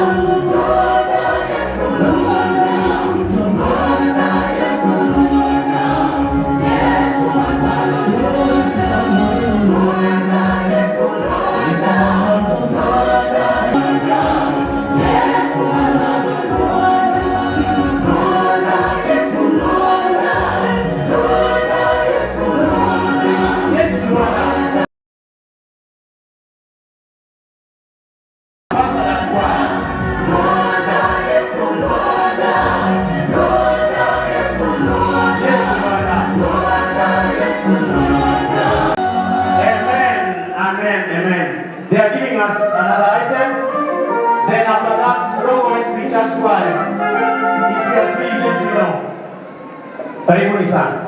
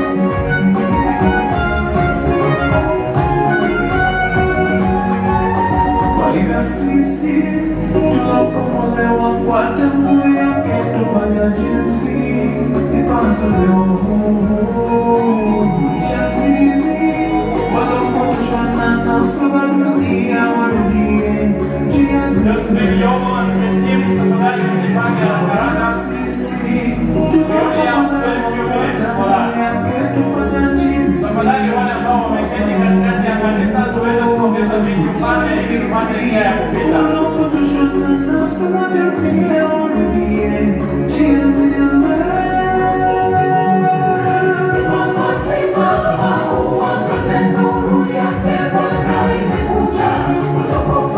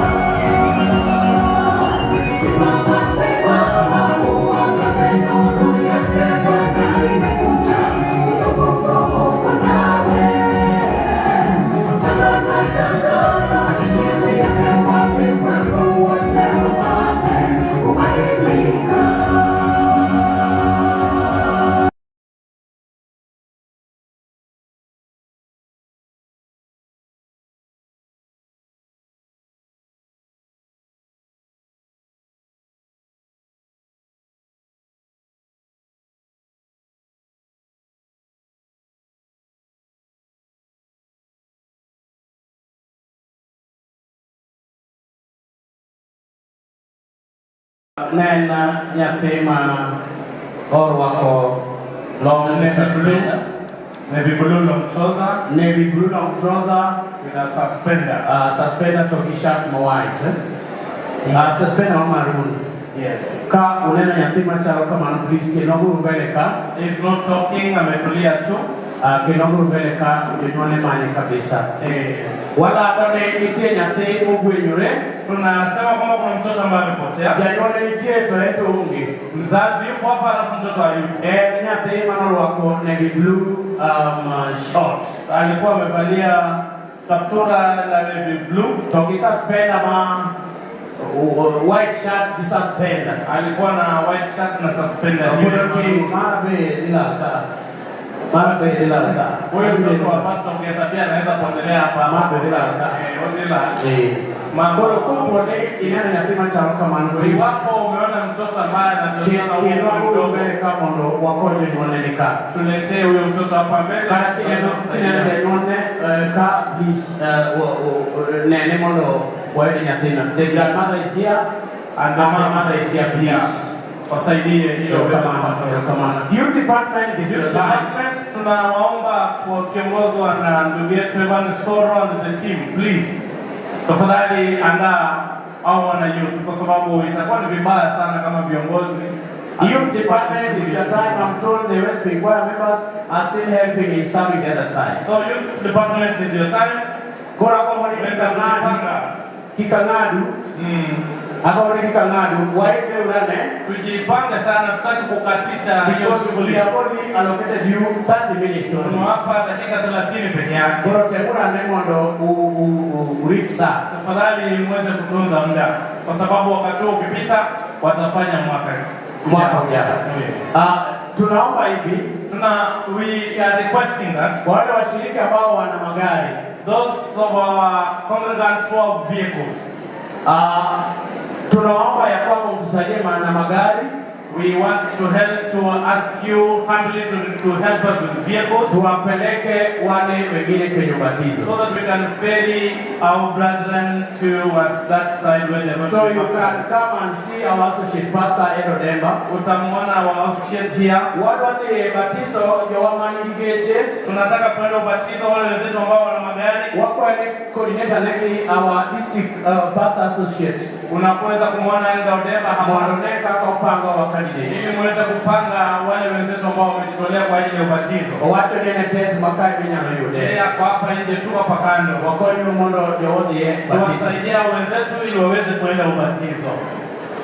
Hivyo wana youth tunaendelea tena kutangaza kwa mara ya mwisho kwamba mjipange kwa hakika ili muweze kuandaa mambo yenu mapema. Wale watoto wote ambao wanashiriki katika parade ya March Past, tunawaomba muweze kuwa karibu na bendera kule nje.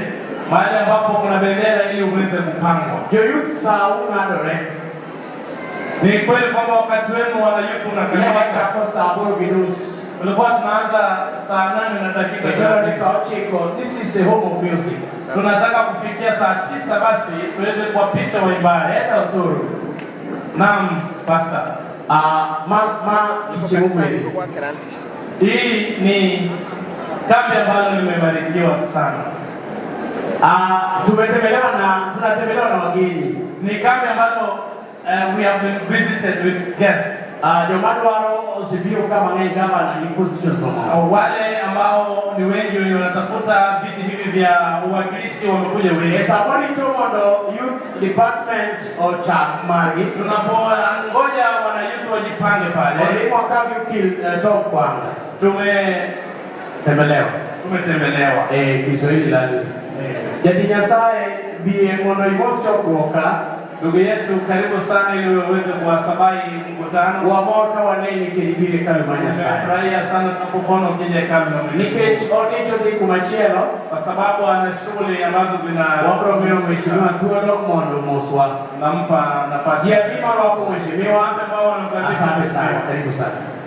Kanisa wa it's the Holy Church or our church Seventh Day Adventist. Sorry, I was confusing the names.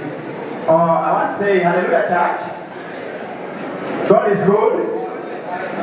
Yeah, as I stand here, my name is Tom Kwanga.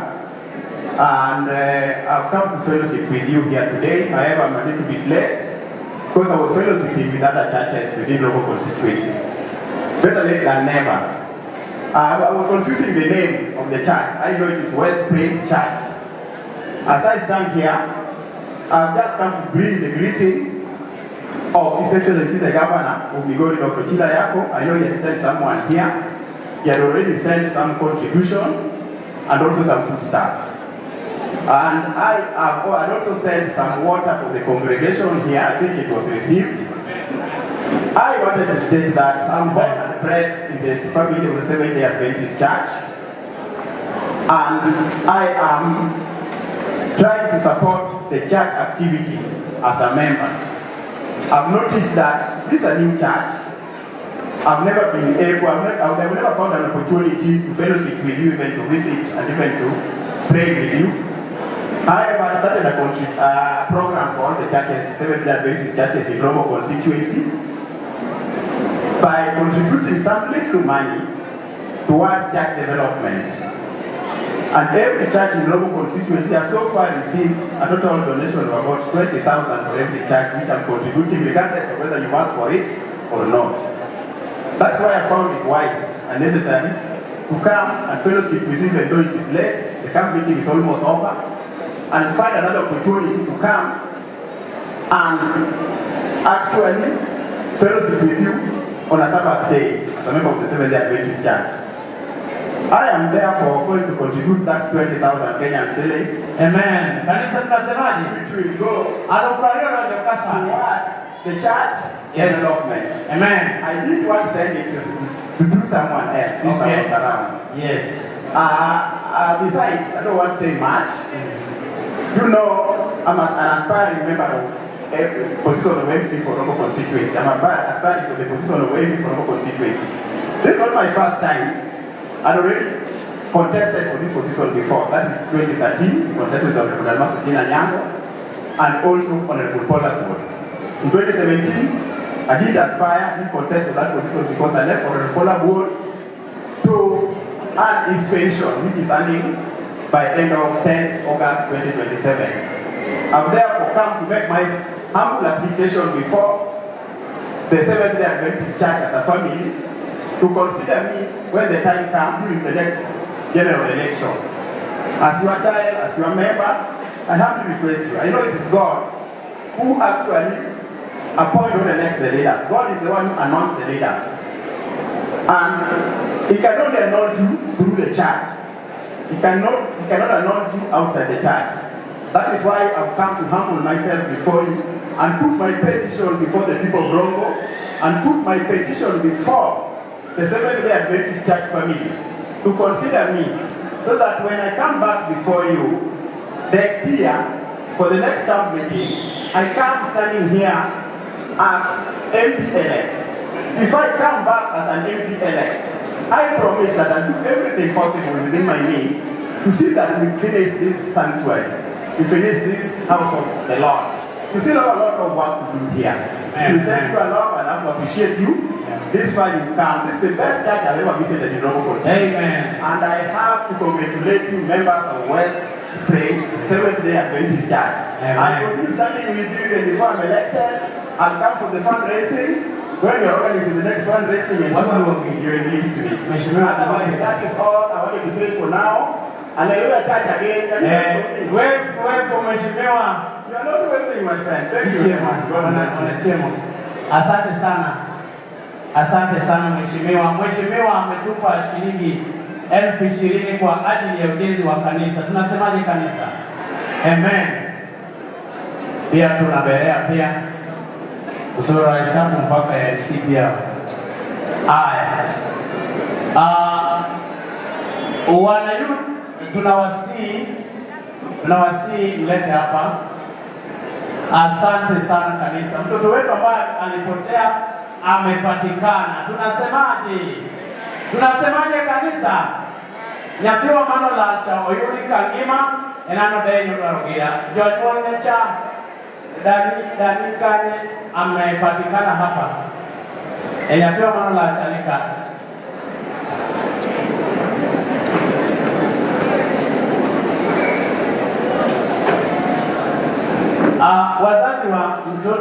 ambaye alipotea, tafadhali sawa.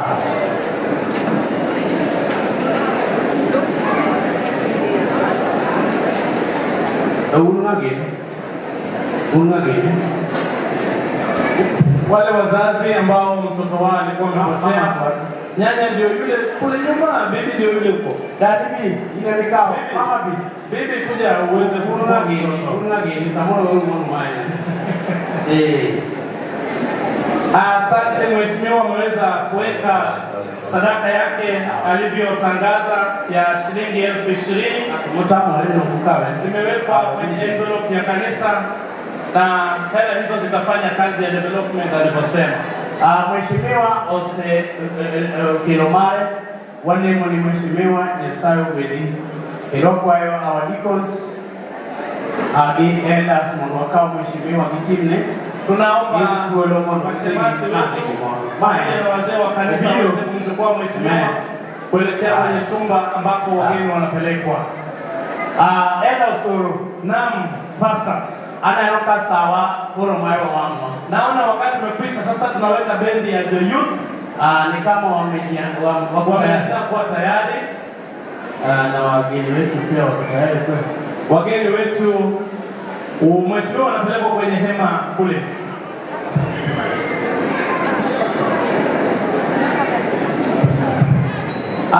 Inavyoonekana wenzetu wa youth wameshajitayarisha tayari.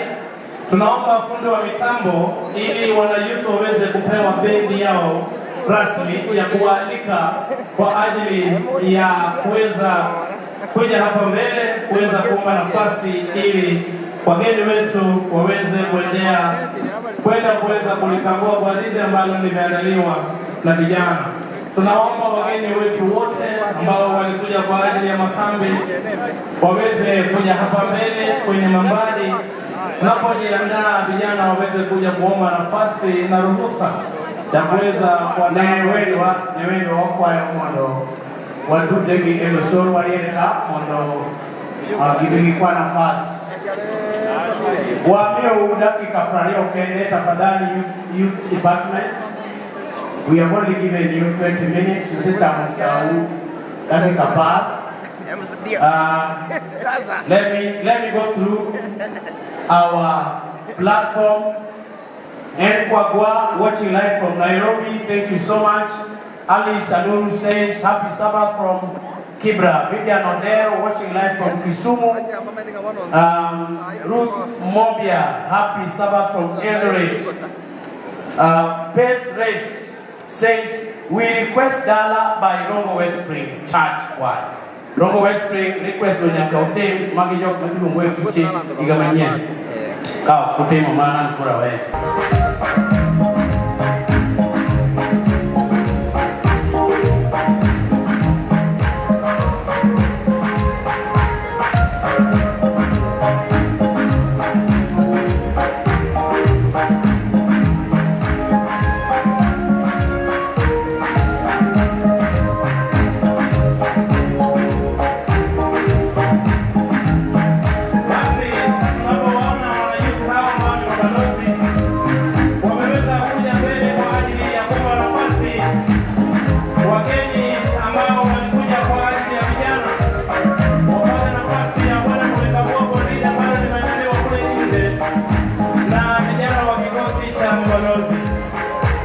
Na hivyo watakuja mbele ili waweze kuomba nafasi, kisha baada ya hapo watarejea na wageni wetu waende kulikagua gwaride.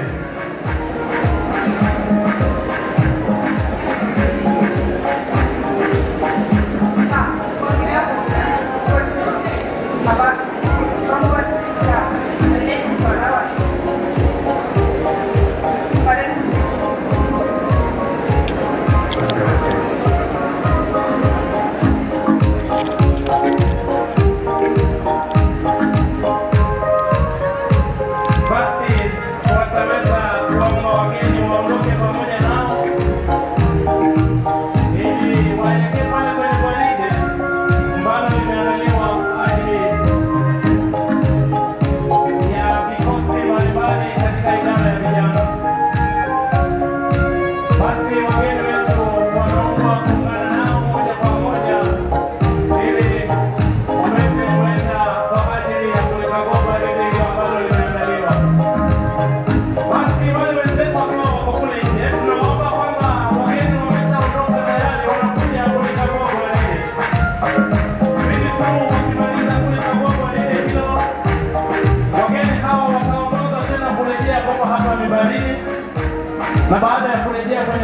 basi wale vikosi vyote ambavyo vimeandaa gwaride hilo vitaruhusiwa kupita mbele ya mimbari hii kama ishara ya heshima kwa wageni hao waliokuja kulingana na vijana na kama ishara ya kutosha kwamba makambi ya mwaka huu yanakamilika kwa namna hiyo.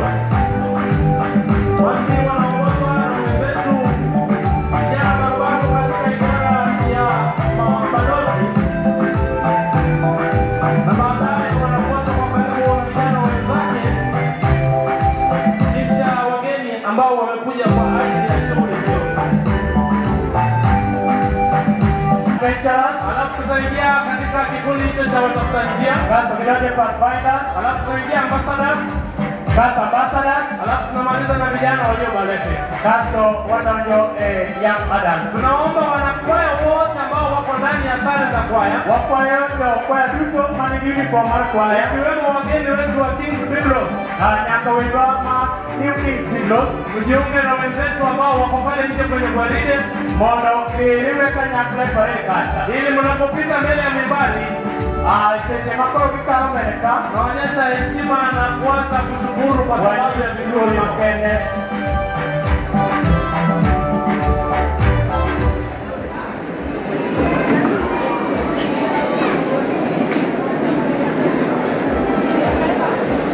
Permission granted inamaanisha kwamba wanakwaya mjiunge na wenzetu katika gwaride kule nje.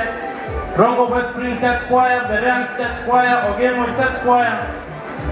Wenzetu wa King's Biblos wameongoza upande wa kuelekea kule nje kwenye gwaride ili waweze kupita mbele ya mimbari hii kuonyesha heshima zao. Basi wanakwaya wengine wote ambao wako kwa sare za kwaya muweze kuungana kuelekea kule nje. Wanakwaya wa Rongo West Spring, sisi ndio the host choir, tafadhali tuweze kujiunga na watoto wetu kwenye parade kule nje. Bereans Church Choir vile vile sisi ndio host choir, tujiunge na watoto wetu kwenye parade kule nje. Mama yetu kanisa la Udengo vile vile tunaomba muweze kwenda na sare zenu kwenye foleni pale. Living Hope Church Choir tunaomba muweze kujiunga na wenzetu kwenye parade. Wakati ambapo wanapita mbele ya jukwaa, wanapita mbele hapa kwenye mimbari kuonyesha heshima zao. Jinsi tulivyotanguliza kutangaza hapo awali ni kwamba wakati ambapo vikosi mbalimbali vitakuwa vinapita mbele hapa, vitakuwa vinaonyesha heshima kwa Mwenyezi Mungu pamoja na wageni wetu ambao wametushikilia katika juma hili zima, wakiongozwa na ndugu yetu pamoja na dada zetu ambao wako hapa, ambao wamekuwa msingi mkuu katika kufundisha watoto wetu kwenye juma hili zima la makambi ya watoto ambayo yalikuwa yakifanyika katika shule yetu jirani ya Shiners. Vile vile na kambi letu la watu wazima ambalo lilijumuisha vijana ambao ni ambassadors pamoja na young adults. Wageni wao wote wako hapa mbele pamoja na wageni wa adventurer pamoja na pathfinders. Na hivyo basi tunaomba wenzetu ambao wanaliandaa gwaride waweze kwanza kuingia mzomzo ndani ili tuweze kuokoa muda, kwa sababu inavyoonekana tumesalia na dakika 10 peke yake, basi shughuli nzima iweze kuisha. Kwa mbali namuona dada yetu Josephine Yogo pamoja na master guide mwenzake ndugu yetu Gilbert Robert ambaye vile vile ndio mwenyekiti wa makambi ya mwaka huu 2026, wakiongozana kuja mbele, wakiongoza vikosi mbalimbali kuja mbele ili kuweza kupita kwenye mimbari kuonyesha heshima. Tunapowaona wanaingia kwa mwendo wa aste aste wakijongea mimbari ya kanisa hili la Rongo West Spring, basi hao ndio makomanda halisi ambao wameshapitishwa katika mafundisho ambayo yameandaliwa na ukanda huu wa Ranen, na baada ya kuhitimu wakavalia sare hizo za rangi ya kijani, alafu wakaweza kufunga vitambaa ambavyo vinaonekana vya rangi ya manjano. Baadaye wakaweza kukamilisha wamejivalisha na kofia nyeusi kwenye vichwa, na hivyo vilema ni ishara ya kwamba wao ni majeshi tosha wa Yesu Kristo. Nyuma yao ni makomanda ambao ni wa kikosi cha wavumbuzi au adventurers, wakiongozwa na dada yetu Elizabeth Phillips ambaye ndio director katika idara hiyo, akisaidiwa na dada yetu Masi Kwanga, wakiweza kuwashauri watoto hao wavumbuzi na kuweza kuwafundisha, kuwaelekeza katika misingi ya kumjua Yesu, na vile vile kuandaa katika ushirika wa kujiandaa kwenye utume ambao ndio pambio yetu kuu ya makambi ya mwaka wa 2026. Basi tulitangaza na tunatangaza kwa mara ya mwisho kwamba wanakwaya, iwapo umevalia sare ya kwaya na unaona kwamba mtoto wako ako kwenye foleni ana machi akija mbele, ni vyema kama mzazi unamuonyesha mtoto namna ya kumachi kuja mbele. Na hivyo Rongo Westspring Church Choir, mkiwa kwa sare yenu, mujiunge na vijana na kwaya la King's Biblos kule nje, muweze kuwaonyesha njia ya kuja hapa mimbarini.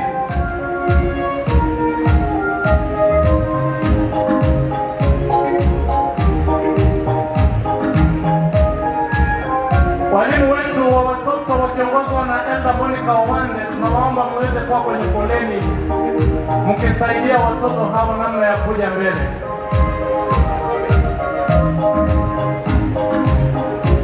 Tafadhali wazazi ambao wako kwa sare za kwaya, ungana na watoto wenu muwaonyeshe njia mwafaka, kwa sababu mkidharau kazi ambao watoto wanafanya katika idara ya vijana, itakuwa ni vigumu kuambia uzuri wa idara ya vijana. Na hivyo basi muwe mstari wa mbele kuwaongoza na kuwaonyesha njia. Basi tunapoona kwa mbali dada yetu Josephine Yongo pamoja na ndugu yetu Gilbert ambao walikuwa wanaongoza vikosi mbalimbali, wameingia na kuingia kwenye mimbari hii.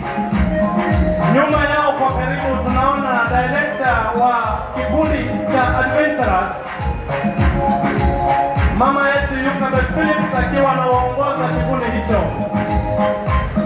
Kwa mbali zaidi tunaona dada yetu Nancy Atieno ambaye ni director wa kikundi cha Pathfinders katika kanisa hili la Waadventista wa Sabato la Rongo Westspring. Nyuma yao ni vijana ambao ni makomanda kutoka vikosi mbalimbali, ikiwemo kikosi cha St. John's ambao wamejiunga na wenzao ili kuweza kulikamilisha gwaride hili. Baada yao basi ni kikosi cha mabalozi au ambassadors ambacho kinaongozwa na director wao dada yetu Sharon George. Vile vile kikundi hicho cha ambassadors kinaongozwa na dada yetu Lilian Morwa, wakisaidiana na ndugu yetu Teddy Owiti. Sasa Lilian Morwa ye owa Teddy Owiti tena ambassadors. Basi nyuma ya ambassadors ni ambassadors kanyo ni kwaya yetu ya King's Biblos, wani kwaya wa magesi kwaya King's Biblos ambao wamevalia sare zao za manjano wako uniform mayelo, na ndugu zetu wakiwa katika rangi ya hudhurungi. Sasa wani wa church choir ambao wako katika sare ya kijani ni uniform raluno. Baada ya watoto wa adventurers kumaliza kupita hapa mbele ya gwaride, Banka Adventurers Sejeko, Pathfinders ndio wanaingia. Wale wako Pathfinders. Nyuma ya kanisa letu la Ogengo, Ogengo, tuko na ndugu zetu kutoka Living Hope, wani kwaya this is Bereans. Kuna kwaya ya Bereans ambayo pia iko katika rangi ya kijani kiwili, rangi mara kijani makibichi. Baada ya hapo basi wanafuatwa na Living Hope, Bangi kanyo tia Living Hope, Alafu mwisho kabisa tuko na kanisa letu la Rogo Westspring. Kaso mangi Rogo Westspring.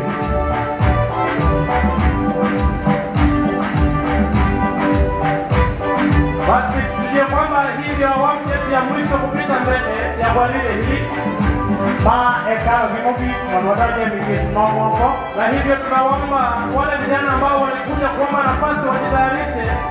Korojo wanapio kwa Lusaka waikre huru baada ya kwaya ya Rogo Westspring kupita hapa, banka kwaya Rogo Westspring wase tiepokano. Vijana hao watakuja kumshukuru mgeni wetu kwa kuruhusu kwa hiyo mwana ugoyo kama kuna nafasi umiu. Hiyo ndio itakuwa ni ratiba kwa sababu muda wetu umekwisha. Maana tuone mwadhibero mwani nafasi wa kururu. Basi kwaya ya Rogo Westspring inapofika hapa mbele, sama kwaya Rogo Westspring wetu kumeleka, itapata hao vijana wakiwa nyuma yao kuja kushukuru mgeni wetu kwa kuruhusu gwaride hilo. Ngeka nyondo kwa ndio kwa Lusaka. Dirutuolo mondo bi ugoyo kamano. Na basi tunajua kwamba baada ya mambo haya yote kwisha, bamwe tukiruto kwanza timore, tutakuwa na nyimbo ambazo zitaporomoshwa hapa. Watu wapelo kiwende nyaka machatoma, ambayo yataendelea mpaka usiku wa giza. Mwado wawelo nyaka udhiambo, inawezekana hata asubuhi mpaka kuki. Tunamaliza kambi letu kwa njia ya heshima. Mwado watie kiche maro maiga ni ya makari. Hao ni vijana ambao ni kikosi maalum. Ikiwa na ndugu zetu kutoka St. John's. Mage yawa moyangore makene wa St. John's, ambao ni sehemu ya wanaskauti wa nchi hii tukufu ya Kenya. Magoja scout ma Kenya ka. Basi nyuma ya kwaya yetu ya Rogo Westspring wanapoingia, aiseche kwaya Rogo Westspring danyo. Vijana ambao walikuja kuomba nafasi hapa waingie hapo nyuma tu. Kwa hiyo kwa Lusaka wabiuru mancheri kama ili waweze kuja kushukuru mgeni wetu wa siku wa kone hawendi wa eo kama. Tunashukuru sana wenzetu katika idara ya watoto eo kama na hivyo kuenda magetino kwa kazi nzuri ambayo mmeifanya katika juma zima. Wametichi mawaya magisetimu. Mungu aweze kuwabariki mahali mnapoenda. Yesawe kuelewa sama wadi muweze kutenda mlivyo kutenda hapa.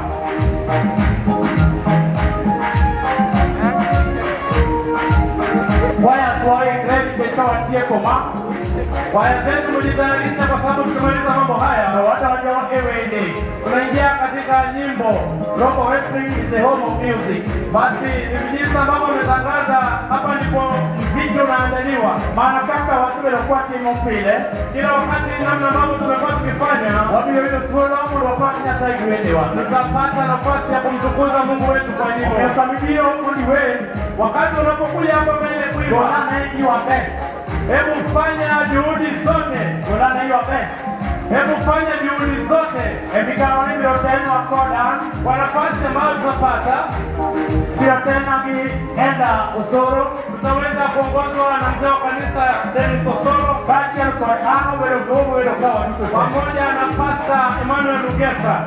Kiche ma 2026 Rogo West. Makambi haya ya mwaka 2026 Rogo na Nyasaye kama na hinya. Tunamshukuru Mungu wetu nyaka kumukero wani Emana Nyasaye. Kwa umbali huo ambao ametuleta vijana ambao waliomba nafasi hapa mbele, tafadhali ndio muweze kugawana kwa Lusaka wakwayo. Tulisema kwamba kupita hapa mbele ni mara moja tu, jinsi ambavyo mmepita na mambo haya yamekwisha. Wakwayo wa maana ya kwa Lusaka. Basi director wa adventurers tunaomba kwamba watoto hao wasitishwe kidogo tu. Wakwayo mmoja wa maana ni kwa Lusaka. Wala ambassadors ambao walikuja kuomba nafasi wale migaoni. Rejea ili muweze kumaliza tuweze kumaliza shughuli hii.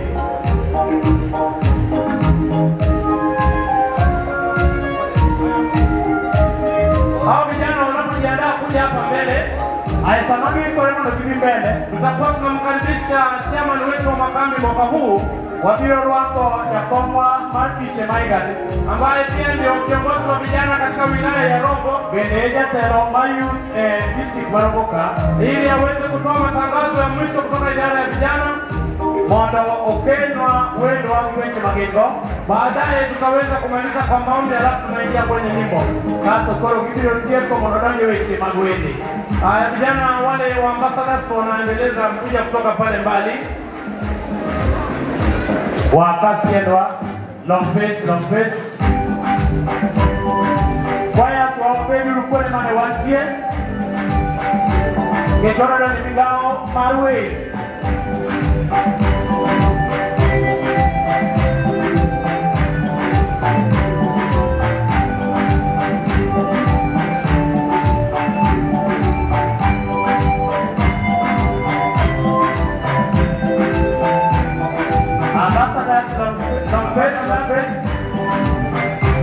Adventurous long face. Adventurous mtembee kwa haraka.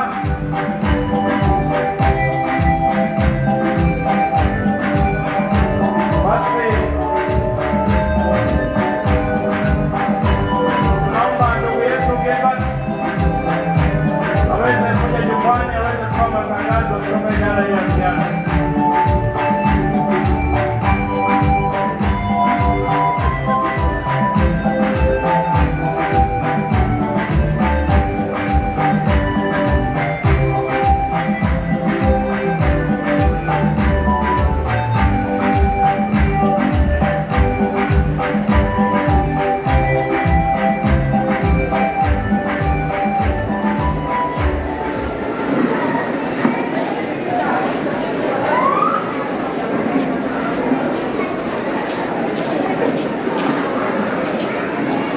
Basi wametamatisha shughuli hiyo.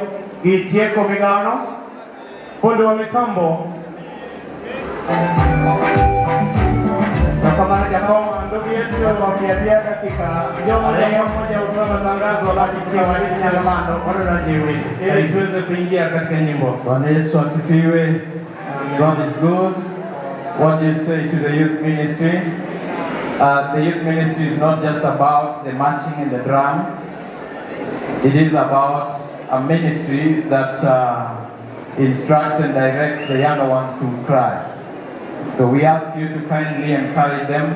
Tunaomba muweze kuwahimiza support the youth ministry in every possible way. Muweze kuwapiga jeki vijana katika hali zote. Please take these announcements from the youth ministry. Muweze kuchukua matangazo haya. We shall be going for a campori in December. Tutakuwa na campori katika all pathfinders kindly prepare for a campori in December. Tafuta njia wote wajipange kwa ajili ya campori. 2nd to 12th of December. Kwa tarehe hizo ambazo wamesema. We'll be going to Tonga Beach in Siaya. Tutaingia katika beach ya Tonga kule Siaya. Registration is 1,200 shillings. Kujisajili ni 1,200. So we ask you to begin early. Tunawaomba muweze kuanza mapema. We have progressive exams for the young ones. Tuko na mitihani ambayo inafanywa na wale watoto wadogo. That will be conducted in the month of November. Itafanyika katika mwezi wa Novemba. And every member of the club is required to prepare appropriately for kila mmoja wa kikosi ameambiwa ajitayarishe. I want to advise and encourage all our parents. Nataka kuwahimiza wazazi that the youth ministry is broad and it is a ministry that is able to carry the gospel like Timothy did. Hii idara ya vijana ni idara ambayo ina nguvu. So let us instruct them properly. Tuweze kuwaelekeza wana. Let us teach them in their clubs. Tuweze kuwafundisha katika vikosi vyao mbalimbali. Encourage them to carry the gospel of the Lord to the world. Tuweza kuwahimiza wabebe ujumbe wa May our good Lord bless you. Mungu aweze kuwabariki as you plan to support this ministry. Thank you. I'm reminded that we shall be having a Master Guide and SYL seminar also in December. From 13th to the 18th of December, we shall be having a Master Guide and SYL or Senior Youth Leadership Seminar to train members of the church on leadership skills and life skills, and also to bring them into the ministry of the gospel. Shall we pray as we conclude this program? Almighty Father, we thank you for the day, for the camp that has been. We thank you, dear Lord, for every member of Rongo West Spring and even the visitors that are herein in this camp meeting. Lord, we thank you for the speakers that were sent and have, Lord, disseminated your word upon your people. We ask you, dear Father, to give us ears that listen, a heart that keeps, and a lifestyle that only professes the love and the glory of God. I pray for the younger ones, dear Father, that just as Timothy had been taught from childhood, that even these young ones, dear Lord, that they may be taught from childhood, that they may carry the gospel of God, and that their lives may reflect the love and the glory of heaven. Dear Father, even as we end this program, I commit each one of them unto you, that you may guide, that you may heal, that you may protect, that you may give them peace in their families, and dear Father, all through their lives, that they may be ministers of your gospel, and that they may lift high the banner of Christ, and that your light may shine upon them. I pray for your sufficient will upon this congregation, dear Lord, in Jesus' name. Asante sana vijana kwa kazi hii. Bwana asifiwe. Amina. Bwana Yesu asifiwe. Amina. Watu wachako migao marwe. Tunataka kwanza shughuli ya nyimbo. Ndio wachake sauti kuelekea prayo kwa chia. Tumeianza kwa ikiwa saa 9 dakika 20. Watu watere nyaka salio tieno. Tunataka kuipeleka mpaka saa 2 usiku. Jomoko dia wewa. Wale wengine wataenda watatuacha hapa. Wabro tayo migao ni giendo soro. Tutaweza kuongoza namna tulivyo hapa mbele. Ndio kwa yasimagwa. Tunawaomba wanakwaya wetu wote. The sanctity of the altar must be respected. Basi ule utakatifu wa mimbari uweze kuheshimiwa. Kanitie wachimilwa wacho. Iwapo kuna jambo ambalo nataka kusema, tulikodwa mondo wane kumwaketi. Uweze kuja kwetu ili tuweze kuliweka wazi. Wabulelo ka utuolo mondo wane watimulelo ka. Tunaweza kuchukua nafasi na kutangaza hapa mbele. Sama wana timomano. Wakati tunataka kufanya hayo. Anungu choristers. Tumeweza kuwaita waimbishaji. Mondo ketwe mood marwe. Waweze kutuweka katika hali ya juu. Wena mamiario pradeko la chia. Wimbo 200. I now confuse you, but 231. Emaroke. Wimbo 231. I'm sorry. Wawe na miario pradeko la chia. Tunafungua ukurasa na wimbo 231. Nikenda bendi wangi wende magwich. Kwa sababu tuna nyimbo za kichwani. Wewe Nyasaye nako wewe. Na vile vile lazima tuimbe huu wimbo. Kama jimbo namba 8. Baada ya kumaliza enda soro bio lemonwa. Tutaweza kuomba. Pastor wadi mbele ni program. Karibuni sana kwa Christmas. 231.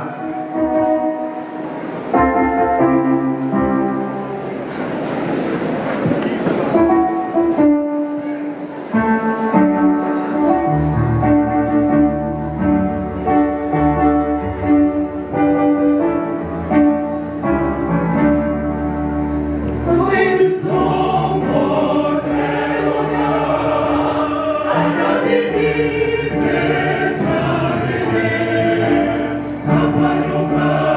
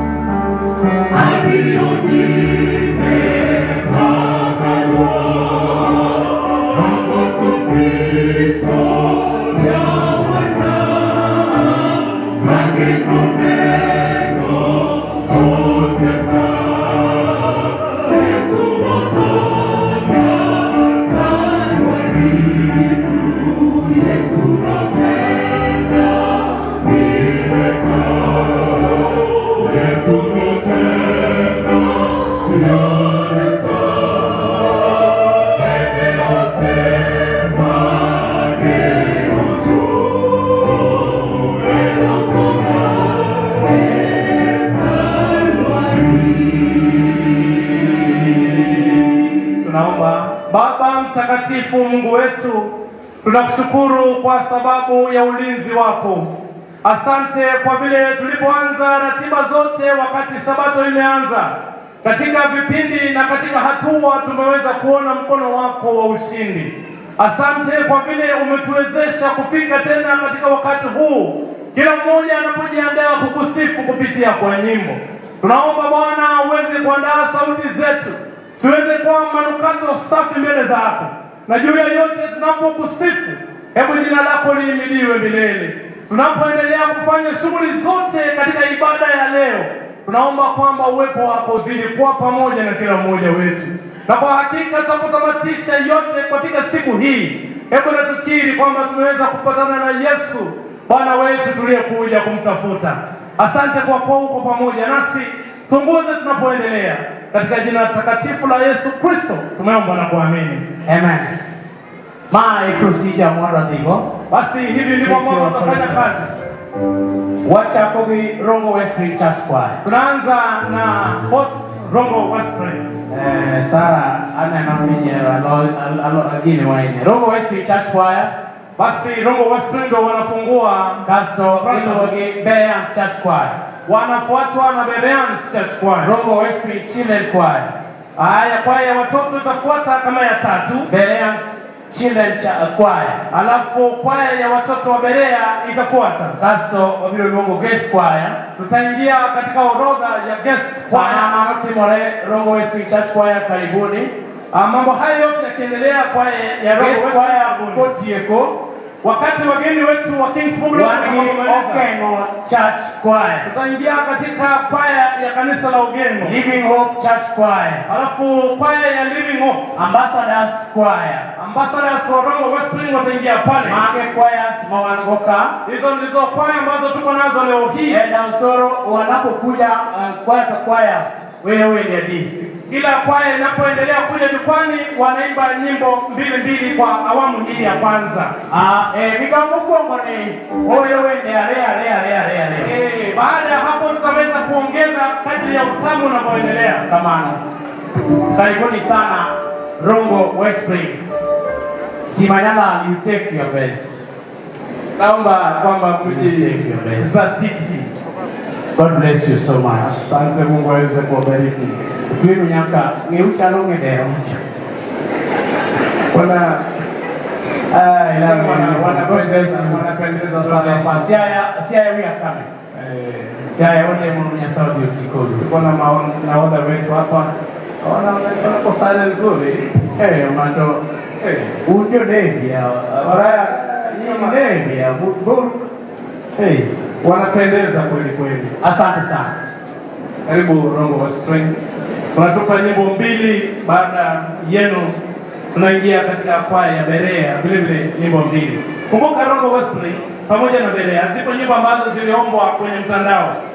Hizo nyimbo ambazo zilikuwa request kwenye mtandao, muhakikishe kwamba kabla tuende wakati mura nemondo hakikisha kwamba tumeimba umpago Nyasaye. Kwa sababu wenzetu online, karibu sana, wanafurahia kutuona.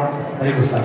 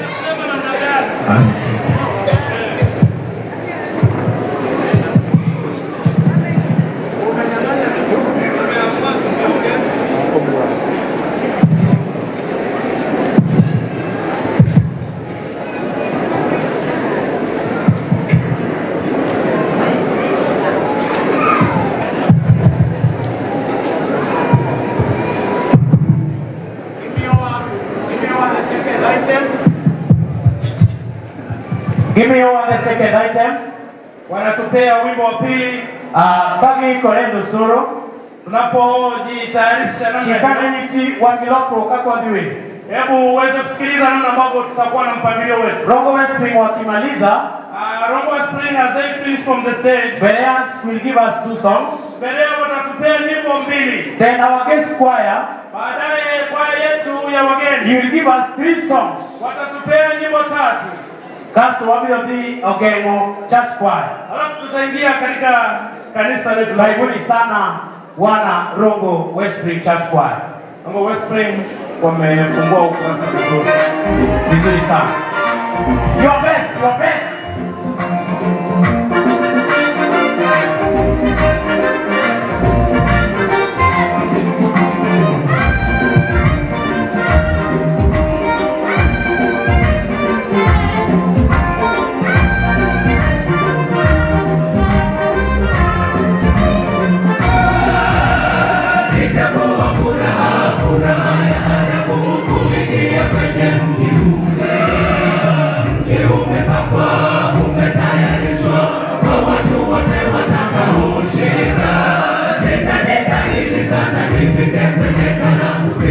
Kukosa kuingia japo changamoto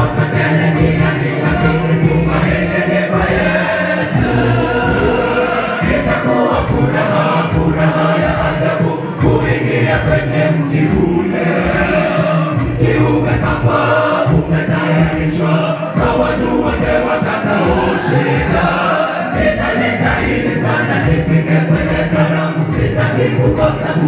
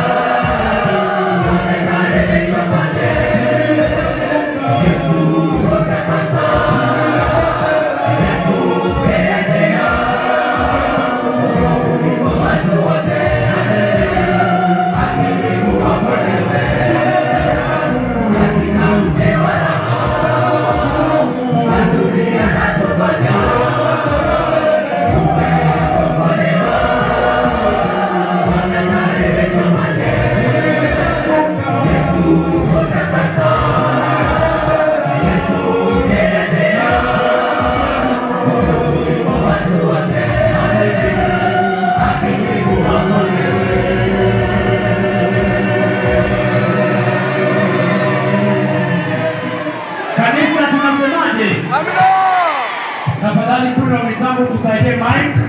Tusaidie mic please. Ametusaidia.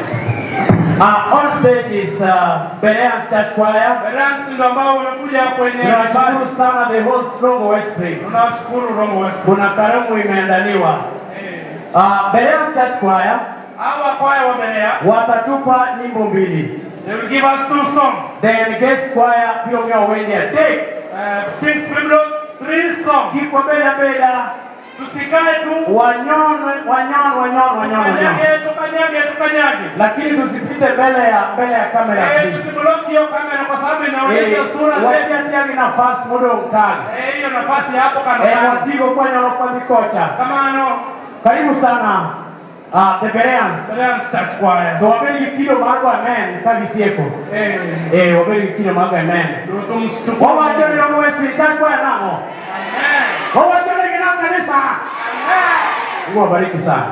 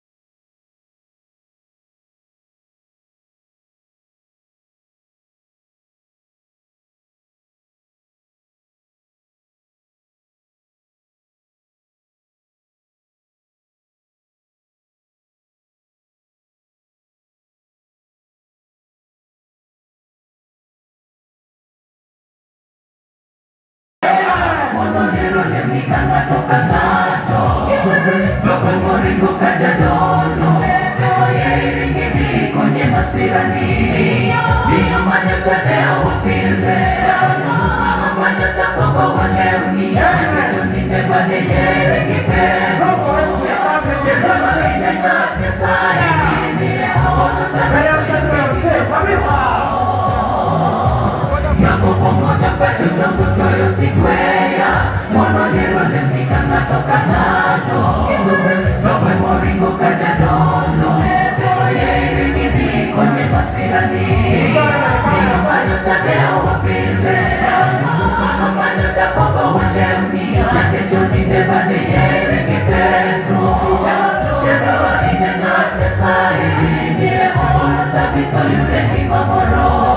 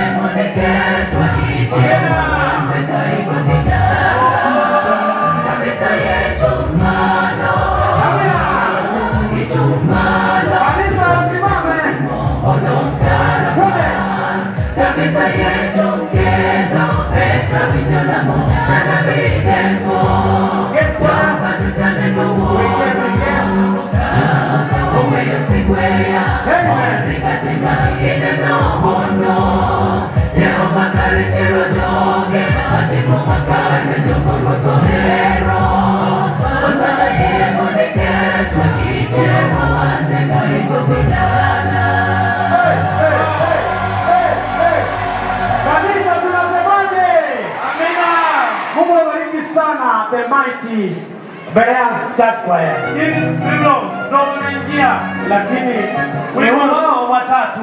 Enda sorry. Wajue tuna wageni. Kuna wageni.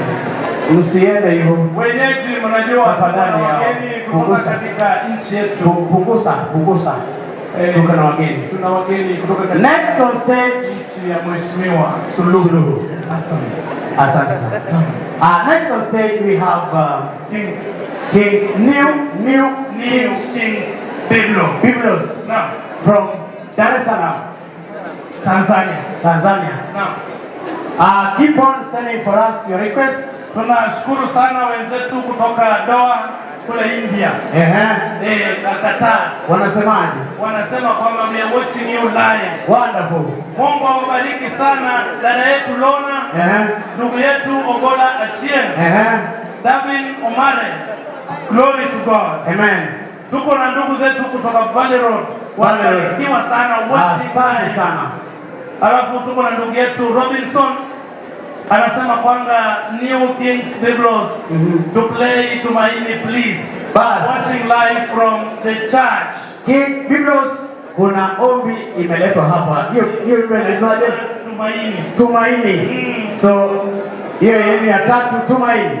Piga kitu, yani imba kana kwamba ukitoka hapo unaingia kwa sanduku. Jua kwamba wakati wako wa kuimba leo tu. Unajua tunatoka hapa West Spring hapa tu. Unakanyaga dono. Sanduku. Sasa imba. Tukuza Mungu. Wakati wanakaribisha guest choir nyone kwa mkono. Amen. Tunasemaje kanisa? Haya, twala kitu. Kule mitambo. Fundi wa mtambo gonga. Twala kitu. Licha hivi.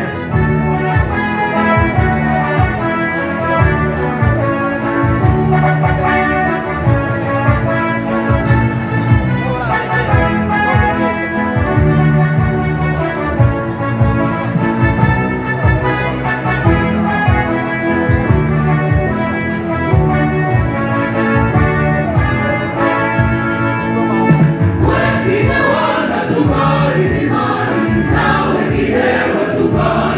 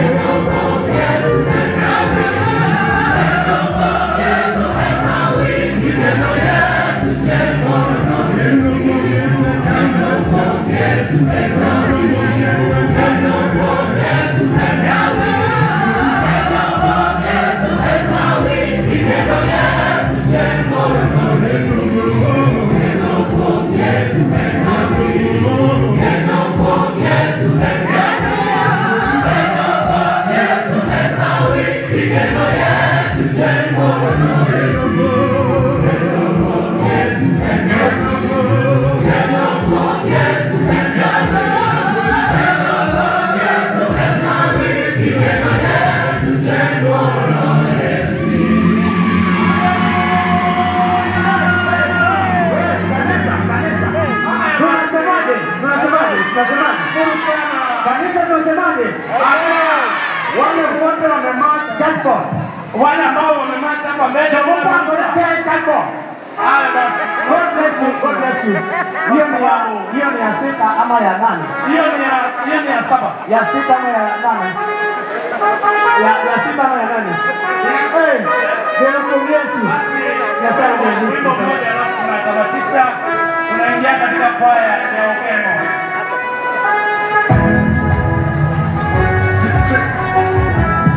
Okemo Church Choir prepare. Wakimaliza Okemo Church Choir.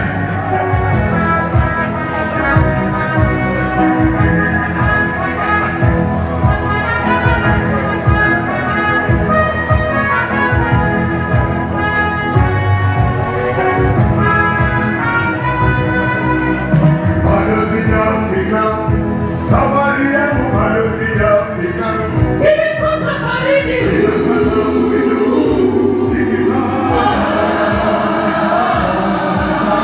Ninawazia mambo yajayo, nikishika neno la wokovu. Yaliyopita yameshapita, najichukulia wokovu. Ninawazia mambo yajayo, nikishika neno la wokovu.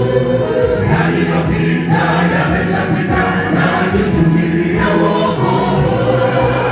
Nilipolikiri jina la Yesu, kwamba ni Mwokozi wangu, nilitangazia dunia yote.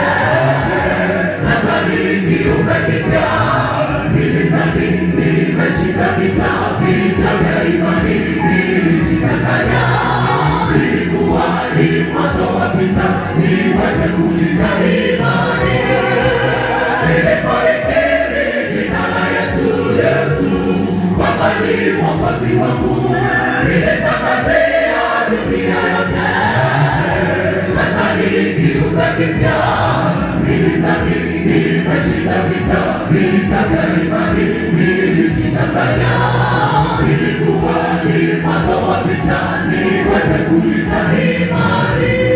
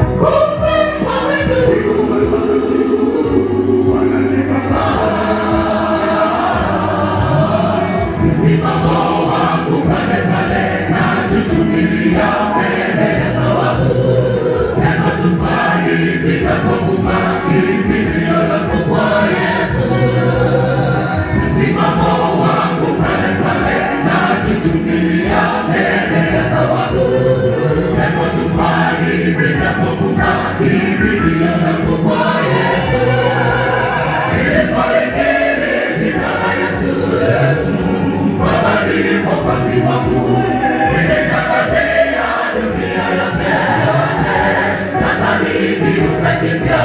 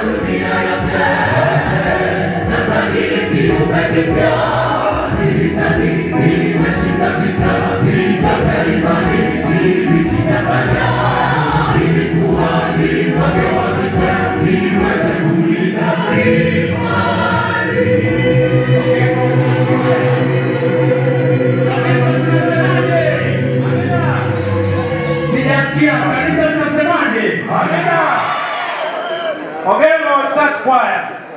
Jamani, Ogengo Church Choir wanapokuja, niombe niseme jambo moja tu. Kiruhusu. Bwana Yesu asifiwe. Kanisa, Bwana Yesu asifiwe. Jamani, the New Kings Biblos wako na YouTube channel. The best you can do for this choir is to subscribe. Wasabato sisi ni wazembe kwenye kusubscribe. Ni kweli si kweli? Jamani, chukua simu ya kwako, nenda kwa YouTube channel, type The New Kings Biblos. Don't forget, MC Dearest Chance. Tubarikiwe. Finya. Subscribe and finya. Hapo sasa. Bas. This is the mother. Kumonga wecha. Huyo ni mama yetu. Wewe ndageno moro ndageno. New Kings Biblos. Hawa ndio mama yetu. Ogengo Church Choir. 2 items. Living Hope. Church Choir, get ready. Tukimaliza hiyo enda. Naam. Tunaanza upya sasa. Tutaanza na Rongo West Spring. Mchakato mzima. Nyimbo 3. Naam. Wale mara mwaka. Hata sisi tuna yetu tumekana.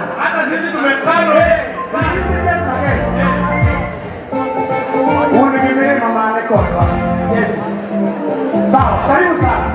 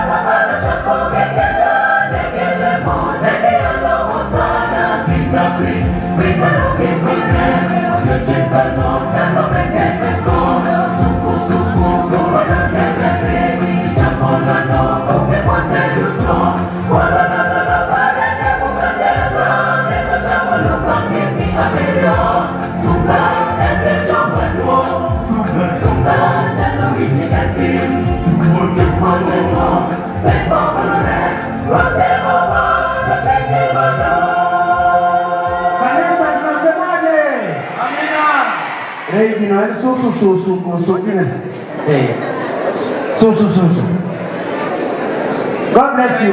Katika wimbo wa pili, Gimia wa wengi mara leo.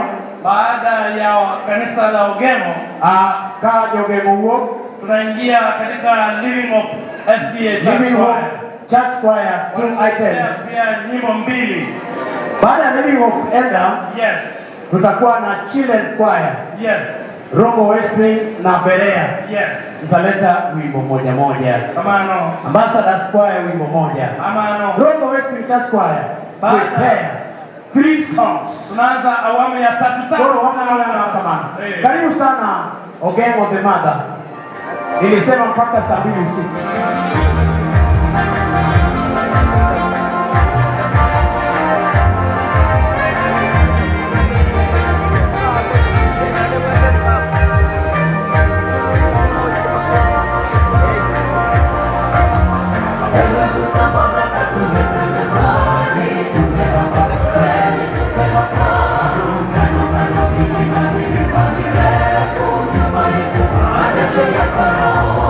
Hata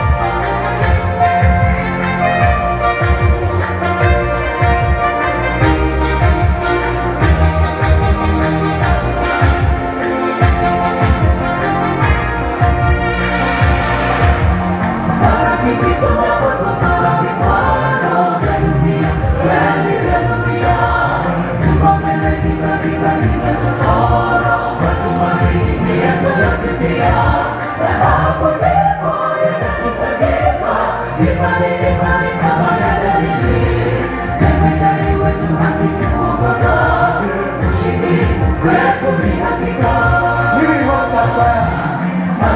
Watakubuyo tuanze kuja. Living Hope Church Choir. Tuanze kuja.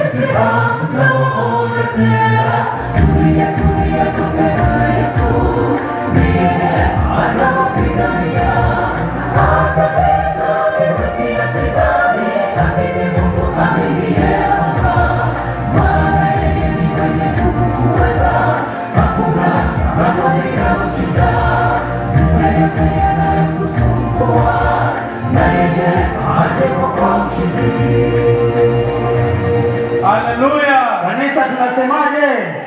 Asante sana the mother. Next on stage is the Living Hope Church Choir. Yes. Kuna mtu hapa anaitwa Rosi Nochola anasema God bless Kings Biblos. Amen. Rosi Nochola from Rongo. Amina. Mtu pia analia hapa. MC ba anasoma message yangu niko Kotolu. Donge masomo na. Dishon Otieno, they are making heavens happy. Tuko mbinguni sasa. Hatuko mbinguni, tuko Rongo West. It is sweet. They are teaching choirs what to do in a camp meeting. Yes. Confirming why they are. On stage is Living Hope. Living Hope SDA Church Choir giving us 2 items. Yes, as other choirs have done. Wakimaliza watoto wetu, watoto mpo? Mmeenda. Watoto mpo? Mnakuja mnaleta wimbo mmoja ile kali. Ile yenye tumekano. Ile mmekano, alafu mnawaita baadaye tena. Tunawaita tena mtaita ingine. Yaani mnamwambia pasa hii ya Gulu Wisa upe. Wakimaliza Rongo West Children Ministries, tunaingia Bereans Children Ministries, one song. Yes. Then ambassadors. Alafu tunaingia sasa awamu ya tatu. Yes. Lakini Emerson, guess wao waliimba tatu dogo. Guest. Yes, sasa wana. Kama zilikuwa 7. Wao waliimba 7. Lakini nini? Sasa sawa, hakuna maneno. Mungu awabariki sana. Karibu sana Living Hope Church Choir.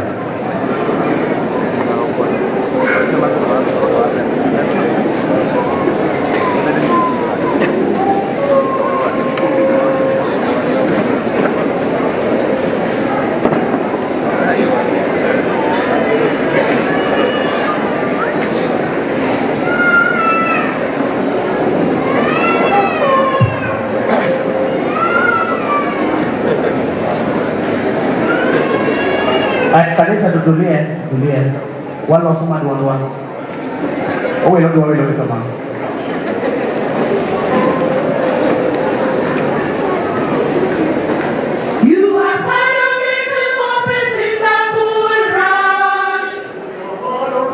David and his slain. You have heard a story told of David Joseph, and of Jonah and the way you often sing. There are many others through the Bible. I should like to meet them all, I do declare. By and by the Lord will surely let us meet them. At the meeting. There is going to be a meeting in the air, in the sweet, sweet by and by. I am going to meet you there, in that home beyond the sky.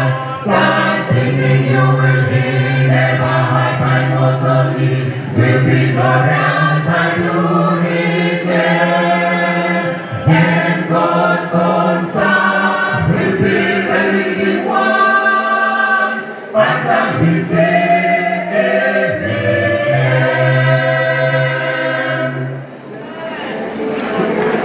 Now the doctors will be missing all together. All the skeptics will be absent on that day. There will be no grumblers present to disturb us.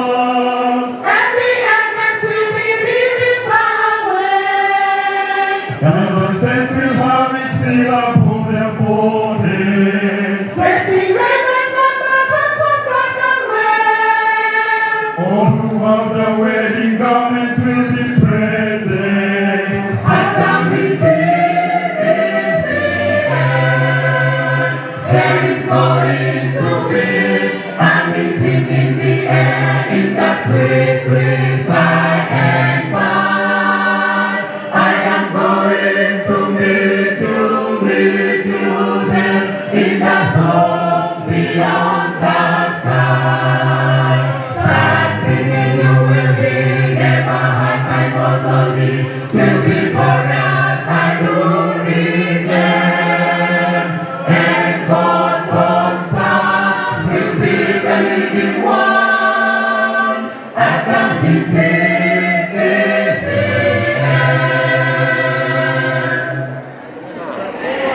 Many people will be singing that meeting, more than that will not complace at all.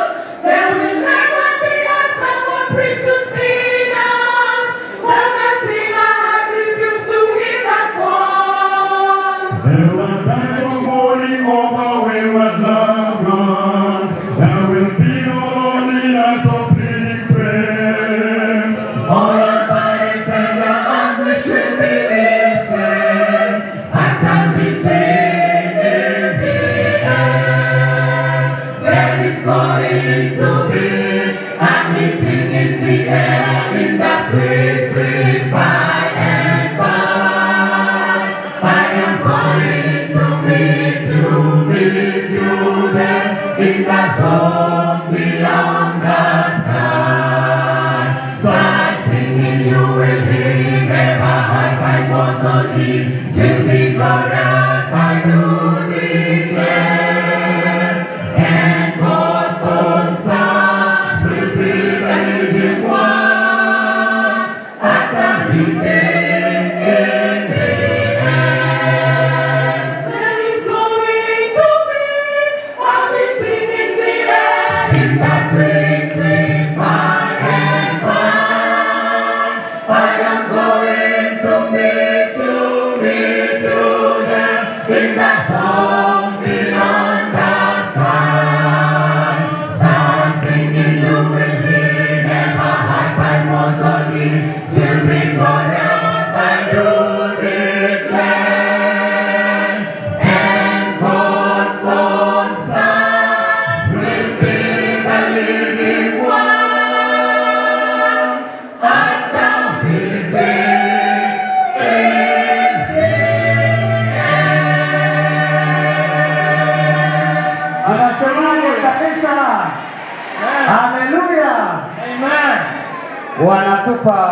wa pili. Yes. Wanapojiandaa ila usuru. Second song. Mtu anasema hapa Kings Biblos. MCDLS umekumbuka hapa. Yes. Alafu mtu anasema Omari Masai. Omera mambo iko murwa. Punguza kuongea. Wase punguza kitu. Haya, karibuni sana. Karibuni sana. The Living Hope Church Choir. Wakimaliza watoto sasa wajiandae wimbo moja moja.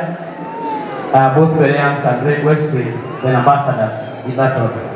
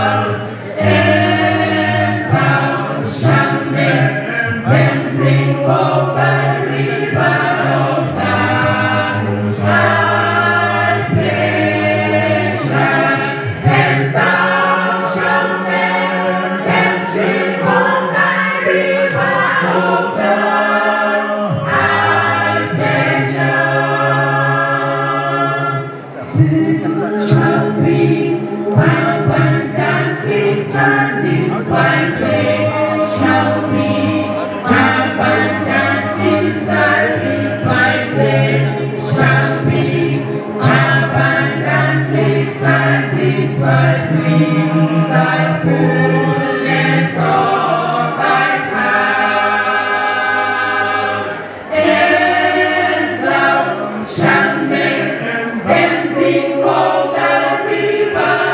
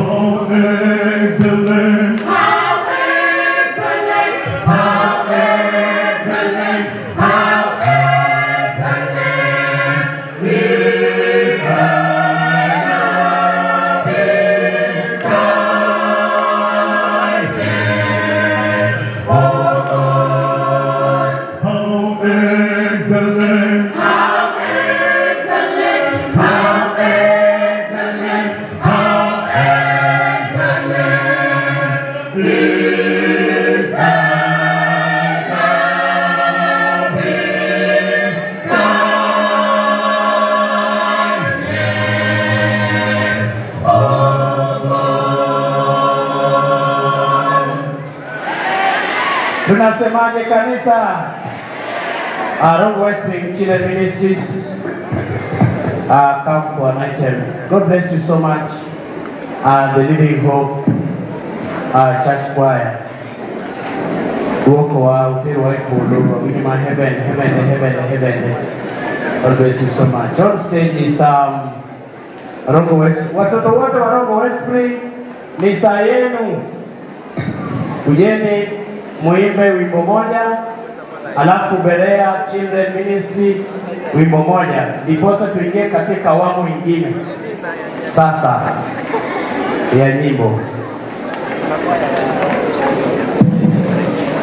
Yesu nautena bileka, Yesu nautena yoduto, ene osie mageno chu, enotona kaluari, adioni me makaluo, amo con Cristo yawana, amen.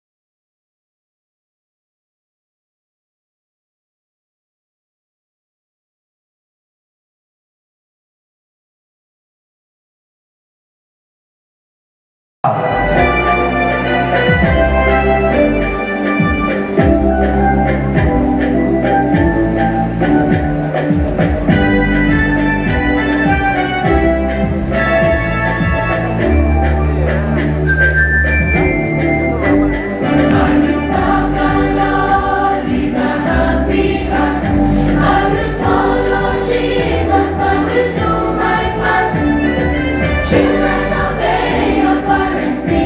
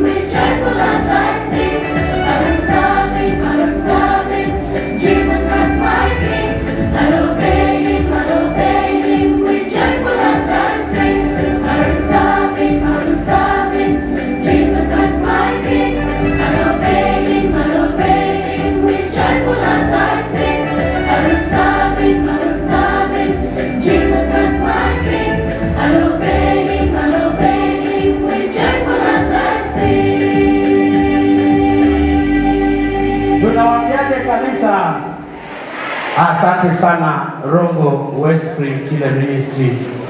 Thank you so much. Coming on stage is Bereans Children Ministry. Kino nyakodok piny. Lazima tupunguze hii kitu kidogo. Wadok awe nyamakuru. Chumbi ito sukai lor. Chumbi ito sukai lor. Kuro ito kwe kamano. Bana sawa maneno.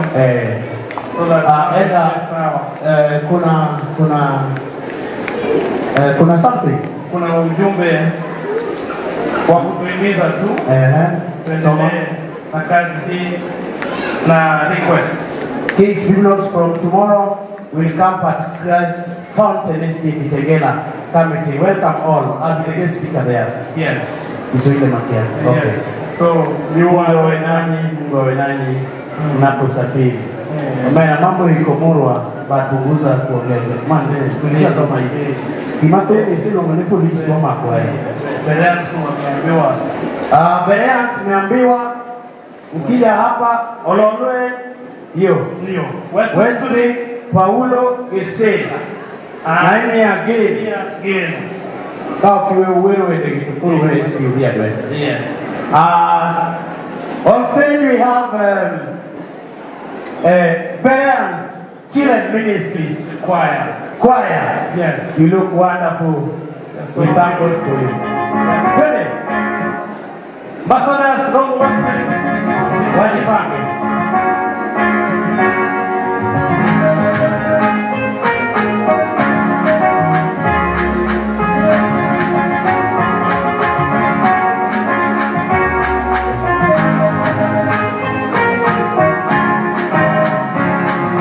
Ukichukuliwa na mashaka yako na kuona hofu kwamba utakwama, uhesabu ni baraka.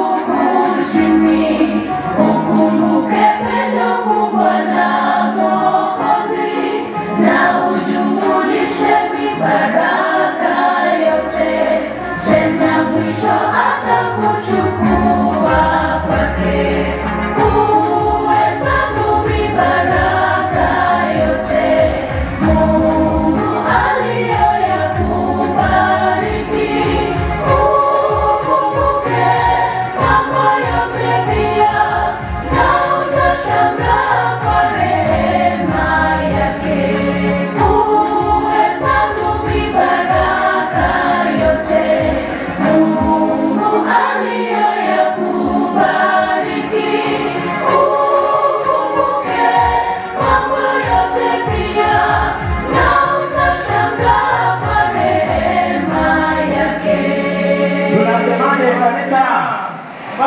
Asante sana Bereans Children Ministries. Tukipata nafasi mtarudi, usipopata nafasi jamani kama nyie tunatangaza hivi Bereans Rongo Wellspring Ambassadors. Ambassadors Choir. Chorus ya mwisho. Yes. Wakati huo Rongo Wellspring Church Choir iko kwa stage. Karibu sana. Hatutaki nafasi yoyote hapa mbele. Karibu sana. Wakimaliza hivi mnaendelea. Tenene kabitie koto Walungo Rongo Wellspring SDA Church Choir. Umeyo mugika populu dosiya. Wende ade. Koro wachapo ni mkwaka. Very good.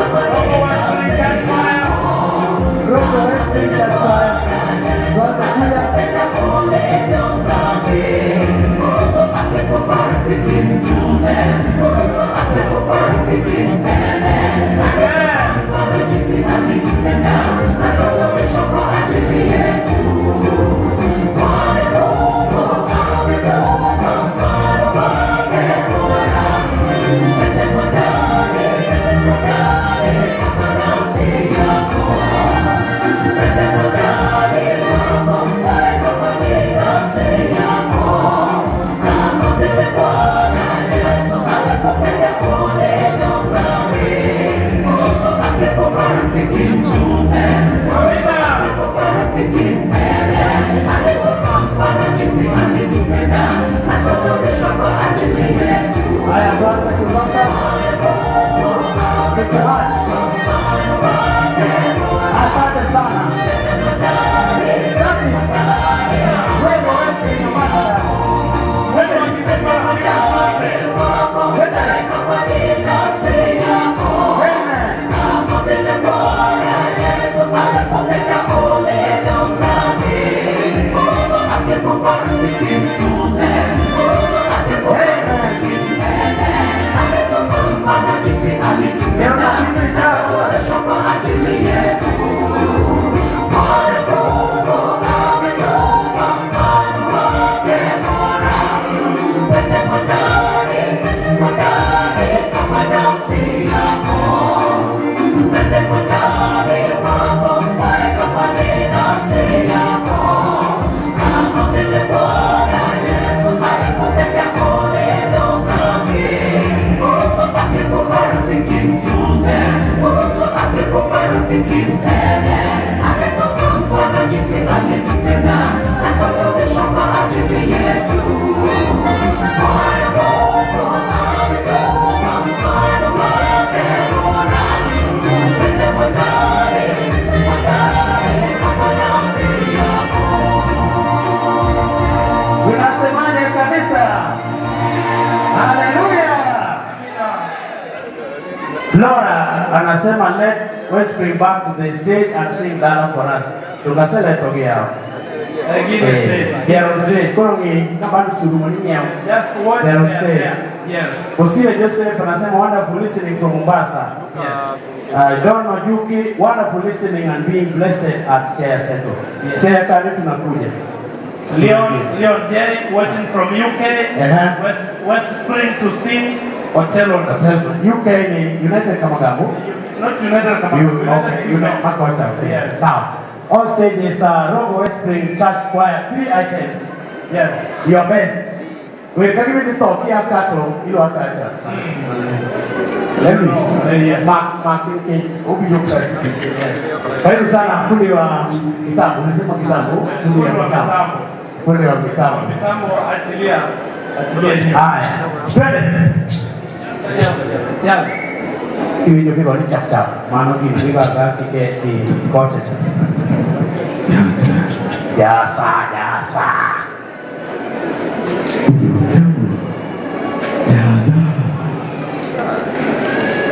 Robert Carlos anasema I'm actually blessed. Special request. Yesu yuaje. Robo Westspring. Robo Westspring yao on stage. Modo uwisi haya bwana. Hiyo ingine watawatch kutoka Sierra Leone. Haya twende. They are still consulting kuhubiri ready cha kuhiyo waje kusudi Paulo Bisema. Somane. Bado waliambiwa Paulo Bisila. Queen Ogora anasema we are appealing for the children choir. Waimbe songs mbili tafadhali. Okay. Ukae na nafasi takuwa. Kaa uge next year ikiche kopa kopa. Tutapanga tu tukimaliza sawa. Twendeni please. Let us save on time. Koko ni kwa nini wewe tafadhali unakuja mbele wasicha utaratibu unakikwa ketsa.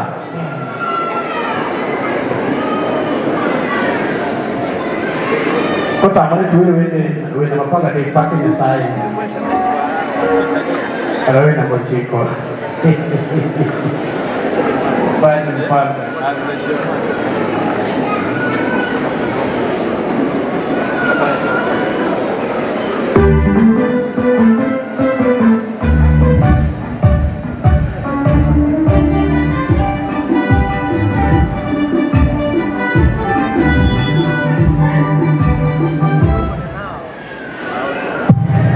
Kanyaga waya.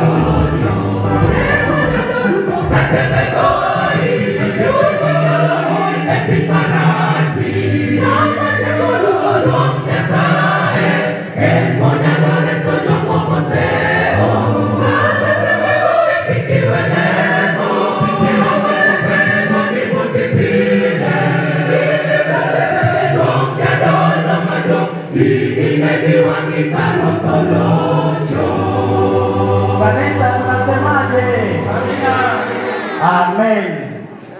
Elder. Yes. Cameraman, we recognize your work. God bless you so much. Mungu awabariki sana. Umenyoa mabe. Unatumulika vizuri. Kunyonwa waya sayo. We recognize your presence. They are giving us the second item. Wanatupea wimbo wao wa pili. Masi Atieno say hi to my mom, Mama Jane Mungu from Bereans. Mungu. Yes. From Bereans SDA Church. Karibu sana Rongo Westbury. The second item.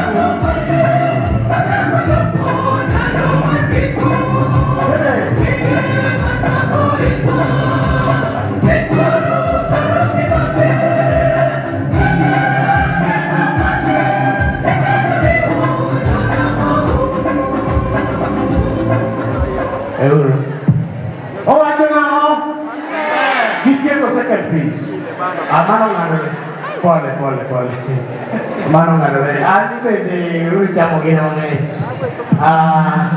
Dakuket kika kama request katuanga gode. Kosena mo. Donge kama chokwa. Weka twende tuwaka nyanga tuwake nukichevele live. Yes. Yes. Odo team practice yaya. Correct. Let us say one time. One choirs Momoko.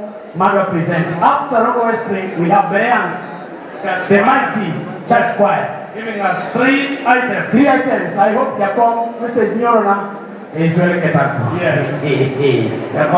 Yakom wants to consider your request. They're going to sing 3 songs. 3 songs. With no request.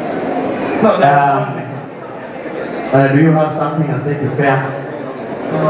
Yeah, what can you say on your side? Okay, Pastor Nyasai.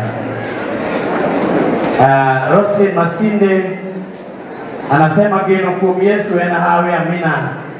Masaka Geoffrey Geno. Somebody by the name J. Okech. Hii kam isiishe. Haitaisha. Hata next year bado iko. I feel like going for baptism. Come. Angeli wende mama baptism. Erokamano. Duncan Otina anasema enda kwani makambi lazima ikuwe 1 week.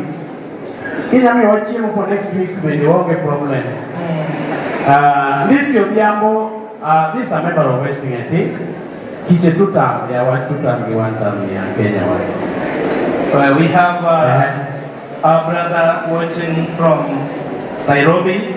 Yes. He wants to sing for me, Jubilee. Jubilee? Yes. Prayer Jubilee. Because he's celebrating the 10th birthday today. Kama nikona cake. Yes, mwambie Jubilee atukatie cake. Yes. Atume kwa WhatsApp. Utume kwa WhatsApp pia sisi unapotuona online. Tafadhali tusaidiane. Yes. Mondo wako yusa. Angi kwa ya chelo kwangi Kiswahili. Tuko na kwayo moja tu. Ne wase somo kaka oweri ya kwenye sai. Tumesha soma namna ambavyo tutaimba. Kwa mondo waikre uruma kwa danje to kokoketsa. Ni vizuri tujipange. They are giving us the second piece. Yes. Then the last piece, then we are going to invite Bereans wataleta nyimbo 3. Yes. Then guest choir watarudi na 4 songs. 4. Guest choir 4. Kanisa ndio sawa. 4 songs. 4 ingine mangikocha 12. Kila watu mkani. Uru wakicheza wenye uo wakienda utawala voice inaenda, sauti inaenda. Tumekula yote. Karibu sana. Karibu sana. Kitengela. Osesi. Aya sawa.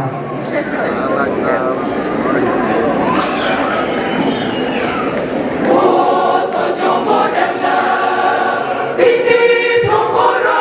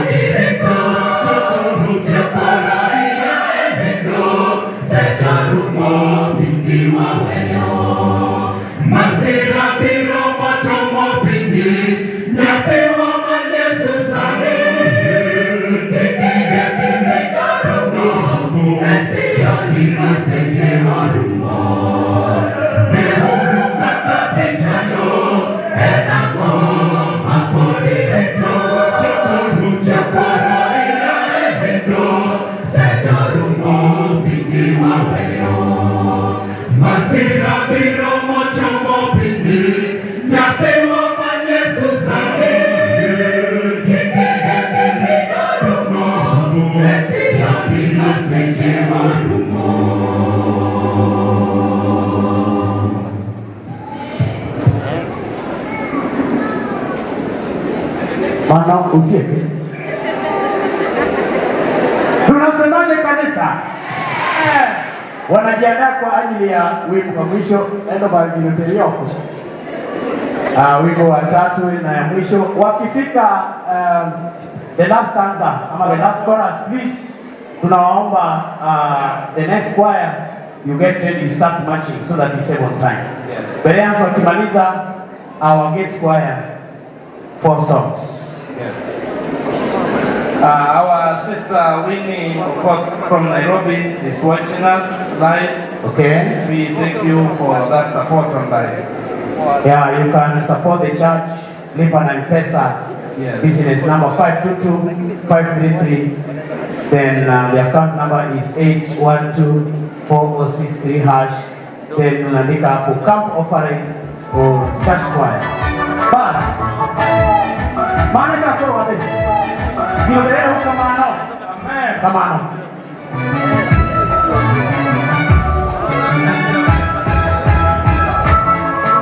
The request. Paulo Mishila. Ya none huya oye here. Tira. Paulo Mishila. Wewe tabibu kidiwe kidiwe. Wewe.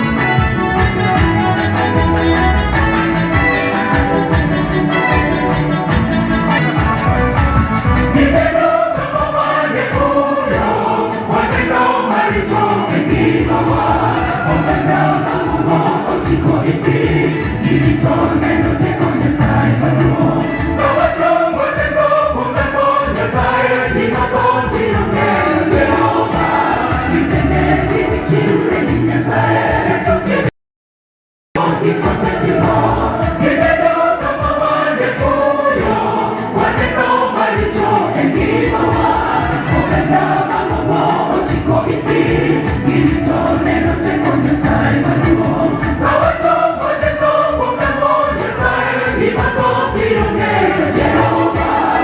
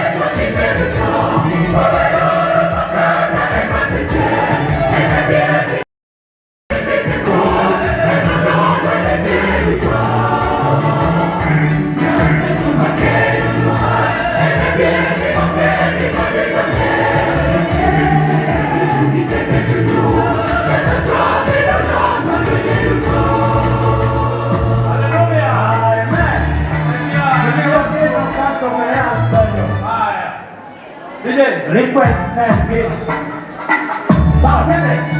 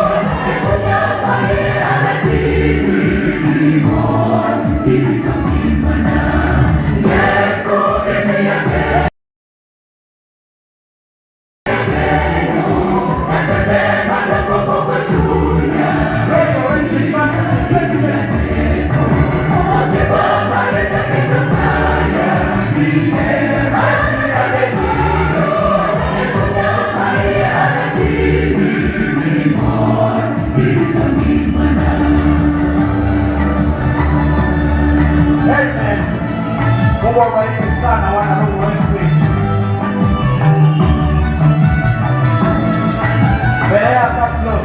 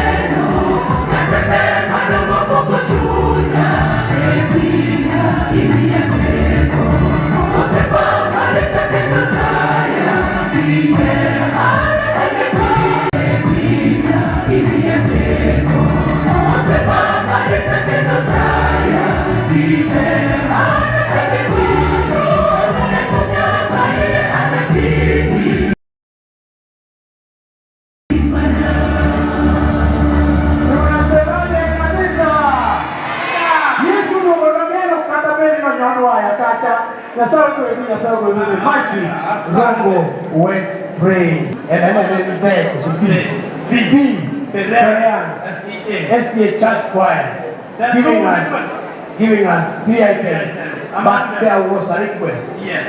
Which one? Ololwe. Yes. So after the 3 items, Ololwe. Yes. The second request ni mwaminifu. Oh. Okay.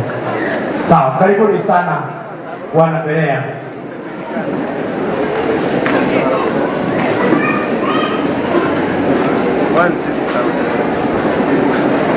Wanapojipanga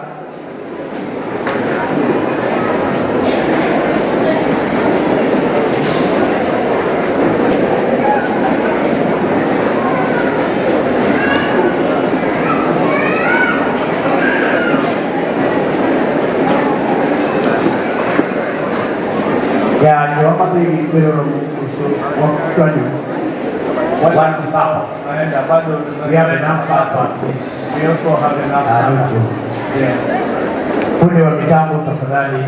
Na kama uliweza kutumwa ulete hela yoyote ya makambi, tafadhali jitayarishe ulete hela ya makambi kwa sababu tunataka kutumikisha wageni. Tende.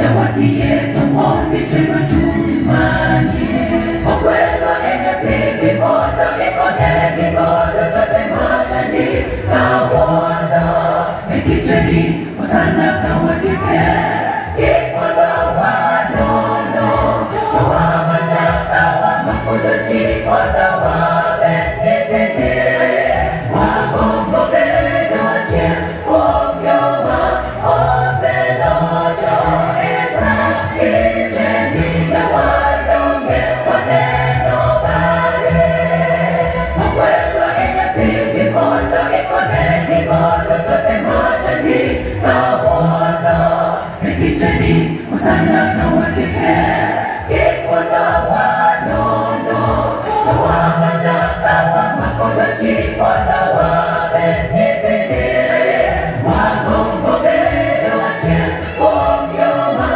Osenocho Esa Kicheni Jawadonge Waneno bari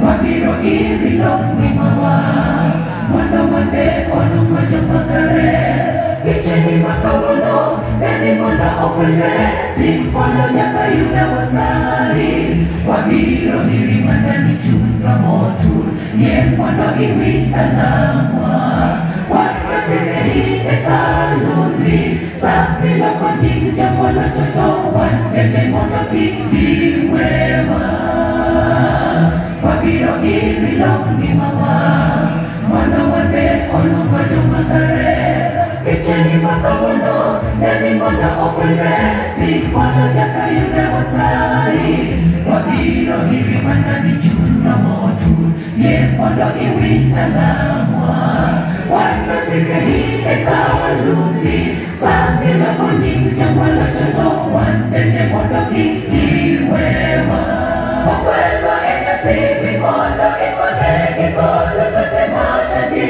Kawondo Ekicheni Osana kawatike Kimondo wanono Tawamanda Kawamakudo chimondo Wabenitini Wagombo bedo chen Wogyowa Osenocho Esa Kicheni Jawadonge Waneno bari Okwelo enya sibi mondo Ikonegi mondo Tote machani Kawondo Ekicheni Osana kawatike Kimondo wanono Tawamanda Kawamakudo chimondo Wabenitini Wagombo bedo chen Wogyowa Osenocho Esa Kicheni Jawadonge Waneno bari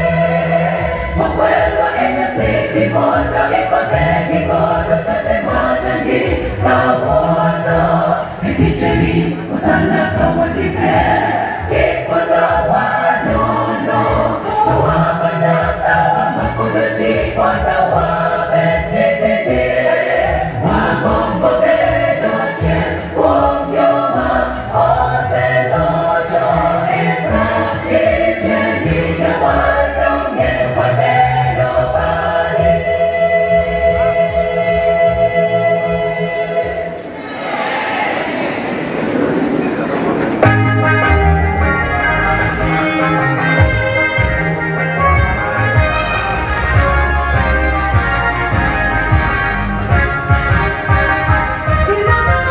Simameni kwenye njia panda Paza sauti wasikie Waliokizani na waangaziwe Nuru ya upendo wa Mungu Watambue siku zimekaribia Mlango wa rehema utafungwa Wasije wakaachwa na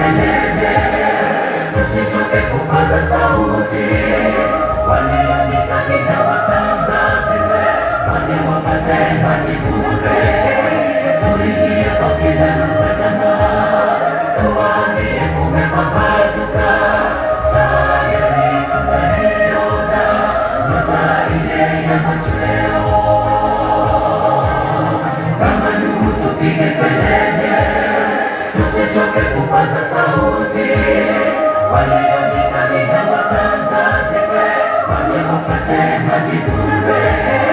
Tuingie kwa kila lugha jamaa, tuwaambie kumepambazuka, tayari tunaiona nyota ile ya machweo.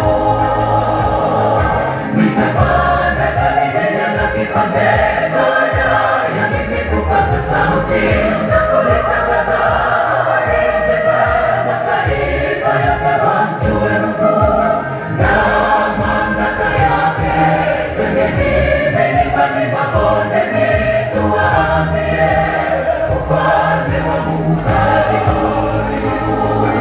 Nitapanda gari lile la kifalme baada ya mimi kupaza sauti na kulitangaza habari njema, mataifa yote wamjue Mungu na mamlaka yake. Twendeni milimani, mabondeni, tuwaambie ufalme wa Mungu karibu. Nitapanda gari lile la kifalme baada ya mimi kupaza sauti na kulitangaza habari njema, mataifa yote wamjue Mungu na mamlaka yake. Twendeni milimani, mabondeni, tuwaambie ufalme wa Mungu karibu. Nitapanda gari lile la kifalme baada ya mimi kupaza sauti na kulitangaza habari njema, mataifa yote wamjue Mungu na mamlaka yake. Twendeni milimani, mabondeni, tuwaambie ufalme wa Mungu karibu. Amina. Tunawaambia Tembeleans, kwa wakati huu tunataka kuchukua nafasi ya kumkaribisha mchungaji wetu aweze kuzungumza nasi, aweze kukaribisha baadhi ya wageni ambao yuko nao, kisha baadaye Tembeleans watatupea wimbo wao wa mwisho, alafu guest choir wanaingia. Karibu sana mchungaji.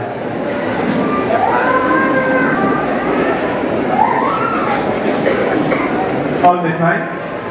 Tembeleans wagole ukamano.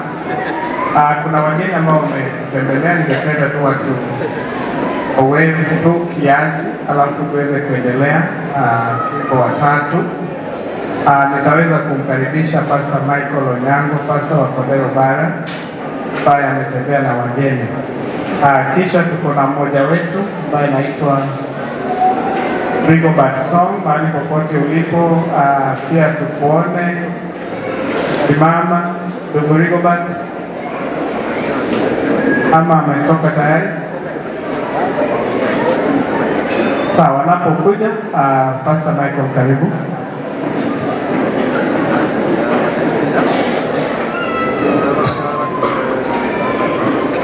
Praise the Lord. Amen. Bwana asifiwe. Amen. Okanaye kuwe kama ya kicheni Pastor, nataka tuone tukimpungia. Yana mwana kau tuwelo ni makende. Ni ruhusu tuchukue muda huu wa kipekee. Mwana goero kama na Nyasaye. Tuweze kumshukuru Mwenyezi Mungu. West Spring. West Spring. Geno wakaka station ni kumu.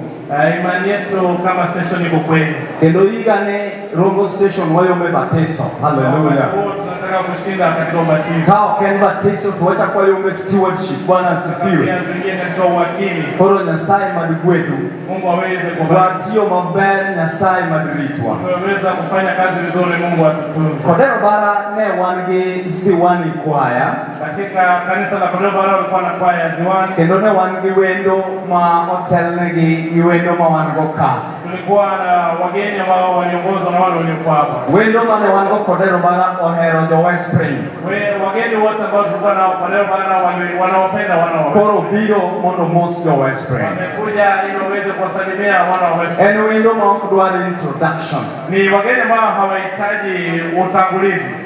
Because of time, Kwa sababu ya muda, wan katagi Eldamunda on behalf of Dr. Mowuotho Eldamunda, please wait. basi mzee wa kanisa, happy week. Yenamonda kenu wendo mane wan go kotel negi wendo ma wan go do kodero bana. Turuhusu tuwaletee mgeni ambaye alikuwa kodero bana. Achaka nuwani yenu wendo ma kudwari introduction. Mgeni ambaye anahitaji utangulizi. Engineer bi mondo imost tokwa. Yadi marwako engineer opere nyaroya. Ngapi wanamkaribisha engineer? Praise the Lord. Ya jeti nasari moswa. I salute you all in the mighty name of our Lord Jesus. Happy Sabbath. Happy. The Lord is good. All the time. And all the time. The Lord is good. That is His nature. Wow. Thank you so much. Beloved, in the interest of time, I will summarize the summary of what has brought me here. Kwa sababu ya muda mtamruhusu aweze kupeana tu. I want to thank the church leadership pastor. Thank you so much, and members of West Spring. Nakutaka kuwashukuru mchungaji na washiriki wote wa West Spring. Proverbs chapter 13 verse 12 says, Methali 13:12 inasema, hope deferred makes the heart sick, but a longing fulfilled is the tree of life. So beloved, I've been longing to come to West Spring. Basi wapendwa, nimekuwa nikitamani kuja West Spring. Now, sasa I want to bring you good news. Nataka kuwaletea habari njema.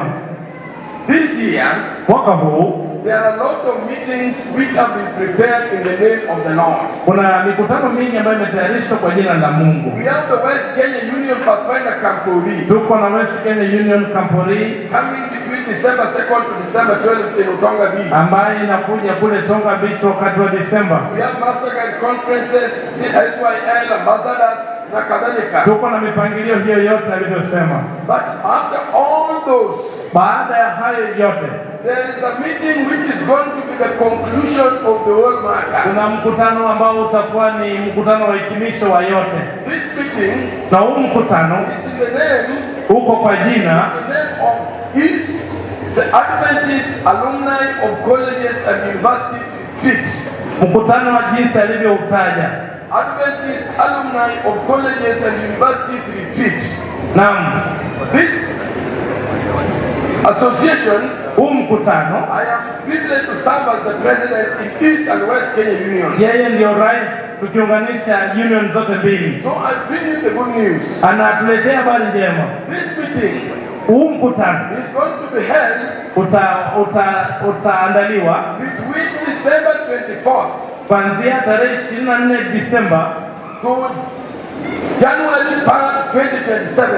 mpaka Januari tarehe 3 mwaka 2027. This meeting, mkutano will be presided over, itaongozwa by Pastor Boaz Ouma, the CFO of West Kenya Union, na Pastor Boaz Ouma, and Pastor Yongimbi Papu of the General Conference. na mchungaji huyo wa General Conference. What do you need to be in this meeting? Ni nini unahitaji ili uweze kuwa kwenye mkutano huu mkuu?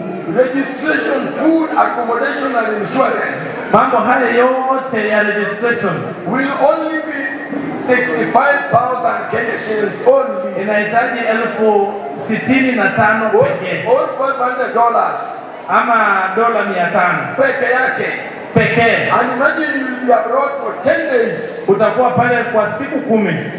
The place, sehemu, the place where we are going, mahali ambapo tunaenda, is not so far from here. Si mbali kutoka hapa. For avoidance of ambiguity, ili kuweza kutoa shaka yote, for purposes of clarity, na kuwa wazi kabisa, the place where we will be going, mahali ambapo tutaelekea, is around 5,500 kilometers from this pulpit. Ni kilomita 5,500 kutoka mimbari hii. The place, sehemu hiyo, is located, ni and situated, iko at precisely and accurately, iko katika at longitude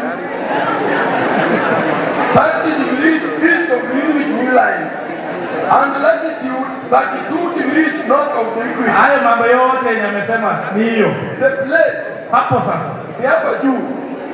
Unapika tu hapa Addis Ababa Ethiopia, Khartoum Sudan, alafu unaingia Cairo Misri. Unaingia sasa Misri. So tunaenda Misri. The place is Cairo in Egypt. Ni Cairo, mji mkuu wa Misri, Cairo. Though the meeting is for spiritual, Hata kama mkutano huo ni wa kiroho, there are other benefits. Kuna mambo mengine ambayo yanakuja na huo mkutano. Including geographical, historical, social, economic and all that. Mambo haya yote ya kijiografia na historia yote iko hapo. We will be going for spiritual meeting. Tutaelekea kwa sababu ya mkutano wa kiroho. But we will also have time to tour places like the pyramids, Alexandria, Mount Sinai, and just to mention. Tutakuwa na sehemu ya kutembelea sehemu hizo za kihistoria. So I come to tell you. Sasa nimekuja kuambia the place to be. Hiyo sehemu ya kuwa December 24th. Mahali ambapo utakuwa Disemba tarehe 24 to January 3rd. Mpaka Januari tarehe 3. It's Cairo, Misri. Ni katika mji mkuu wa Misri, Cairo. In other words, kwa njia nyingine, arrival and supper will be December 24th. Yani kule kuwasili na kupewa vyakula vya chajio ni Disemba tarehe 24. Breakfast and departure is January 3rd. Alafu kule kutoka pale na kupata kiamsha kinywa itakuwa Januari tarehe 3. Mambo ya air tickets. Anything to do with the air ticket. That's what I don't want to talk much about. Ni mambo ambayo hatazungumzia. Ticket inachukua it's around 100,000 Kenya shillings peke yake. Ni takriban $100,000. So if you combine the two, ukiunganisha zote pamoja, around 165,000. Sasa hela zote kwa jumla ni $165,000. Round it off to the nearest whole number. Ukiweka kwa whole number, it is around 200 peke yake, 200,000. $200,000 tu peke yake. I don't want to continue with singing. Nataka najua kwamba mtaendelea na nyimbo. But let me ask you. Wacha nikuulize. Wangapi wakijiangalia? How many of you when they look at themselves? You introspect. Unapojiangalia kwa undani. Ukijiangalia unasema, when you look at yourself and say, unasema mimi ningetamani kuwa Cairo, Misri. I would wish to be at Cairo in Misri. Ungetamani tu kabla hujasema lakini. You wish that you be at Cairo even before you say it out. Ungetamani, yani kutamani tu Misri. Wacha niwaambie hivi. Let me tell you. When you have the will. Wakati una nia. When you have the will. Wakati una nia. You are halfway the journey. Uko katikati mwa njia. Nyinyi ambao mmeinua mkono. Those of us who have raised their hands. You are already passing Addis Ababa, Ethiopia. Mtapita Addis Ababa mnaelekea Cairo, Misri. May God bless you. Mungu aweze kuwabariki. As we meet in Cairo. Tunapojiandaa kukutana Cairo. On 23rd December. Katika tarehe 23 Disemba. A time like this. Wakati kama huu. We will be marching in the JKA airport with our bags. Tutakuwa tunaelekea pale na mabegi zetu JKA. Getting into the plane. Tukiendelea kuingia kwenye ndege. Ready to board for Cairo, Misri. Tukiingia kuelekea Cairo, Misri. Jamani. God willing. Mungu akijalia. Let us meet in Cairo, Misri. Tukutane Cairo, Misri. God bless you in a fat way. Mungu aweze kuwabariki kwa njia pana. For more information. Iwapo unataka just in case you want to get more information. Iwapo unataka habari zaidi. Get me on the broadcast line. My broadcast line. Unaweza kumpata kwa hiyo line yake ya base +254. Hiyo ni nambari ambayo anatoa 724-525. I'll take it again. Plus, make sure you start with plus because I might be landing somewhere not arriving. +254-725-525. That is the broadcast line. You can get me even if I'm on another planet. Hiyo ndio njia unaweza kupata. Mungu abariki. Tupatane Cairo, Misri. Let us pray. Let us pray. Tunaomba peace. Tuombe tafadhali. Tusimame tuombe. Let us pray. We are praying. My Father, my God, I thank you so much for the moment you've given to us to celebrate Camp Meeting 2026 in West Spring. There are so many people who have not seen this, but they were there last year. It is all about your grace, your mercy, your love that endures forever. Our Father, thank you for Rongo Station. We pray that you be with us. Even all those people who are here at the end of this meeting, we say we met Jesus. Thank you so much for the guests and the visitors. And thank you so much for my brother Upere, because we are here for the mission of God. Bless this church. And may you remember my brother Oscar Onyango, who you have placed here on your behalf. Your will be done. Bless us abundantly, we pray in Jesus' name. Amen. That's choir that was going on. May God bless you. Asemaje kwa pastor? Asante sana pastor. Asante. Upewe nyaroya mwenye amepeana namba. That number can also help you in another way. Is the Deputy Director at TSA Kenya. Hallelujah. So pia unaweza mcontact on that. He's also an Adventist kwa Radio Ramogi on Sabbath. Itie koga Sabbath Odhiambo. Isewinjo Radio Ramogi Sabbath Odhiambo is also there. Hallelujah. Mungu aweze kuwabariki, wageni wetu barikiwe. Tusalimie. Asante sana. Parents, mkuje. Hello, happy Sabbath. Pastor Michael, before you leave, when I was doing my Form 4, Pastor Michael came and prayed for us during the prayer day. Please come and shake my hands, Pastor Michael.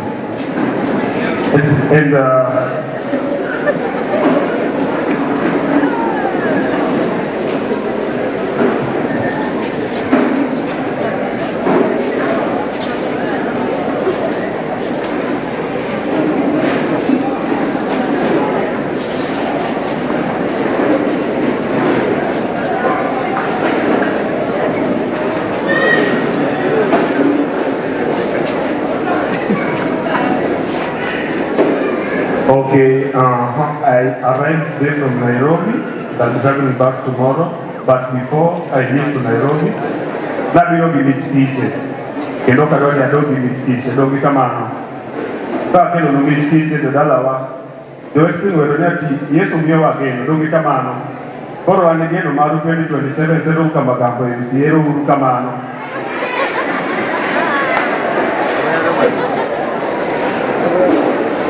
Sawa, Beras, karibuni, poleni kwa ketishe chief kwa muda. Barikiwe mnapoendelea. Asante.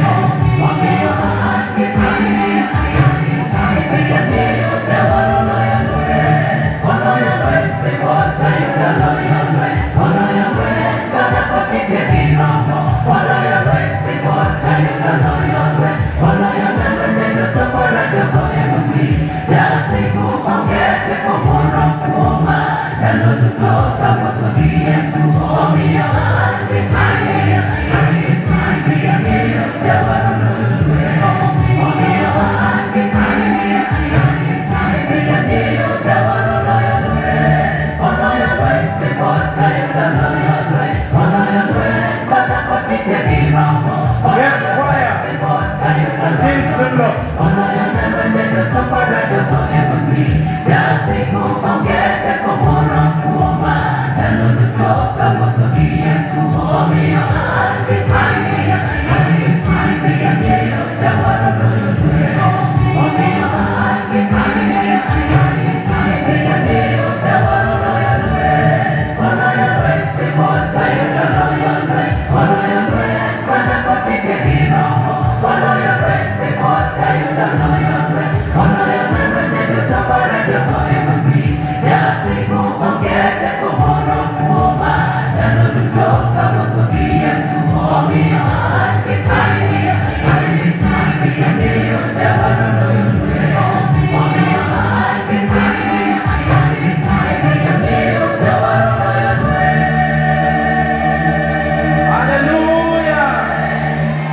What do we tell the Bereans? Benyati orang nyati. Okay, on stage is the new King's Biblos, giving us 4 items. Hawa ndo wageni wetu wa makambi mwaka huu, the new King's Biblos. Jinsi walivyosema wako na YouTube account ambayo sisi kama Waadventista wa Sabato tunastahili kuingia pale, tuna like, tuna subscribe, kisha tunaongezea viewers ambao wana view the online program. Na hivyo King's Biblos tunawashukuru kwa sababu ya ujio wenu katika kanisa letu la Rongo Westwing. Achoni mwanawadi YouTube channel mar New King's Biblos mwanawa subscribe. Wendogo nero kamana New King's Biblos mose milokorwanya kanwa chaki sapa kichenya kakoro katimuka uono. Tunawashukuru kwa sababu ya ujio wenu. Kamana kumbiro maru. Hata wakati ambapo mnaelekea Kitengela, jinsi ambavyo tumefahamishwa, hata kuwa kudi Kitengela mfanye kazi ya Mungu jinsi ambavyo mfanya katika Rongo West. Utiti nyasaye matero ukuno manakaka na utime Rongo Kaya. Na hivyo wanatupea nyimbo 4. Igwelo wagiwele abi amwe. Kisha baadaye tutaweza kualika kwaya nyingine kwa sababu tulisema tunafanya mpaka saa 2 usiku. Bangmana walidungo kwaya machelo nekechnyo wacho ni wagoroweja kasario marutino. Asante. Bwana Yesu asifiwe. Bwana Yesu asifiwe. Jamani, poku neno Jacob mar New King's Biblos. Donge. Okakele umoswe. Jamani, sinimuite mwenyekiti atusalimie. Kose mosoa. Tengi watu wa watu watachiel. Hivyo basi nimwombe nimkaribishe mwenyekiti New King's Biblos ili aweze akatusalimu. Baada ya salimu na jambo la kunena, kisha baada ya mwenyekiti tutaweza kuimba. Jacob, karibu. Check.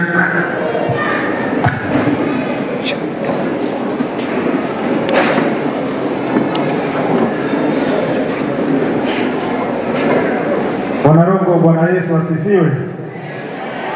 Bwana Yesu asifiwe.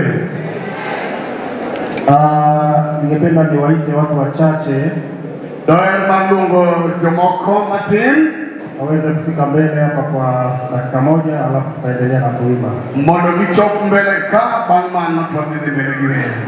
Napenda nimwite mchungaji pastor wa kanisa hili. Gokulo luongo jadolo mar kanisa. Lakini pia Deacon yuko pale na namuomba pia aje. Deacon bendo kwayo mondo bi. Namuomba pia mwenyekiti wa kambi pia aweze kusogea hapa. Jacob mar kiche bende Jacob luongo mondo bi. Jacob bi. Na Mr. Isaac kama yuko pia naomba asogee. Ndugu yetu Isaac naye tunaomba aje. Mrs. Isaac kama upo pia asogea. Mama Isaac pia tunaomba uje, na mwenyekiti niombe ni uambie ya kwamba Mr. Isaac na Mrs. Isaac hawa ndio mwenyekiti associates wetu muhimu sana. Lakini pia naomba nimuite director wa kwaya. Kiongozi director wa kwaya Jacob mwana maitie. Director wa kwaya kama yupo asogee. Wako yeye mnichopi.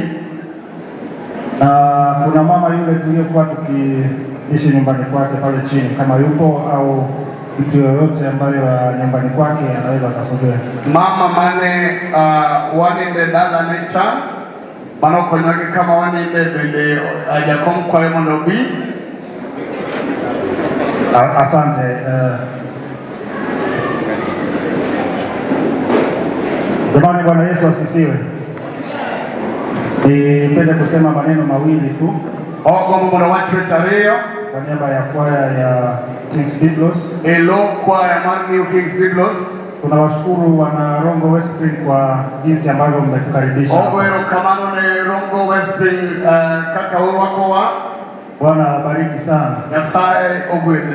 Kamati ya kambi mmetulisha vizuri. Komiti markiche upendo wa maber mmetulaza vizuri. Wako wakendo manindo maber na mmesikia kila kitu tulichowaomba, mmetutendea. Bwana awabariki sana. Na kwa niaba ya kanisa tunawaita watu wachache hapa kuwawakilisha tu. Kanisa walungo jimatenka mondo chungelo. Tuna kazawadi kadogo kwa ajili ya kanisa, lakini hawa watapokea kwa niaba yenu. Kanisa lakini mobi mbele kaji brokao zawadi goilo. Hivyo ni waombe wale ambao wako na zawadi zao waweze kuwapatia. Jokumanikiza zawadi higo mondo obi mondo chiu cameraman sisi kama ni muhimu okwachero mbele kachabe mondo. Naomba msogee mbele pale. Msogee mbele pale. Kwa tafadhali kisonge kidogo. Kamera imewashika sana kwa kwaya sasa. Naomba aliye na zawadi ya pasta aweze kumpatia. Mke mchungaji anakuita ili uje mpige picha pamoja naye akimpa zawadi. Mama mchungaji, pale popote upo, mchungaji anakuita ili uje upokee zawadi na upigwe picha mkiwa pamoja naye. Asante.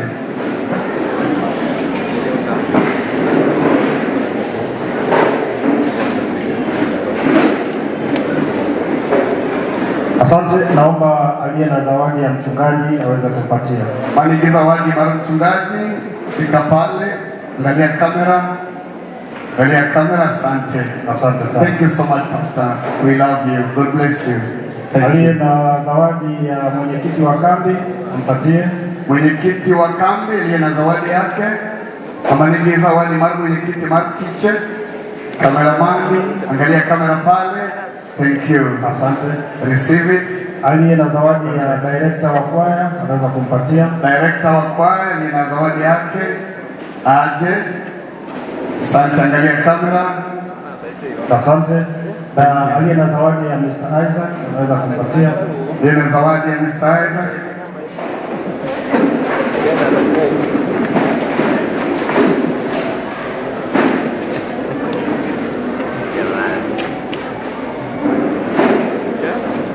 Kamera pale. Beautiful. Asante. Thank you. Aliye na zawadi ya Mrs. Isaac anaweza kumpatia. Aliye na zawadi ya Mrs. Isaac. Aliye na zawadi ya Mrs. Isaac. Asante sana. Thank you. Asante. Aliye na zawadi ya mama pale anaweza kumpatia. Zawadi ya mama.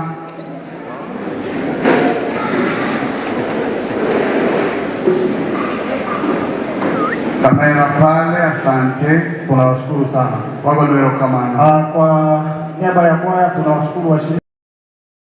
Baada ya jioni ya leo baada ya zawadi ya Deacon, aliye na zawadi ya Deacon, samahani. Zawadi ya Deacon. Leta kamera. Deacon smile. Asante sana. Beautiful. Baada ya kusema hayo, nipende kumwalika baba yangu mzazi ambaye ni mchungaji Pastor. Haya tutakuwa tukisafiri kuelekea Nairobi kwa ajili ya makambi mengine. Ora ni mrungu wongi my pastor marabio lemnoa na getbangma roburuka kwa di Nairobi Kitengela. Shukuru sana. Wemba kautu lelo joma ama oyudo the presence. Okautu lo maruyo meja kumono zawadi. On behalf of the church, hello kanisa, Their coordination mabeto gilemo mar the church dok wachopo this far. Leo kulemo nu to kanisa ingefika mahali. Wakati tulikuwa tunaanza makambi hatukuwa na zawadi. Kana wachoko kichene waonge zawadi. Lakini tunapomaliza tunarudi na zawadi. Kwa tie koto wado zawadi. Tunawashukuru Ambele naye pia adu wakoma na hilo kama noma anashukuru sana kwa New Kings Biblos. Dewa luongo ni tuliwaalika wakaja. Na anashukuru wana Rongo West Spring. Leo wamefurahi na kafika mwisho wa furaha yake. Kanisa lao limefika hapa. Mungu awape sifa. Asante sana. Asante sana Pastor, uchupe karibu. Pastor, karibu. Tapukale. Kabla hajaomba agone Pastor Nyango. Anashukuru mchungaji, anashukuru Isaac. Rongo West. Kwaya Marongo West. Kwaya Rongo West. Ikechanyura donyo ka. Tangu aingie hapa. Yo kaiwa kini pesa na wabino. Ajalia ya kwamba hela yake imeenda bure. Inabidi timu rambika. Nikuja kufanya rambe. Yao nini ukichana kama. Alifika rambe hapa. Ukabiri na mwango be.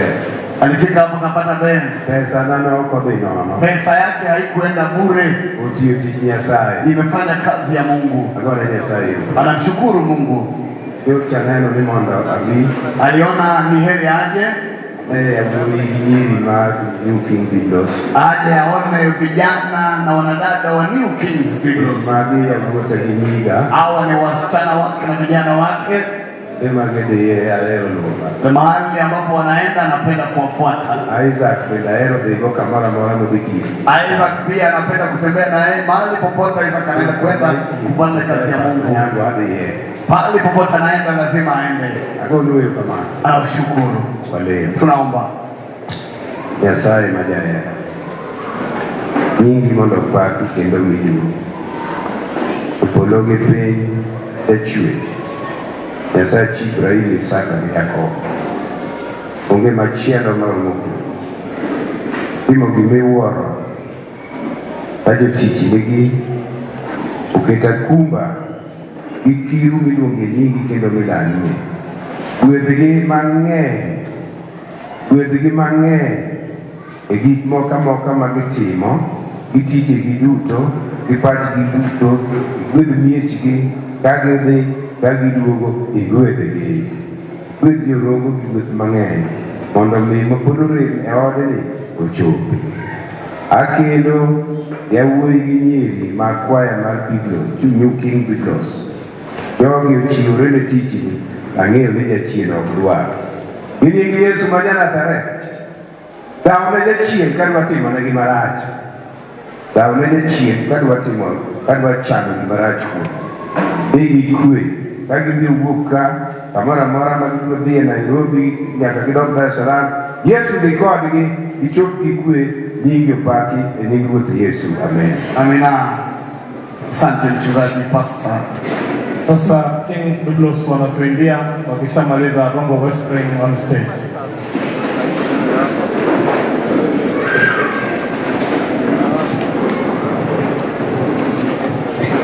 Asante. Wale ambao walibatizwa nje tu nyuma ya hema. Baada ya Kings Biblos kumaliza, basi tutatambulishwa mbele ya kanisa, alafu Rongo West Spring wataanza nyimbo zao moja kwa moja. For New King Biblos wanatupea 4 songs, after which Rongo West Spring on stage. Wale wenzetu ambao walienda kubatizwa tunatangaza tena nje nyuma ya hema pale. We'll be able to be introduced before the church. Jamana mtisi kwa mno ya Orom Chilka.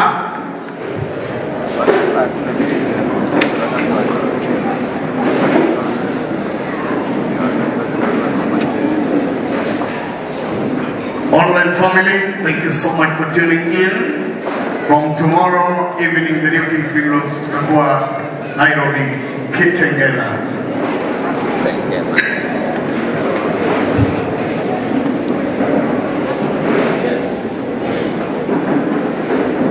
Anapojiandaa pale Anton anapojiandaa anaona kibodi inatengeneza ikae vizuri. Thank you, all my family. We've seen the reaction, we've seen everything that you guys have done. The numbers increased, and that is awesome. Jamani, Mungu awabariki sana. The subscription has gone up, and we still pray that it has just to go up for the sake of the gospel to go. Kindly turn the YouTube channel, New Kings Biblos, subscribe, like and share. See you in Kitengela kesho. Anto, ukiwa tayari? Thank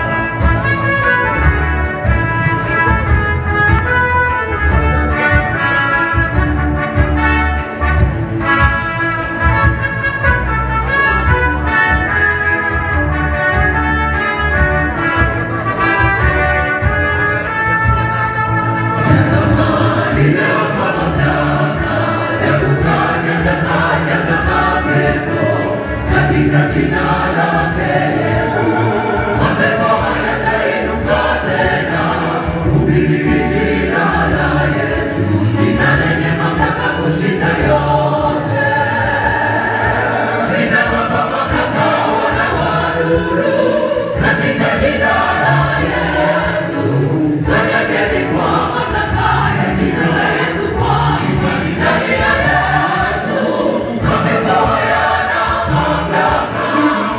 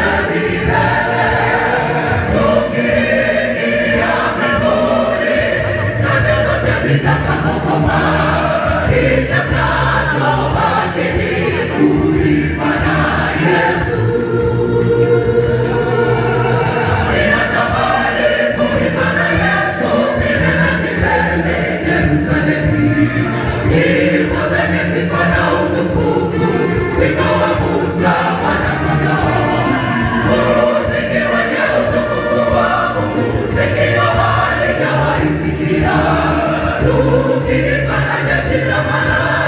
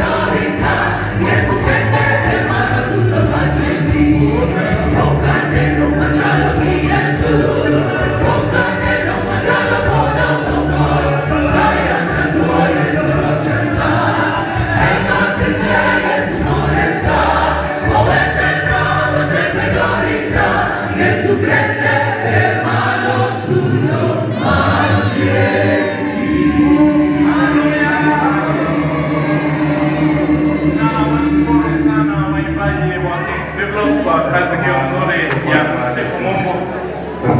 Kwa wakati huu mwafaka tunataka kuchukua nafasi ili kumwalika mchungaji wetu